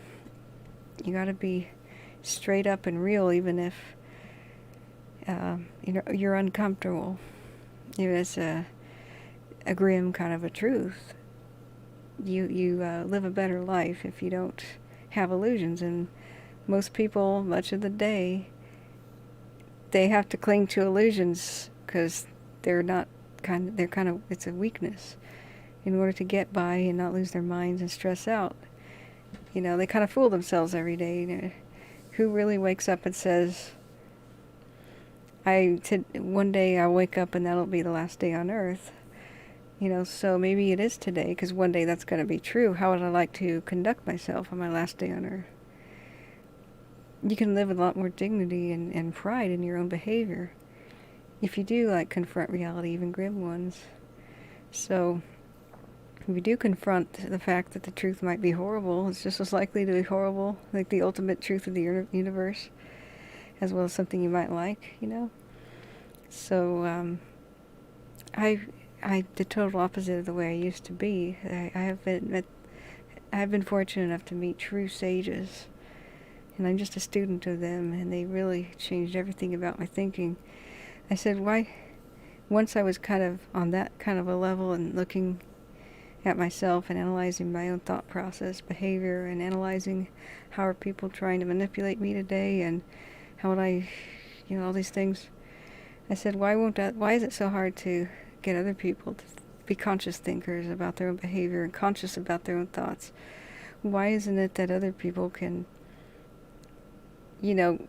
stop leaping to conclusions? I had a whole lot of problems with some guys I dated, and they would leap to conclusions randomly, just even when I stopped them and brought attention to themselves. Why is it so hard for them to do any of this? The difference is that they want to cling to their illusions. It makes them feel great. Facts will never, ever convince anybody who is emotionally comforted by the illusion they cling to. And a lot of people will never, ever be strong enough to endure hardship. They will always live a life trying to avoid pain. And While you shouldn't live a life trying to endure more of it, not at all. But a lot of philosophies say if you can just embrace the fact that life's pretty hard, running away from it doesn't actually decrease your pain. It decreases your resilience and your ability to resist it. Pain is always temporary. You're either going to heal or die. So there's a good lining. Yeah, it gets comfortable. You're right. Even a miserable illusion about, if you're scared that nobody out there is in control. There's generally two types of people. You either, say someone's in control of your life, like a deity, a god, or, government or something. Say somebody's in complete control of your life and you don't really have much say. That either comforts you or horrifies you. In general, there's just two types of people where they feel comforted by the fact that, in this world of chaos, somebody has a plan, and I can rest assured and trust that that's going on. There's that kind of person, and there's that kind of person who's horrified. Oh no, I'm not in control. Someone's controlling me. I hate that. And so usually a person kind of goes one way or the other. And so the person who is comforted by a sense of control from above or some other power or some experts, they will try to find evidence when the world's in chaos that somebody did this on purpose. No matter how bad it is, somebody's in control, and they decide that there's a they out there. And because evil things are happening, but somebody's in control of it. Somebody's in control of it. They then start trying to reason, well, what's the motivation behind this evil? The people in control must be either A, trying to control the population because we'll all die if the population is increasing, which is not really exactly true. Or this or that, or this or that. The Taliban convinced half of their people that they shouldn't get the polio vaccine because it's an attempt by the West to sterilize Muslims. So that's why we have polio out there, So, but any amount of facts that you present to anybody who wants that kind of thinking, you can't talk someone out of religion or that kind of belief. There's one thing about the Chinese language. They have no different word. There's no different word between philosophy and religion and belief system. That's the same word. And I'm kind of inclined to believe that. It may not be a God that's your belief system, but everyone's got one. So the people that are the most convinced by facts just want desperately to know the truth, even if it's horrible, because they just hate the fact that illusions might ruin their lives. And so I do know that I would have had a much better life in the past if I had let go of a lot of the illusions. I was being told who to hate and who to blame. That's one way they recruit you and control you. Hate groups, political groups, military groups, all kinds. If they're telling you who to hate or who to blame, they're trying to manipulate and control you. But so many people want to hate and blame. Okay, lawnmowers going outside. Just that's how you can tell. What's their motivation for telling you stuff? Are they trying to make you angry? Are they trying to make you fearful? If both, run away.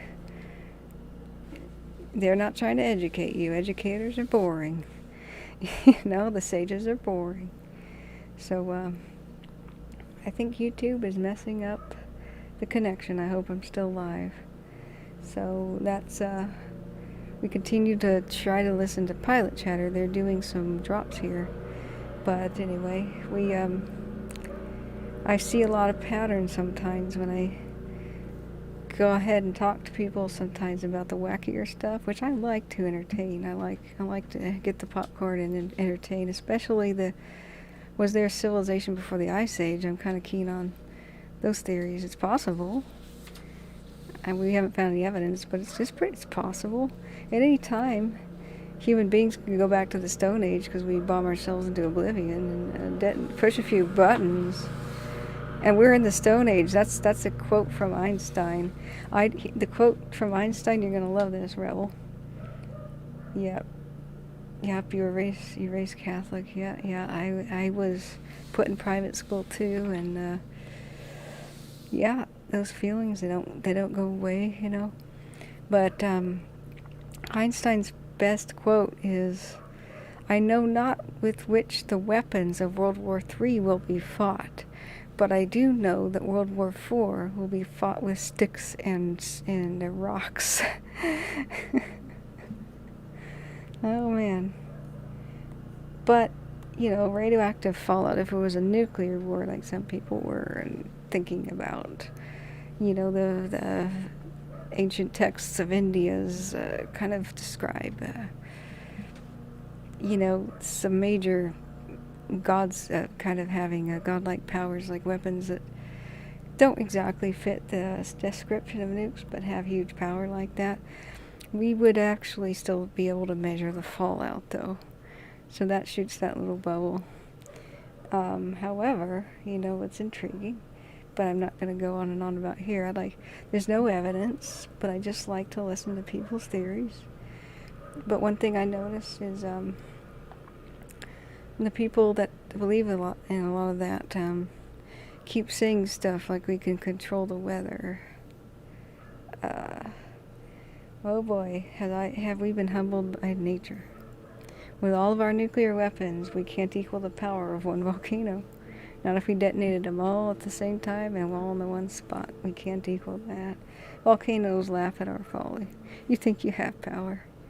You know, the more I study the Chicxulub impact of the asteroid, oh man, and what that did, and I see the strike, you know, the worldwide tsunami, and the fact that all the ash gets thrown up into the sky at the time with that asteroid strike, and it causes instantaneous lightning strikes all around the world and instantaneous mass fires. Most of the world's forests were on fire and burned to the ground because the amount of static electricity, because of all the dust stirred up, and the whole thing was pulverized into dust, creating the static electricity storms. Can you imagine a worldwide storm and then a winter that no summer for 10 to 20 years? How did any life survive this stuff? Okay, I gotta mute myself. The duration of this, unless you guys want to hear a lawnmower. So the pilots have stopped chattering. Let's reset it. We're gonna be listening to a commercial.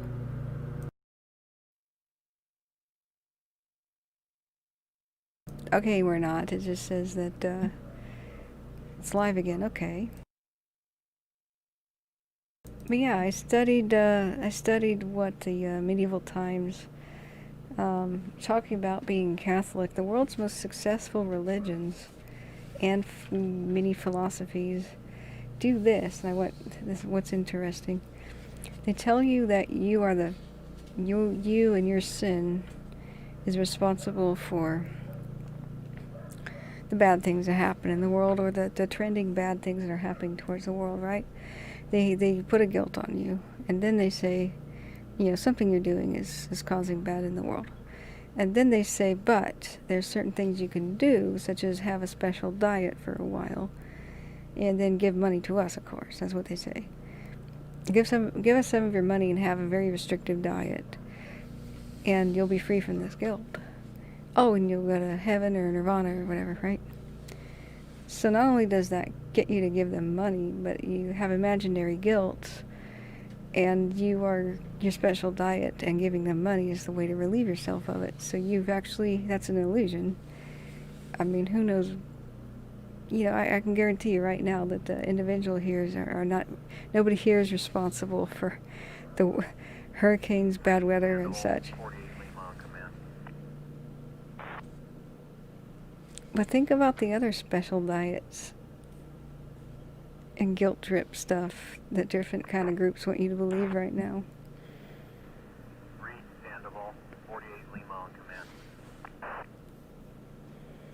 Or the raise your taxes and we'll be able to stop the end of the world. Let's tax certain things. Sin taxes. Let's put taxes on the sins of the world, like alcohol taxes and stuff. It's really interesting. Nothing is really new, is it? But people have a false sense of guilt and then a false sense of relieving themselves of it.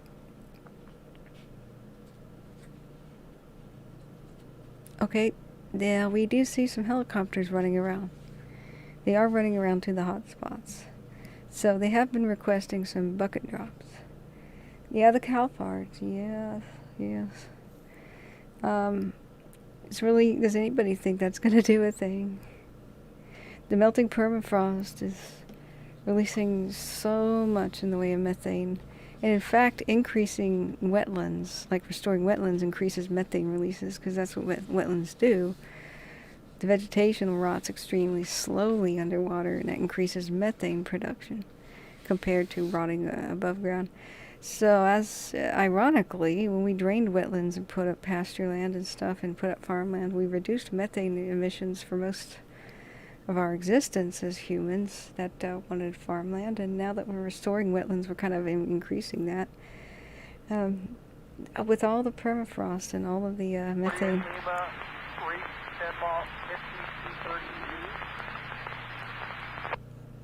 Exactly, that's what I thought, Malcolm.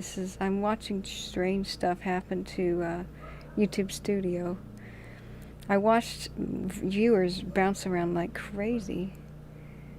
Like suddenly I've got 25 people and I have 0, then I have 4, then I have 28, then I have 4, 0. I'm not doing anything.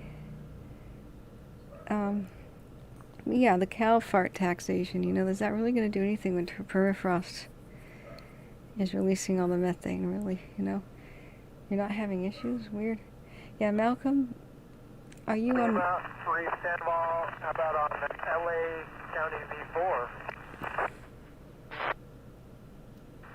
Reed Sandoval, 48 Lima, can you please meet me at the end of Santiago Road at the saddle before it drops into the Santiago drainage?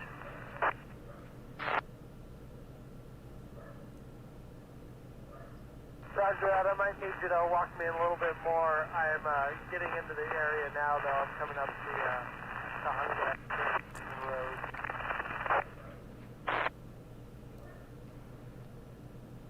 So I think that's that helicopter that's right here who's saying he's trying to come into the area where the drop has been prescribed. I think that's it. And then you see the plane here that's the scout plane headed down that way now, I think, yeah, as a response to what we just heard, to go guide the helicopter. So he's been eyeing up here. There's several hot spots. The Juniper Hills / Little Rock Reservoir. 48 Lima, did you copy that on command? Roger, I copied. I said I'm still getting into the area. I'm coming up to Hunga Canyon Road. Copy that. Just come all the way in Santiago Canyon, past the gun range, like you're going to go down in the drainage. Okay, I'm going to look that up on... I'm going to mute myself as the stupid thing passes by. The mowers are here.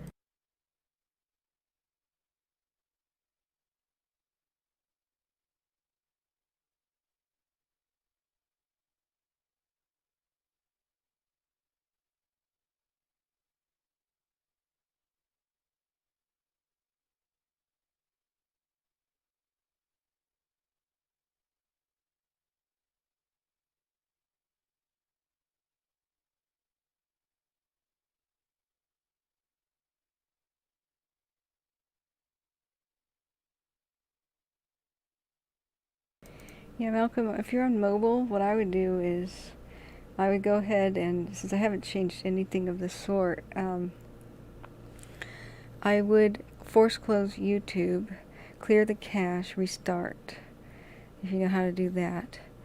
And if you are on, like, regular, like a browser, I close it completely and reopen the browser.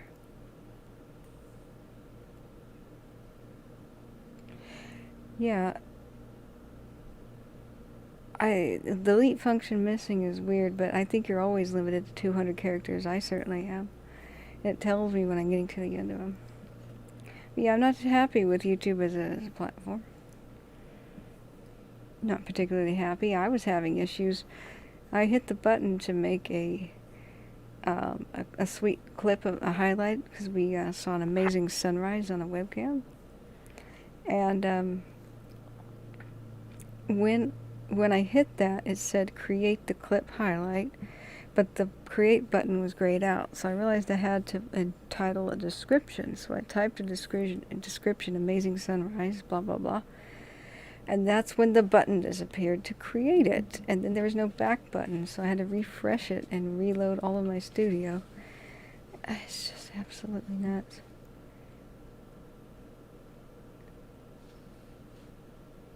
Yeah, I would definitely restart your browser and or computer and or YouTube app on mobile.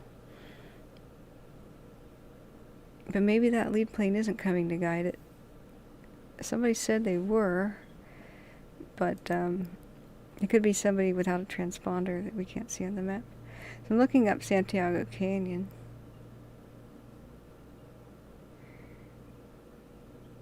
That's east of Anaheim. Alright, maybe that's why we can't see it. Are they doing a vegetation fire drop in Santiago Canyon? Let me look. I mean, it is all of LA County, not just the Bobcat fire.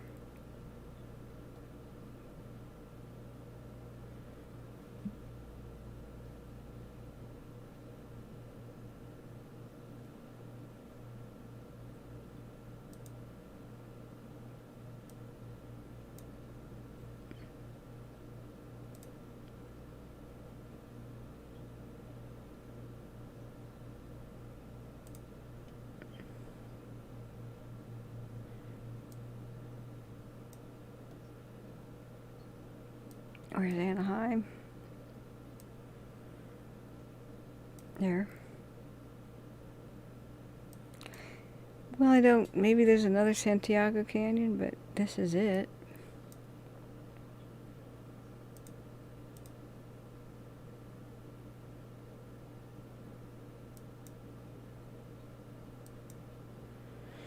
You know, all this aircraft chatter makes me want to watch Mayday. Where's Bob?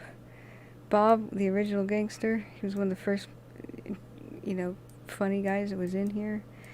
We had this funny thing, because, you know, what we could do for a while is we could put this in 3D view. That might be a nice change of things. Whoops. So I gotta go into map view.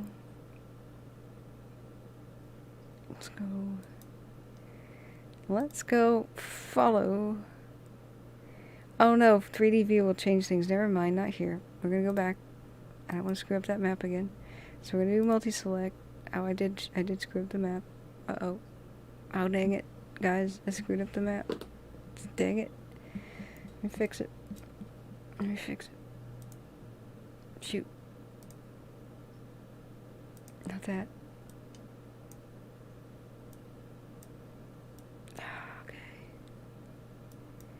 I knew I'd do it. I try to not touch that one. Where's the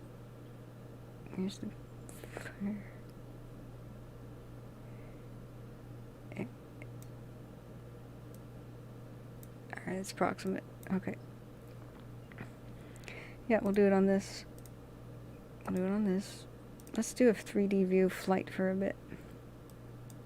How's that sound? We'll see the contours of the land. In fact, well, the way it used to be before the Inferno, right? I find it soothing.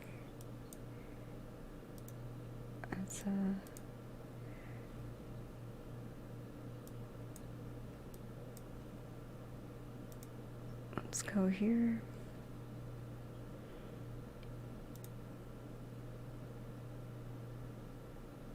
Excuse me a second. Ah. Alright, so here this guy's scouting out the Juniper Hills.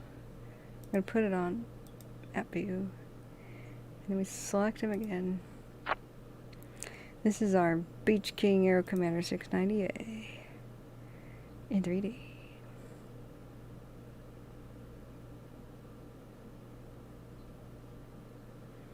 It's getting lay of the land.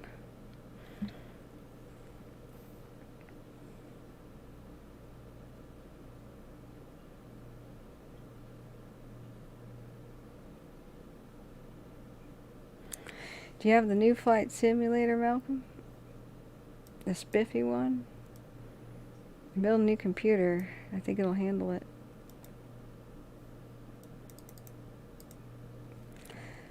Okay. It also helps to realize it's 2/3.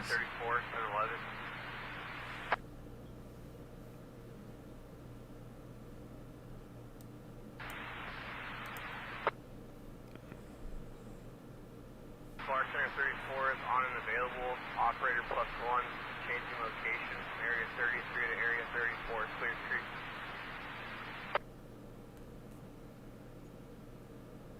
34 Angeles copies. Are you committed to any incidents or just en route to your station? En route to clear street, not committed.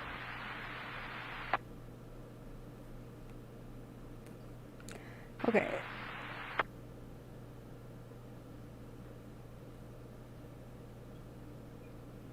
Oh, really? Sherlock, hey, welcome back. Can't sleep, huh?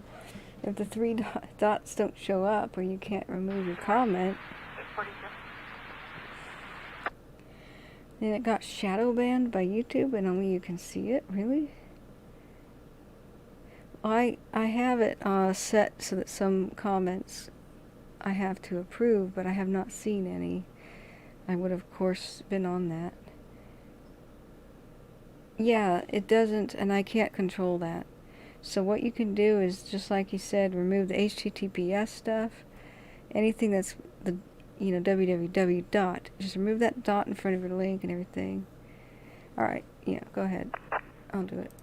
You seem trustworthy. Don't abuse your power. Don't abuse your power.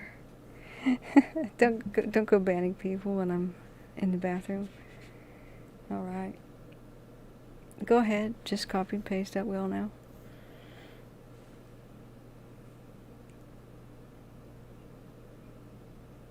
These hills are lovely. I'd love to take an aerial tour.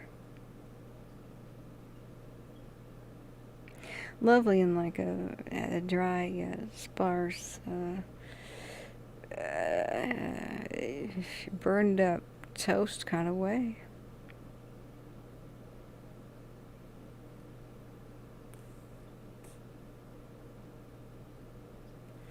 It helps to realize 2/3 of Americans can't reason above the 7th grade level. Yep. Well, we don't teach people to think. We teach people... Our education system is teach people what to think and not how, and that's the difference between philosophy and whatnot. I love Mark Twain. He's another one of those sages.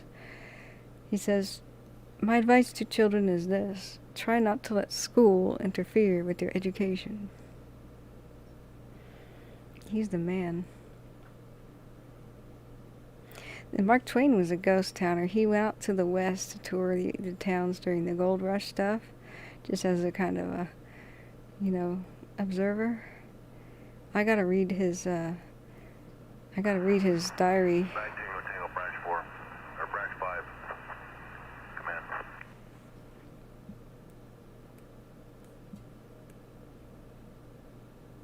Did you Tango training, go ahead.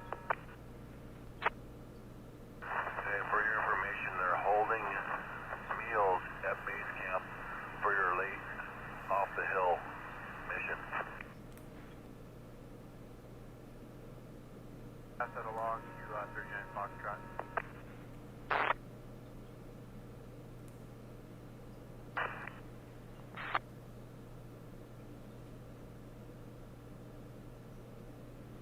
Oh, Sherlock says I went to help my sister order new tires and I'm probably going to pass out, right?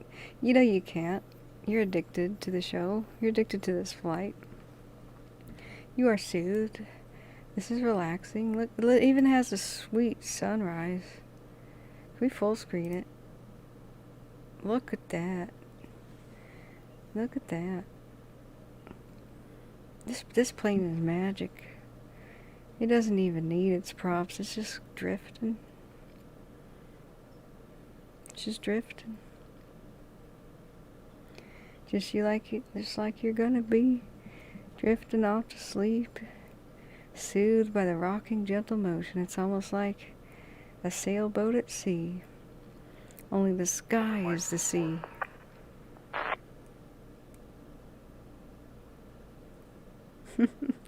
Yeah, 1975 Aero Commander. Ain't aircraft amazingly durable? Imagine the cops driving 1975 Dodges with big lights. Hey, in the rural communities, you might see some of that. Open mic before, open mic. You're right, yeah, you're addicted. Aren't you soothed by this rocking motion? Unless the funny thing, Bob, you would love Bob, Malcolm. So Bob comes in, I believe he was a pilot too, or at least an enthusiast for the show Mayday. And so, this is the joke. So, the first day that I actually was non-timid enough to actually, like, talk, you know, during my stream here, I pretty much set it up for pilot chatter and never said anything. But then, so I evacuated Mom over here to my place. She was one of the evacuees I had. And I decided that she needed to watch Mayday. But I couldn't set that up. 5 units, use caution coming up big pines, a lot of Edison trucks around blind turns.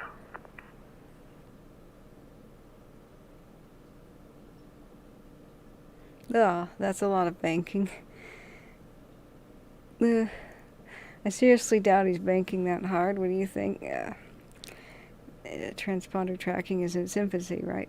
So Mom doesn't want to watch air disasters that are not happy, and there's very few Mayday episodes like that. So I set up for her the movie Sully. So I go over and I give her Sully, and she pops it in the ancient DVD player over there across the room. I tell her, can you keep it down? I'm kind of, and it was in a view kind of like this, I think. And then that's when the crisis hits, and they go, birds! And so that makes it onto the microphone. She tries to turn it down, but she doesn't before. Terrain. Whoop, whoop. Terrain. Whoop, whoop. Pull up. Pull up. So that was the running gag, you know. Am I trying to put sound effects to this? I'm like, no, I'm not. Sully's on the background. Birds! Alright, get out the book. Both engines. It's both engines.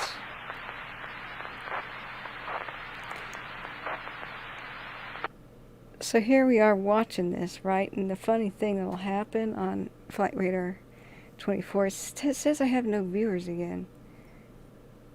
It says I have no viewers. Zero viewers.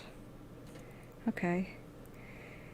Are my jokes that bad? Terrain, pull up. Everybody leaves. They're like, oh my god, that's stupid. Oh my god, that's so stupid. That's the last bad joke she's ever going to tell. In my presence. I just unsubbed. Yeah, it says I have 5 now. But it went to 0 from 18 to 0. I don't get it. So, so the funny thing is Bob here is jolly. He goes, I love Mayday.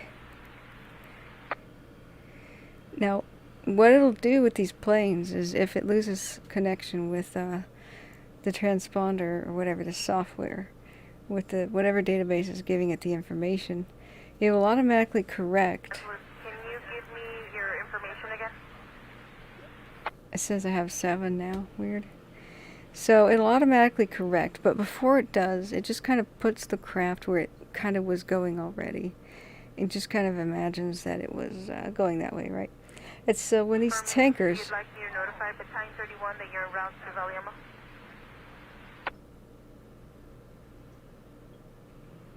Anyway, so it... some of these tankers, they go in and they kind of almost... I'll notify once he's on. So some of these tankers, they really get low to the ground for their drop, right? So, for example, the 747, the global super tanker, I left it on watching the global. Oh, really? At that altitude over the mountains, that airplane is undergoing turbulence bouts similar to a speedboat across choppy waves. Wow. I wonder if drones experience that. Okay. So it's not the smooth thing like this. I'm kind of glad. So that might be an uncomfortable, you know, I would just puke immediately. So what happened is I come back after just putting it on the 747 Global Supertanker. So it goes low across the mountains by Paradise during that time. And it's since the transponder lost contact for a blip, it nosedives straight into the mountain and goes underneath it, and we're like underneath the soil for a bit, and then it comes out the other side of the mountain. And so people are panicking in chat going, did it crash? Did it crash? And then it would randomly think that it was much higher and lose contact again and re-establish. So it would drop 6,000 feet or just suddenly jump 6,000 feet vertically in 3D mode, and people were going, oh, I'm gonna be sick. Once in a while there's a slap like somebody hit the wing with a 2x4. Yikes. So this is kind of difficult, uncomfortable flying then. It's not the gliding the elegant grace of a gliding condor like I thought.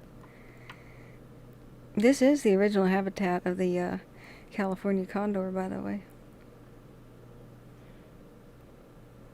They love the thermals down here. Yeah, people can ride the currents with the paramotor things.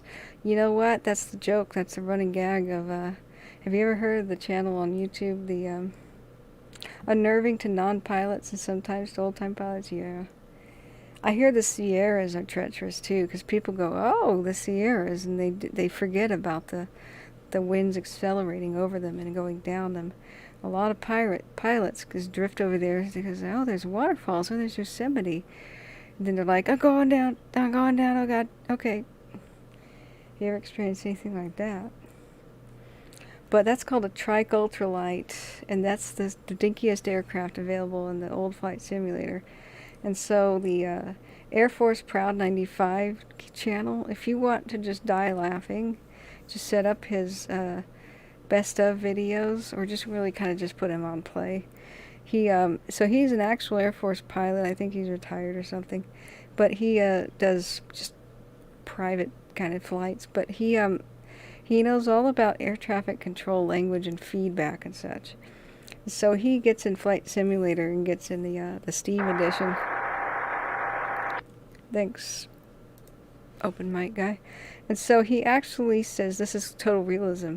And so he sits there as the ground controller or air traffic control, and he goes and he gets all kinds of kids who are drunk or extremely young or, you know, high or something in his channel, and he directs them like real air traffic control and demands them that they repeat all of his like rapid fire go over here, hold short, go over here, go left, go right, hold short at golf, go right over the tango, hold short, go and blah, blah, blah, blah. I need to read back, please. You know, he'll just rapid fire that off.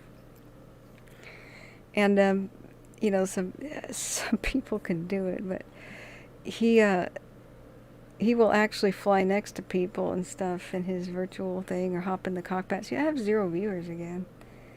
Huh. Anyway, Air Force Proud, you've listened to him before, Sherlock? Yes. Oh man, he's my hero. And so the trike ultralight is the joke craft, and some people follow along pretty well. Yeah, that's what's really surprising. When he rapid fires his taxi instructions, the people who read it back is spooky and uncanny. He'll comment on things, you know, like, oh, that was a massive tail strike, and no, sir, you know. It says 15 for me still. Yep, now it says that. Yeah. So have you heard about that, Malcolm? The pilots, they say it's like the sirens, you know, the things like Yosemite out there and the Sierras. That the newbie pilots in the valley kind of drift closer to the mountains and get in trouble with the winds and the crazy, you know, storms coming off the mountains. Have you ever heard of that?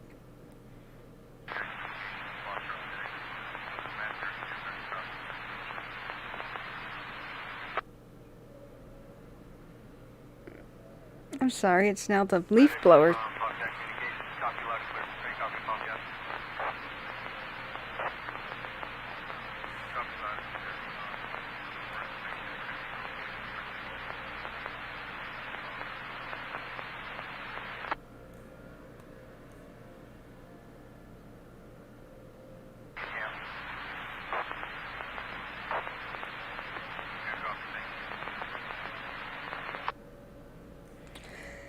Markham Marzo says, friend who flew DC-3 airlines in the 40s told me the smell of vomit was common. Oh, yeah.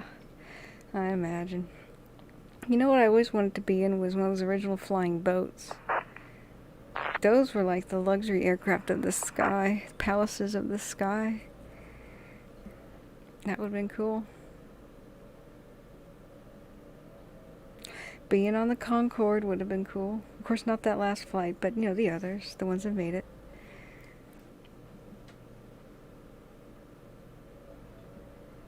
I wonder if they ever flap... A couple of Condors ever flapped by... I mean, I think they re-released them out here, didn't they?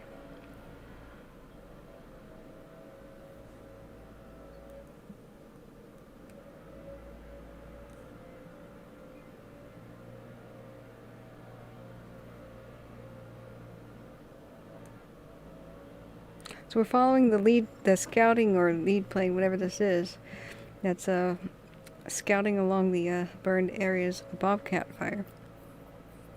We're listening to the live pilot chatter. I'm watching the map and I just don't see anything else except for 2 helicopters. Let's switch back to the helicopters. See what their view is like.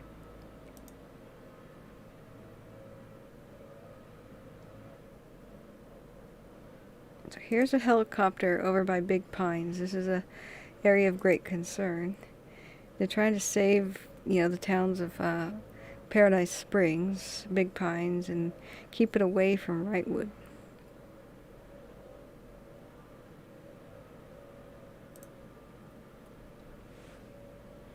Whoa, that's a low pass. The altitude is 6,000 feet. That's about the same height as the mountains. Whoa, so he must be doing drops. Or likes to live on the edge. Whoa. Terrain, pull up. Terrain, pull up.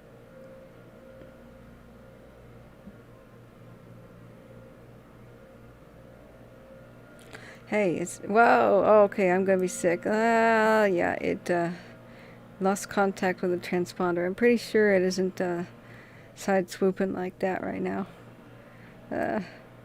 It's gone underground. Alright, let's put it in cockpit view.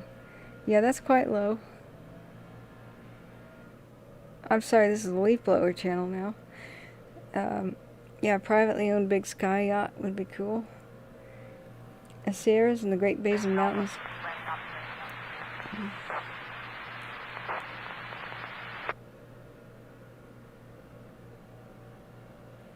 Terrain, pull up. Terrain, pull up.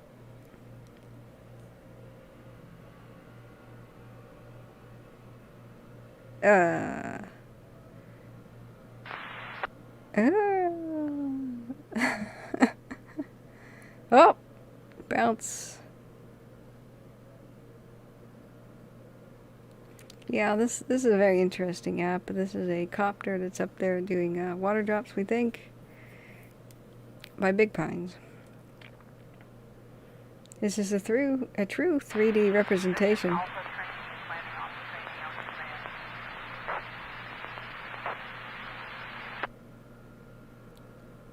Ah! Yeah. Yeah, see, that's an example of that, predicting where the craft was going right before the transponder. Oh god, we just crashed.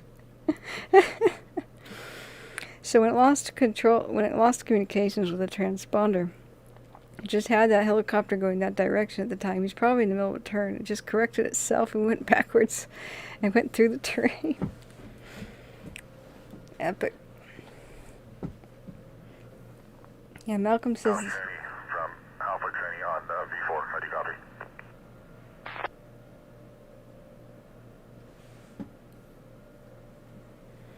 Those pins are other aircraft. Maybe I can turn that off.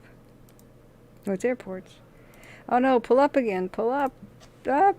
That. Okay.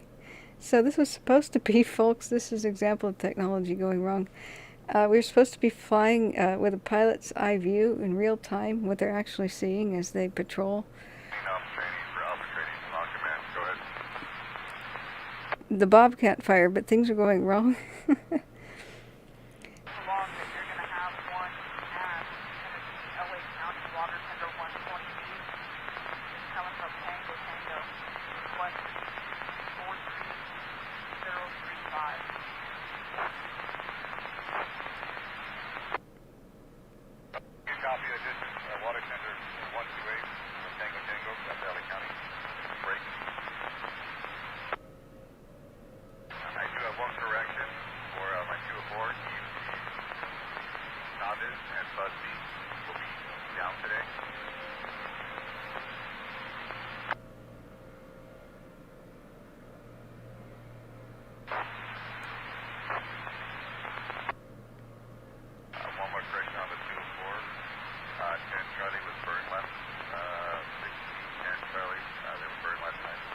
Pull up.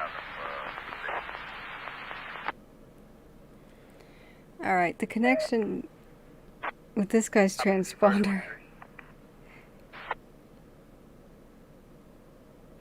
Alright, this has gone awry.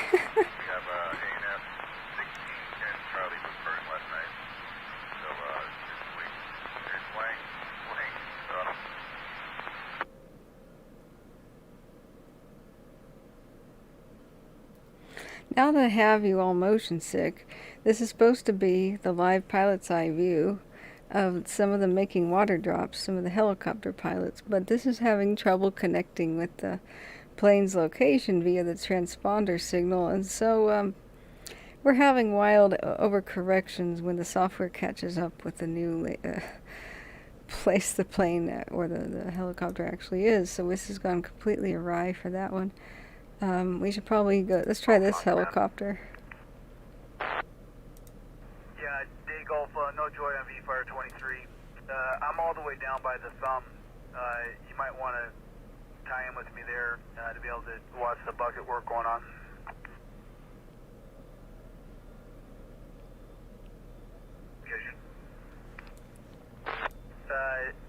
I'm down below Dawson's Saddle, near the thumb.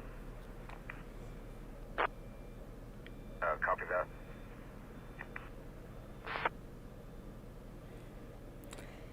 Okay. The Sierras and Great Basin Mountains are dangerous for lowland GA pilots who come from the east. It's called the Sierra Triangle. Oh, like it's a lot of crashes. Downdrafts in mountains can exceed rate of climb. Ooh. Normally 1,000 feet above the peaks is SOP. So what's a GA pilot and what's SOP?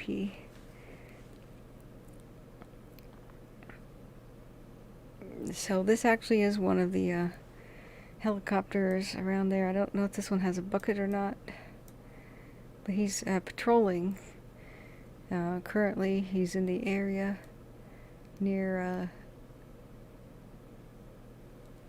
the southern spot, kind of by Mount Wilson. There might be Mount Wilson up and to the right. Trying to look at the map. I wish we could see the actual fire in this, but of course we can't. So, making a low pass on something. Very, very low pass on something. Pull up, pull up!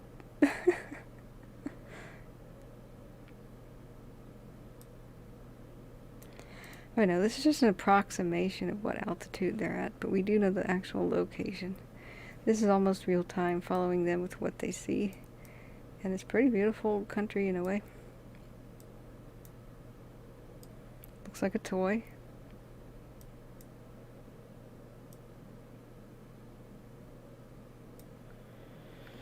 Let's see. Yeah, he's east of, quite a bit east of Mount Wilson, I think. Can't exactly see.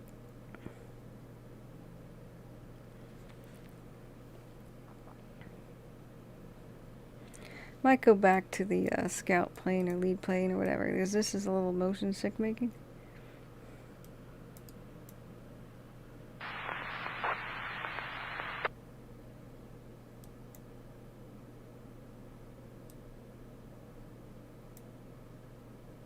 Now he's, yeah, we're gonna have to find another craft here.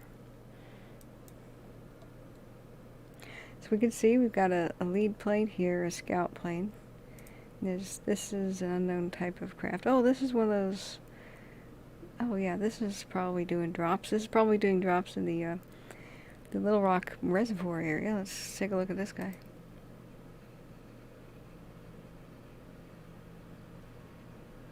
Six viewers, really?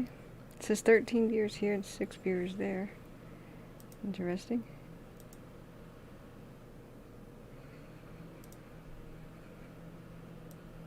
It's probably because of the leaf blower sound in the background. That's definitely not an airplane. It's definitely not that kind of airplane.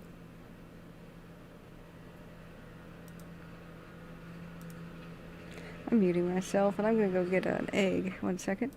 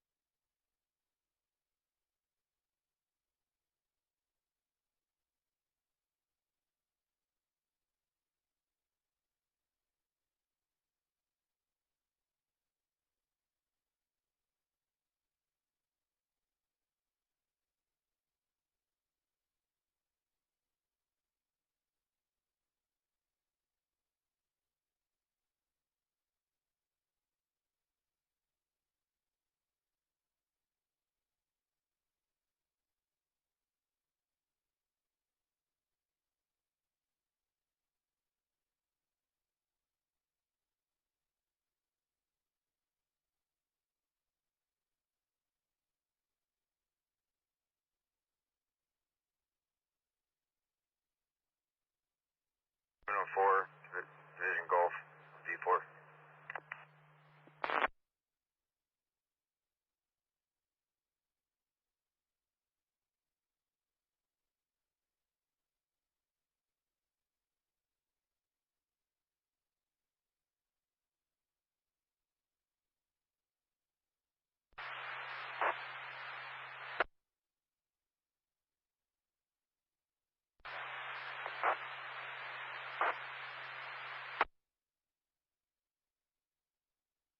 34704, Division Golf.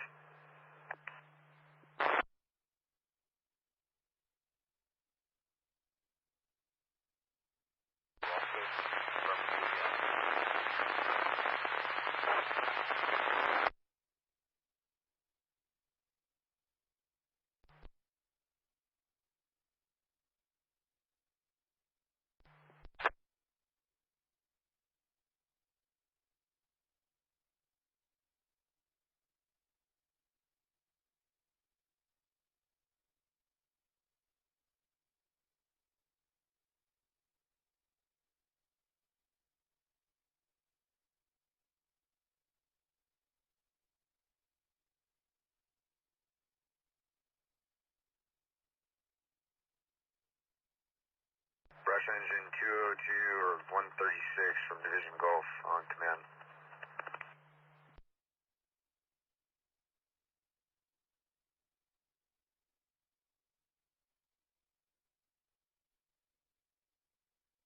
So 2 on command. Hey, what's your location?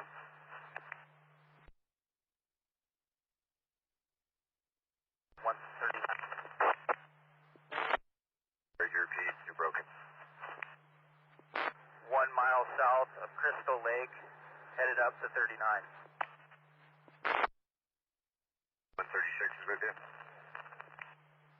Yeah, it's affirmative. They're slightly behind us. They're moving up out of the Rincon Station. Alright, copy. Sounds like that pocket in section 15 is going to be threatening the lines. Just want to make sure you guys are getting up here. Thanks. Copy that. We're headed that way.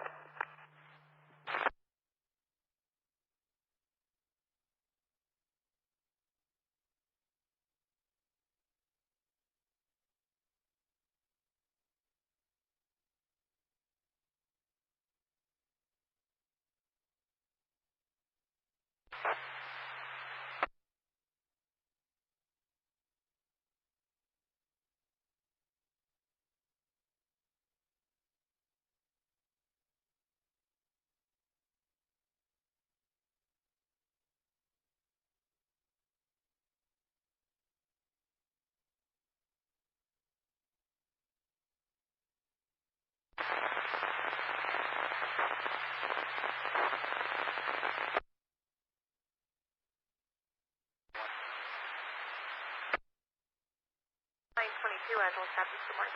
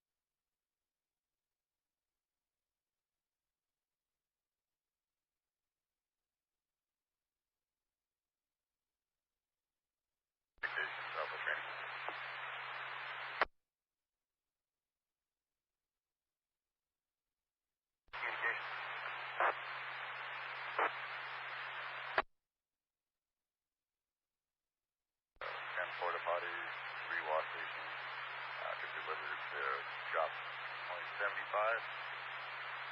can do it by 1600. No sooner.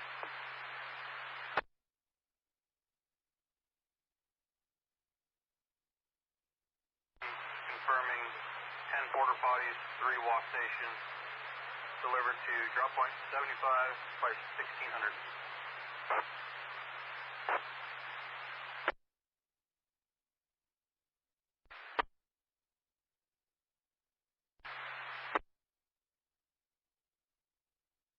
Last read of Canyon Road and the 14 freeway. Per informant, the south parking on the pole, no fire yet. LA County engine 150 en route. Copy. We'll monitor until county upgrade.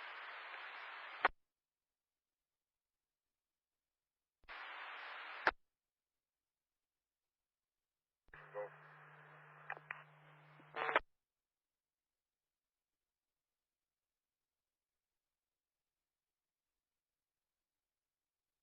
Golf, how do you copy? Golf on V-Fire 23.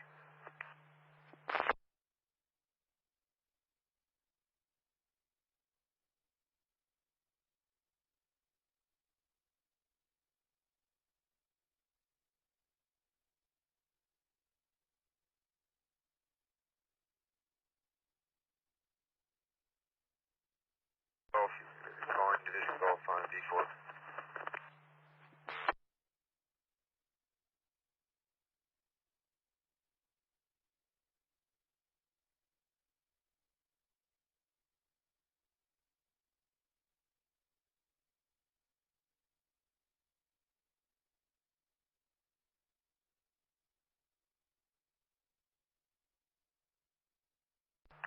Hey, Day Golf, 81 Golf on command. How do you copy me? I copy you. Go ahead. Hey, I was just going to let you know the plan. My crew is going to insert from the bottom off a big rock. Bear Divide is going to take the middle. I've already face-to-face with Brian. And then I wasn't able to get a hold of the Cobras, but if you tie in with them, I'd like to have them engage from the top side where they were working yesterday. Okay, sounds good.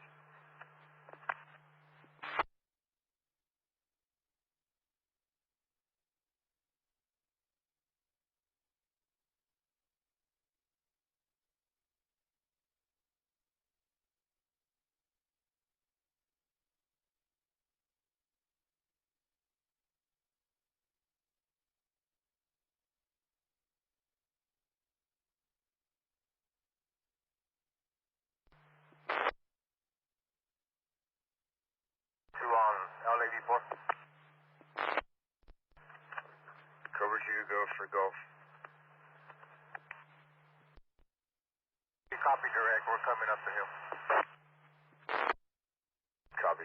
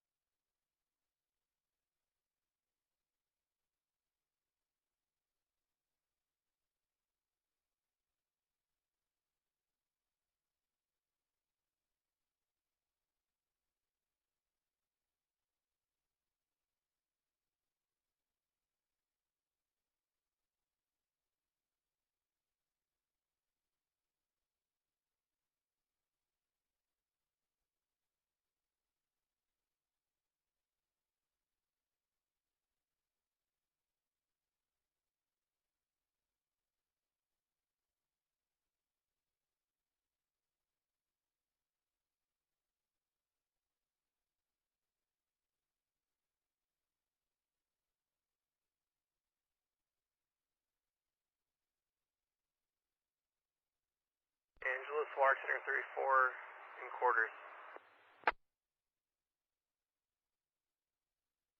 Port Angeles copies 927.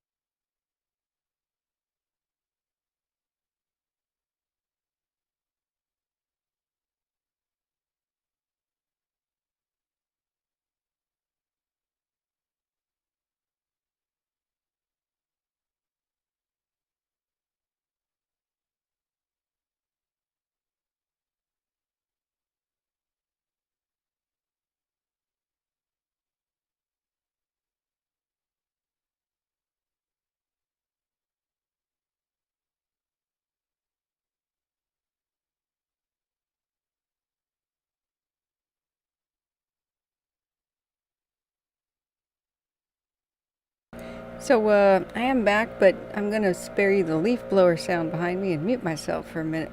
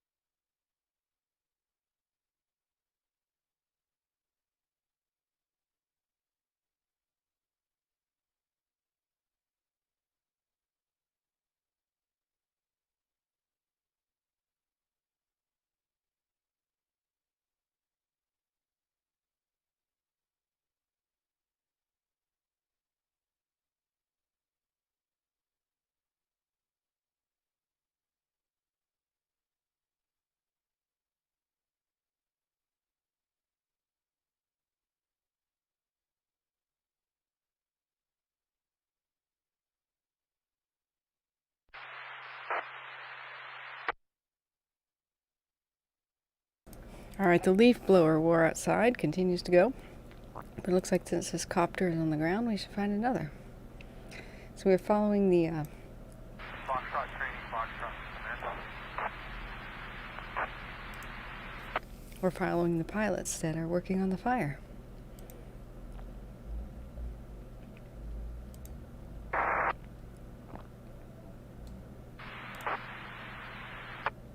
going to be on the Forest Highway side. I'm going to go find a location and insert type pictures on the north end. So I'll be on that side. A little bit dead communication on that side, so posted.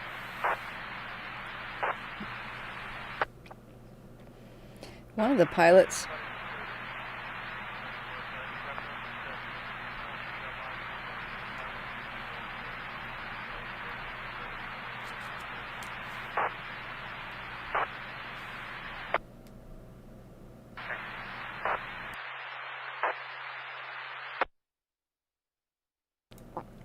don't be alarmed by the fact that it looks like they're crashing a lot or rewinding.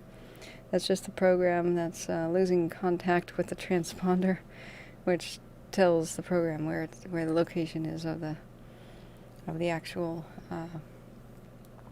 of the aircraft. So, but you know, it's not perfect, but it's cool that we can see the same landscape that they're looking at. It's of course a smoky hell that we can't see, but this is what the landscape would look like on a good day, and it helps you know the rough terrain that they're working in.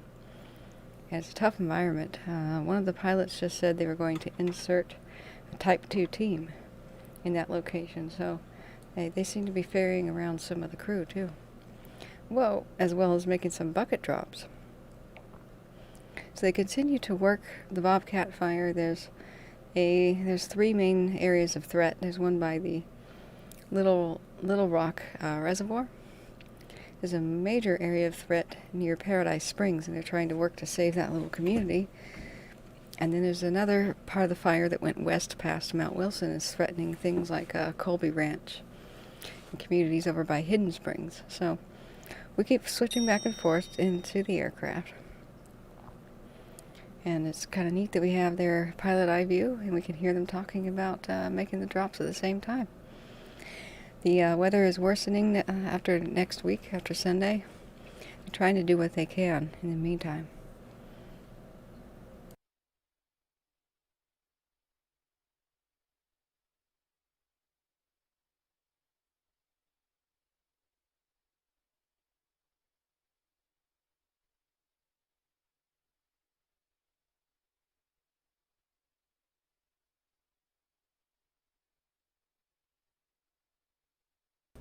There's another wacky thing where the transponder doesn't know where the craft is.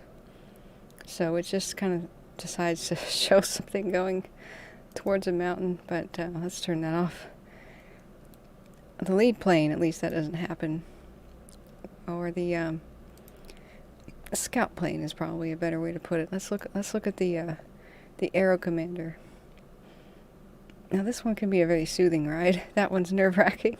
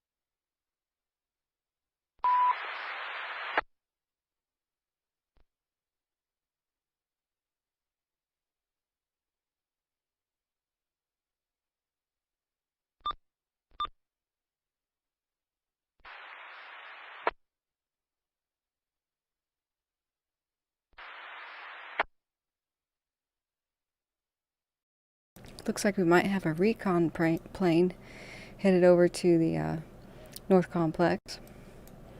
And we might have a couple of... Yeah, we've got a couple little guys there for CAL FIRE, so they are active over Forbstown right now, which is something I'm happy to see. We might be able to hear some of the chatter over by the North Complex fire if we tune into Butte County.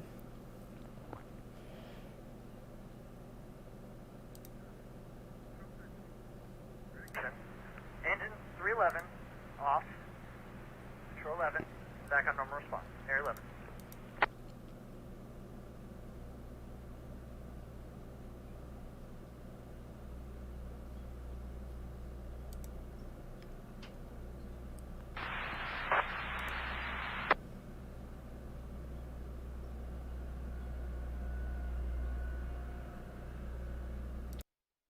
I'm sorry, I gotta mute myself because the team leaf blower is outside, but I'm switching temporarily to a pilot's eye view by Lake Oroville.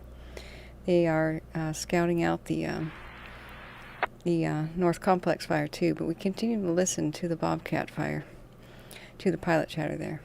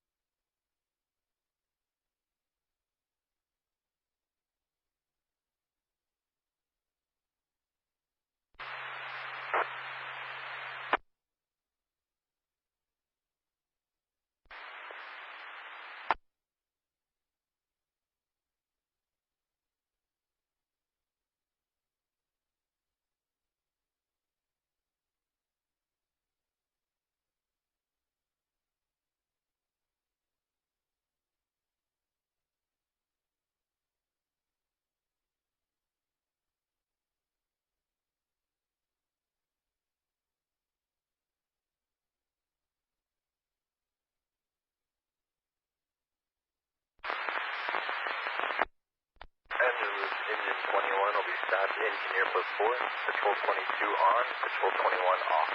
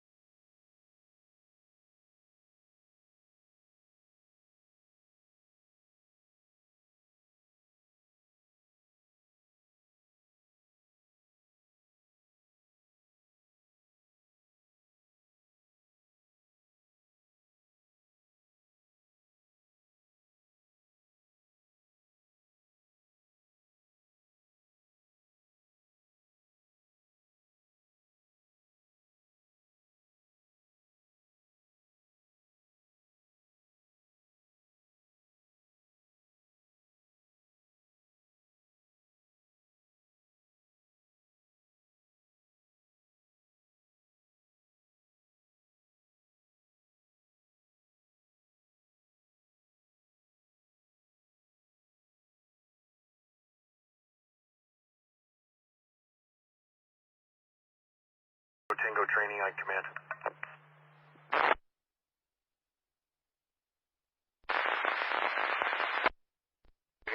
Patrol.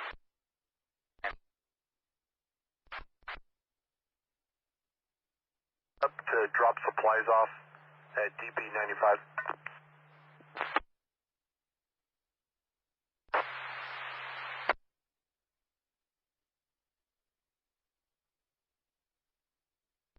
Tango trainee, affirm. You said drop point 95.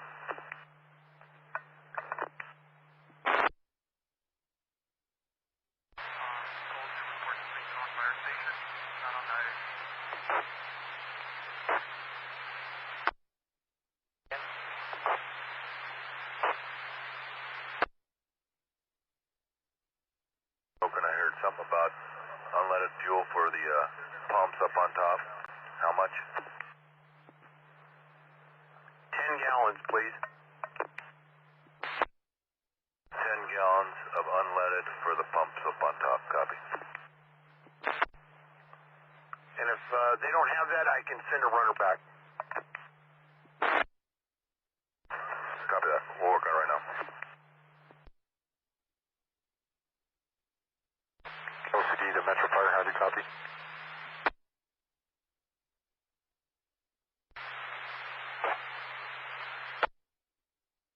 Division Golf would be the next division up the hill on the 39 and the 2 road. I believe he's on. Let me check the frequency one.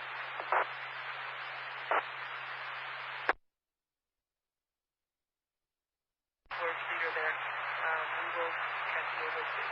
Thank you. Copy, thanks.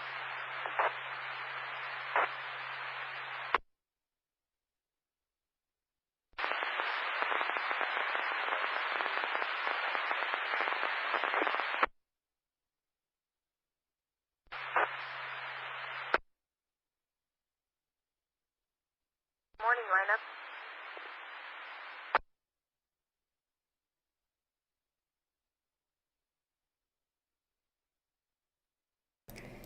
Excuse me. While we are listening to pilot chatter, if you have any questions right now about the status of the fire, just let me know. Just been monitoring it throughout the night. They're going to try to do what they can today to save Big Pines, Wrightwood, and Paradise Springs especially.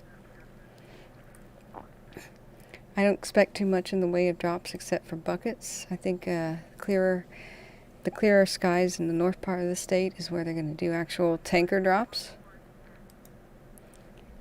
Let's listen to their chatter. Engineer plus 3. I'll go check. Let's check on the Slater fire.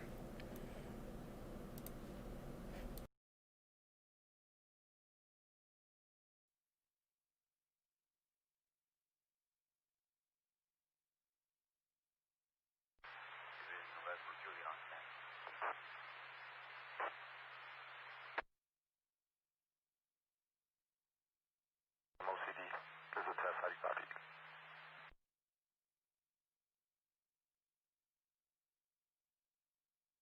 LA County, copies you loud and clear. Okay, so they haven't done the morning update, just the one from last night with the Slater fire. So keep that in mind. They'll probably update. This is about 10 hours old, I think, something like that. So let me turn down that radio. So total personnel on it are 1,100 people, 24% contained. Cause still under investigation, of course. Significant events right now are seasonal weather conditions are allowing for an increase in fire activity.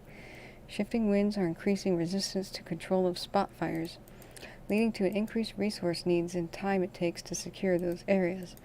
West and northwest portions experiencing some isolated torching, which means flame going up a tree, backing and flanking. Isolated interior islands are burning out as the inversion lifts and areas are exposed to ridgetop winds. Progression to the southwest and west is slowed as the fire burns into the Natchez fire scar. Fire spread on the east flank and Thompson Creek is backing and flanking fire under the higher humidity in the drainage. So that means it's kind of expanding out instead of going anywhere particular. So, planned actions, continued mop-up and patrol in and around the threatened communities of Happy Camp, Indian Creek, and in these sections. Continue with direct line construction and prep roads above Thompson Creek heading north.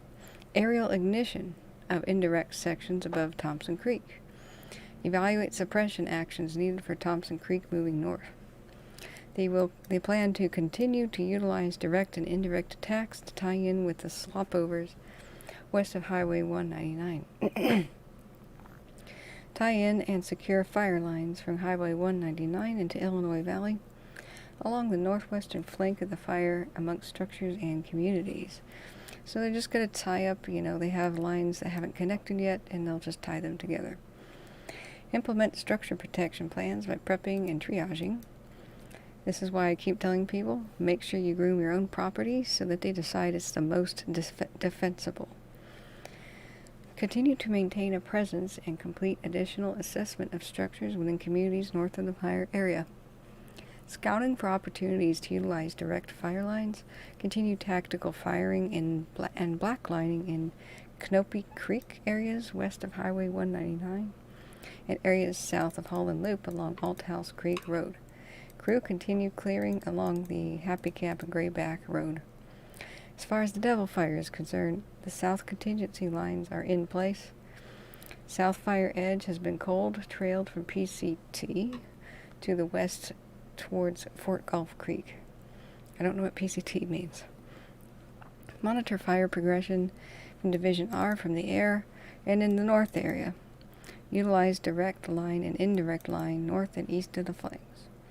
So the remarks, blah blah blah, is about approximately 150,000 acres and some change, 22% contained. The Devil Fire is 18% contained and about 7,500 acres. So there's a lot of agencies involved and it spans 2 states. Weather concerns. Sorry, here's significant events first. Seasonal weather conditions allow for an increase in fire activity. Wait, I read that, sorry. Current weather, afternoon humidity will be quite variable across the fire area today, ranging from 60% in western areas, where there's more marine influence, to 20% in the drier eastern portions. Southwest winds on ridges are in the process of increasing wind gusts to 15 miles per hour as of 1500 here. Temperature ranges at 1500 range from upper 70s in the valleys to 60s on the ridges. But critical fire weather is expected Wednesday. For tonight and tomorrow, southwest winds will increase substantially, not tonight, they mean last night, with sustained winds of 25 miles per hour, gusts up to 40 expected along ridges. Humidities are around 35% will occur in the early afternoon and gradually climb through the evening as a frontal system approaches. So it's a wetter system that's coming. Rain will start spreading across the fire area from the west late Wednesday night and continue through Thursday morning with about 0.20 inches of rain average totals. And cool, moist weather will continue from Thursday afternoon through Friday with a few additional isolated light showers possible. A strengthening upper level ridge will bring a rapid warming and drying trend for the weekend, with breezy northeast winds developing, meaning they're going to blow southwest. Forecast for critical fire weather Sunday and Monday due to decreased humidity, wind, and increased temperatures. So, yeah, a little bit of rain, a pattering of it, and then it's super dry.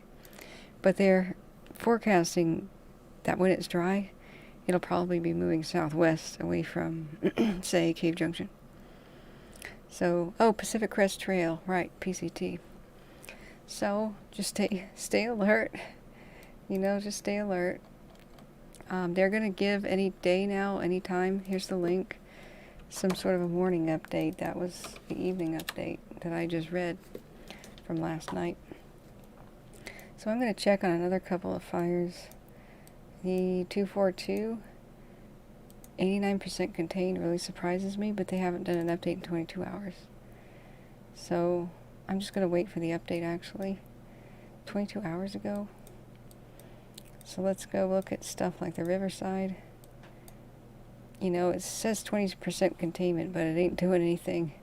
It hasn't done anything for weeks because we've had such favorable weather. And really I found this out, they do not know what caused it. They admitted on their Twitter the reason they put human caused is they couldn't determine any lightning strikes in the area at the time it was discovered on the 8th. So that's an assumption. But as Torin and Cogito and the other firefighters were saying, there can be a lightning strike and the understory can smolder and not have enough detectable smoke that anybody could see it. Meaning like pine needles kind of smoldering for a long time. And then when wind gusts happen, such as like on the 8th, like the day it was discovered, that was the crazy wind event for Labor Day, that can actually flame back into life. So that is an assumption. They have not found that it's human caused. They have no proof it's human caused. So if you want to know about that, that's something shocking that's on their that's on their website. I think it was on their Twitter or their Facebook. So the fire continues to smolder and creep and burn logs, stump poles, standing dead trees, deep layers of needles. There you go. Fire can smolder in deep layers of needles, just like, lightning could have done this, producing smoke visible within the fire's perimeter. But it's really kind of, the rain rained out hard. Stop clicking. Sorry, habits. All right. Yesterday the fire, this is the Riverside fire, grew a little bit on the east side in an area where there's 45% slope.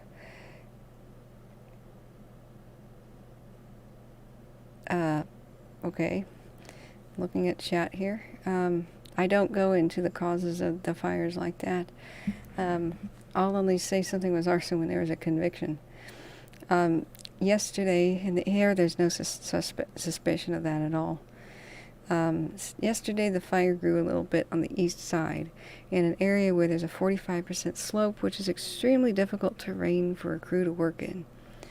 The safest, most efficient strategy is to monitor that fire where it's burning in the rugged areas. Firefighting continues to construct indirect fire line a distance from the east side of the fire, and they can use that to help catch the fire in a safer and easier to control location if needed. Rain in the forecast this week is expected to help slow its spread. Like I said, it's rained out. The wet season is here. It's been really wet for the next foreseeable future. It's rain the forecast for the whole rest of the next week, with the first sunny day being on Sunday.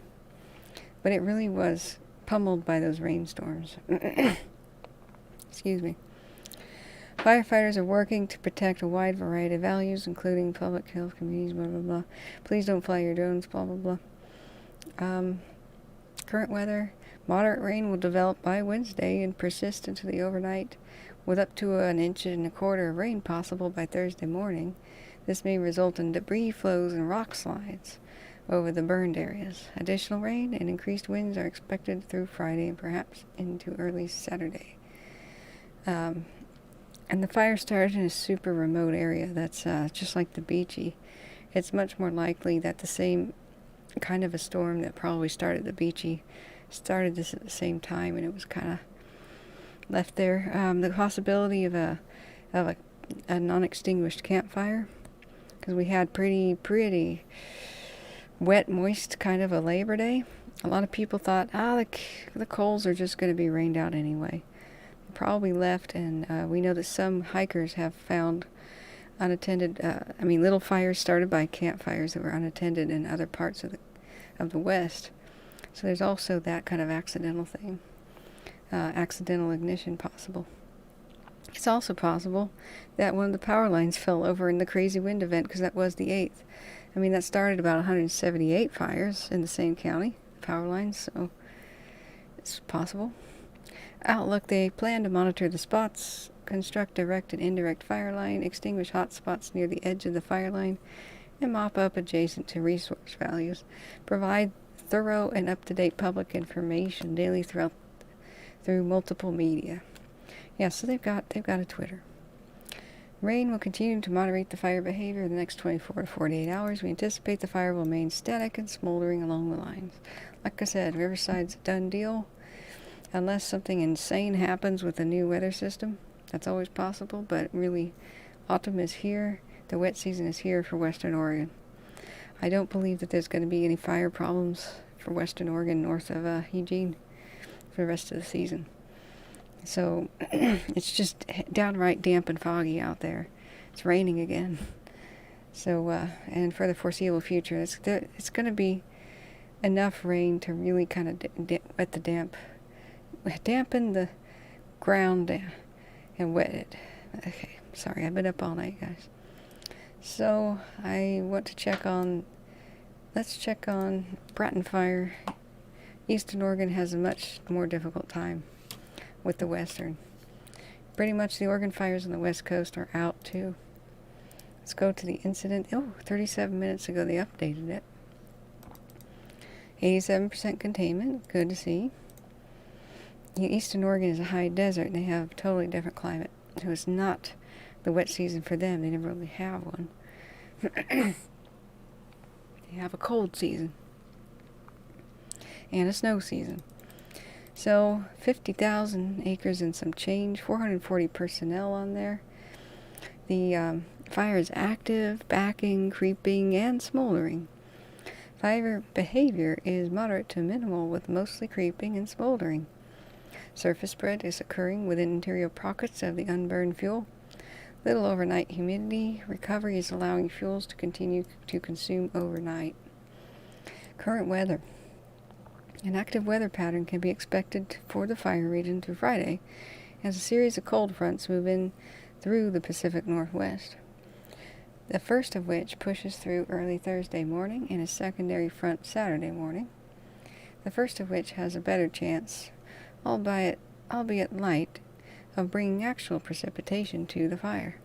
A strong and warm upper ridge slides into Pacific Northwest Sunday, bringing back the return of above normal temperatures at least the middle of next week. And that's what we're seeing is Sunday is, for Eastern Oregon and especially for Southern California, there's this big hot period. Hey Judy, welcome. There's rain here in Skamakawa. Cool. Skamokawa? I don't know how to say that still. East and northwest winds aloft are expected to replace the southwest winds the region has experienced for the last 2 weeks. So wind change. So east to northeast winds aloft. Okay, so it's going to blow to the east instead of coming from the east. Windy weather is forecast today with low humidity. Interior pockets will continue to burn. Projected activity, they see no significant weather expected in the next 12 hours. Cooler temperatures and higher humidity will put a pause on the fire activity. No growth expected in 12 hours. 24 hours near to slight above normal temperatures and continued dry. That doesn't make sense as a sentence to me. Near to slightly above normal temperatures and continued dry. Dry what? Afternoon humidity values in the teens in the next 24 hours. Yuck. Southwest winds, meaning blowing toward the northeast, 15 to 25 miles per hour, with gusts of about 35 over the ridges as a weak cold front moves in Wednesday night. Light precipitation possible, but not likely. And so cooler but windy conditions will allow fuels to stay at critically dry levels. Fuels along the line in interior pockets will continue to burn out. No growth is expected. And then they're talking about the foreseeable future. Cold weather will moderate the fire activity in like the next 72 hours. It'll still remain dry, but it's cold. So hopefully they just maintain a handle on it at the Bratton Fire here by Paisley. So Judy says, I pray I don't get COVID-19 because I have pneumonia 5X. Oh no. I'm sorry to hear that. Most causes of pneumonia is virus-related. So like having the flu, for example. I hope you do get better. When the body is fighting any sort of infection, usually a virus invites bacteria to play because the body's distracted with the virus. And you can have the bacteria that naturally occurs in the lungs kind of overwhelm things and be opportunistic, and that can be real hard to kick. But I hope you get some good medical treatment there, and I'm praying for you to get well, Judy. So looking at all the incidents here, does anybody have any questions about a particular fire? It's always open session. When I'm here talking, I drop everything to go ahead and take questions and answers. I'm going to be crashing soon. Nothing particularly exciting is going on, nor has been in the last, 14 hours that I've been awake or so. So what I can do is just put this on, you know, a look at the updating webcam, and you can see that there's activity where they monitor the Bobcat. It's just not looking good. They're trying to get a handle on things, but you know, it's holding steady right now. They're working hard to protect Paradise Springs, Big Pines, and Wrightwood. And they're still working hard to protect that observatory. The bulk of the fire went past it to the west, but winds shifts might blow it back to the east that are forecast. So they continue doing firing operations right around the Bobcat fire, but it's going to get hotter after Sunday. It's going to be a hot week, really dry, with no cooperation with the weather. They continue to be understaffed and they have less gear than they would hope for. So we continue to monitor the Bobcat fire situation. They've done an extraordinary job with the resources that they've been able to acquire. So I'm going to put the pilot chatter back on and adjust the volume. Yeah, I'm pretty exhausted. I hate doing this. Sleep gets upside down, but I've had terrible sleep. Really terrible sleep with this sinus infection. And just choppy, nightmarish kind of sleep. You know, and I actually haven't had a day off since this started more than 3 weeks ago. I just realized I've been doing this almost every waking hour while sick for 3 weeks. So no wonder I'm exhausted. Hey, we got pilot chatter.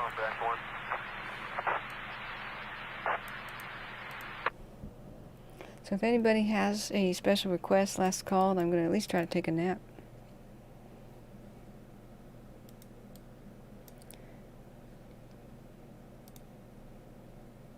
Anybody?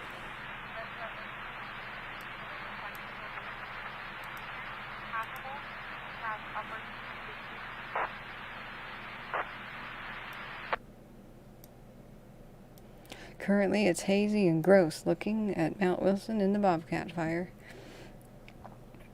Yep, good night, Sherlock. You should sleep too. Remember, we are mortals. So, I'll check back in. I gotta set my clock. Every 12 hours I have to end the stream. So I have... Oh man, there's only 6 hours. So this stream... it's going to not be archived. Alright, I'm just going to leave it recording, I guess. Or I have to restart it. I only have 9 viewers. What do you think, Sherlock? Just restart it? What do you think?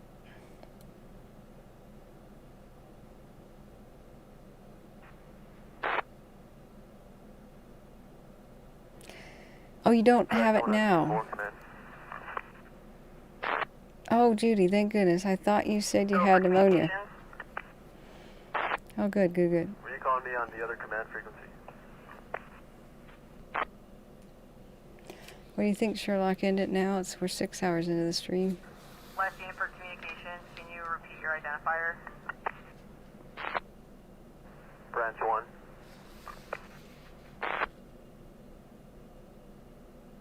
Branch 1, just to confirm, you would like us to contact you on the other command? Negative. It was scratchy. Were you calling me? Branch 1, negative. We did not reach out. Copy, disregard. Thank you.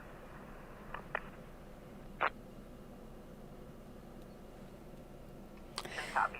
Alright guys, this is the awkward spot where I have to restart the stream because YouTube will not archive it if it goes beyond 12 hours. And I want to sleep. Yes, you are behind again. I want to sleep more than 6 hours. I don't want to get up, stop the stream, and restart it. So, if you right-click my name that's underneath this stream right now, open in a new window, it's going to open up my actual channel, and you can click on the new broadcast. I hate to do this. I don't want to do this, but Google keeps deleting my videos if they go beyond 12 hours, and I can't stop that. So what I'm going to do is just restart the stream. It'll just take a matter of moments to retitle it, click a few buttons. So I'm sorry about this, guys. This keeps happening. Oh, you're very welcome, and thank you so much for being here and being active, Malcolm. I'm restarting this, and we're going to continue to listen to the pilot chatter, and I'll have this on. It'll keep tracking the pilots. But I do want to try to get some sleep, and then maybe I can reset my schedule and a little bit better and be here all day. So what you can do also is you hit the subscribe button. It's going to tell you when I'm back up. And so there's going to be like a little bell option, and hit the ringing bell. That's the little button to push. So yeah, thank you, Malcolm, for being here. Thank you, everybody, for tuning in.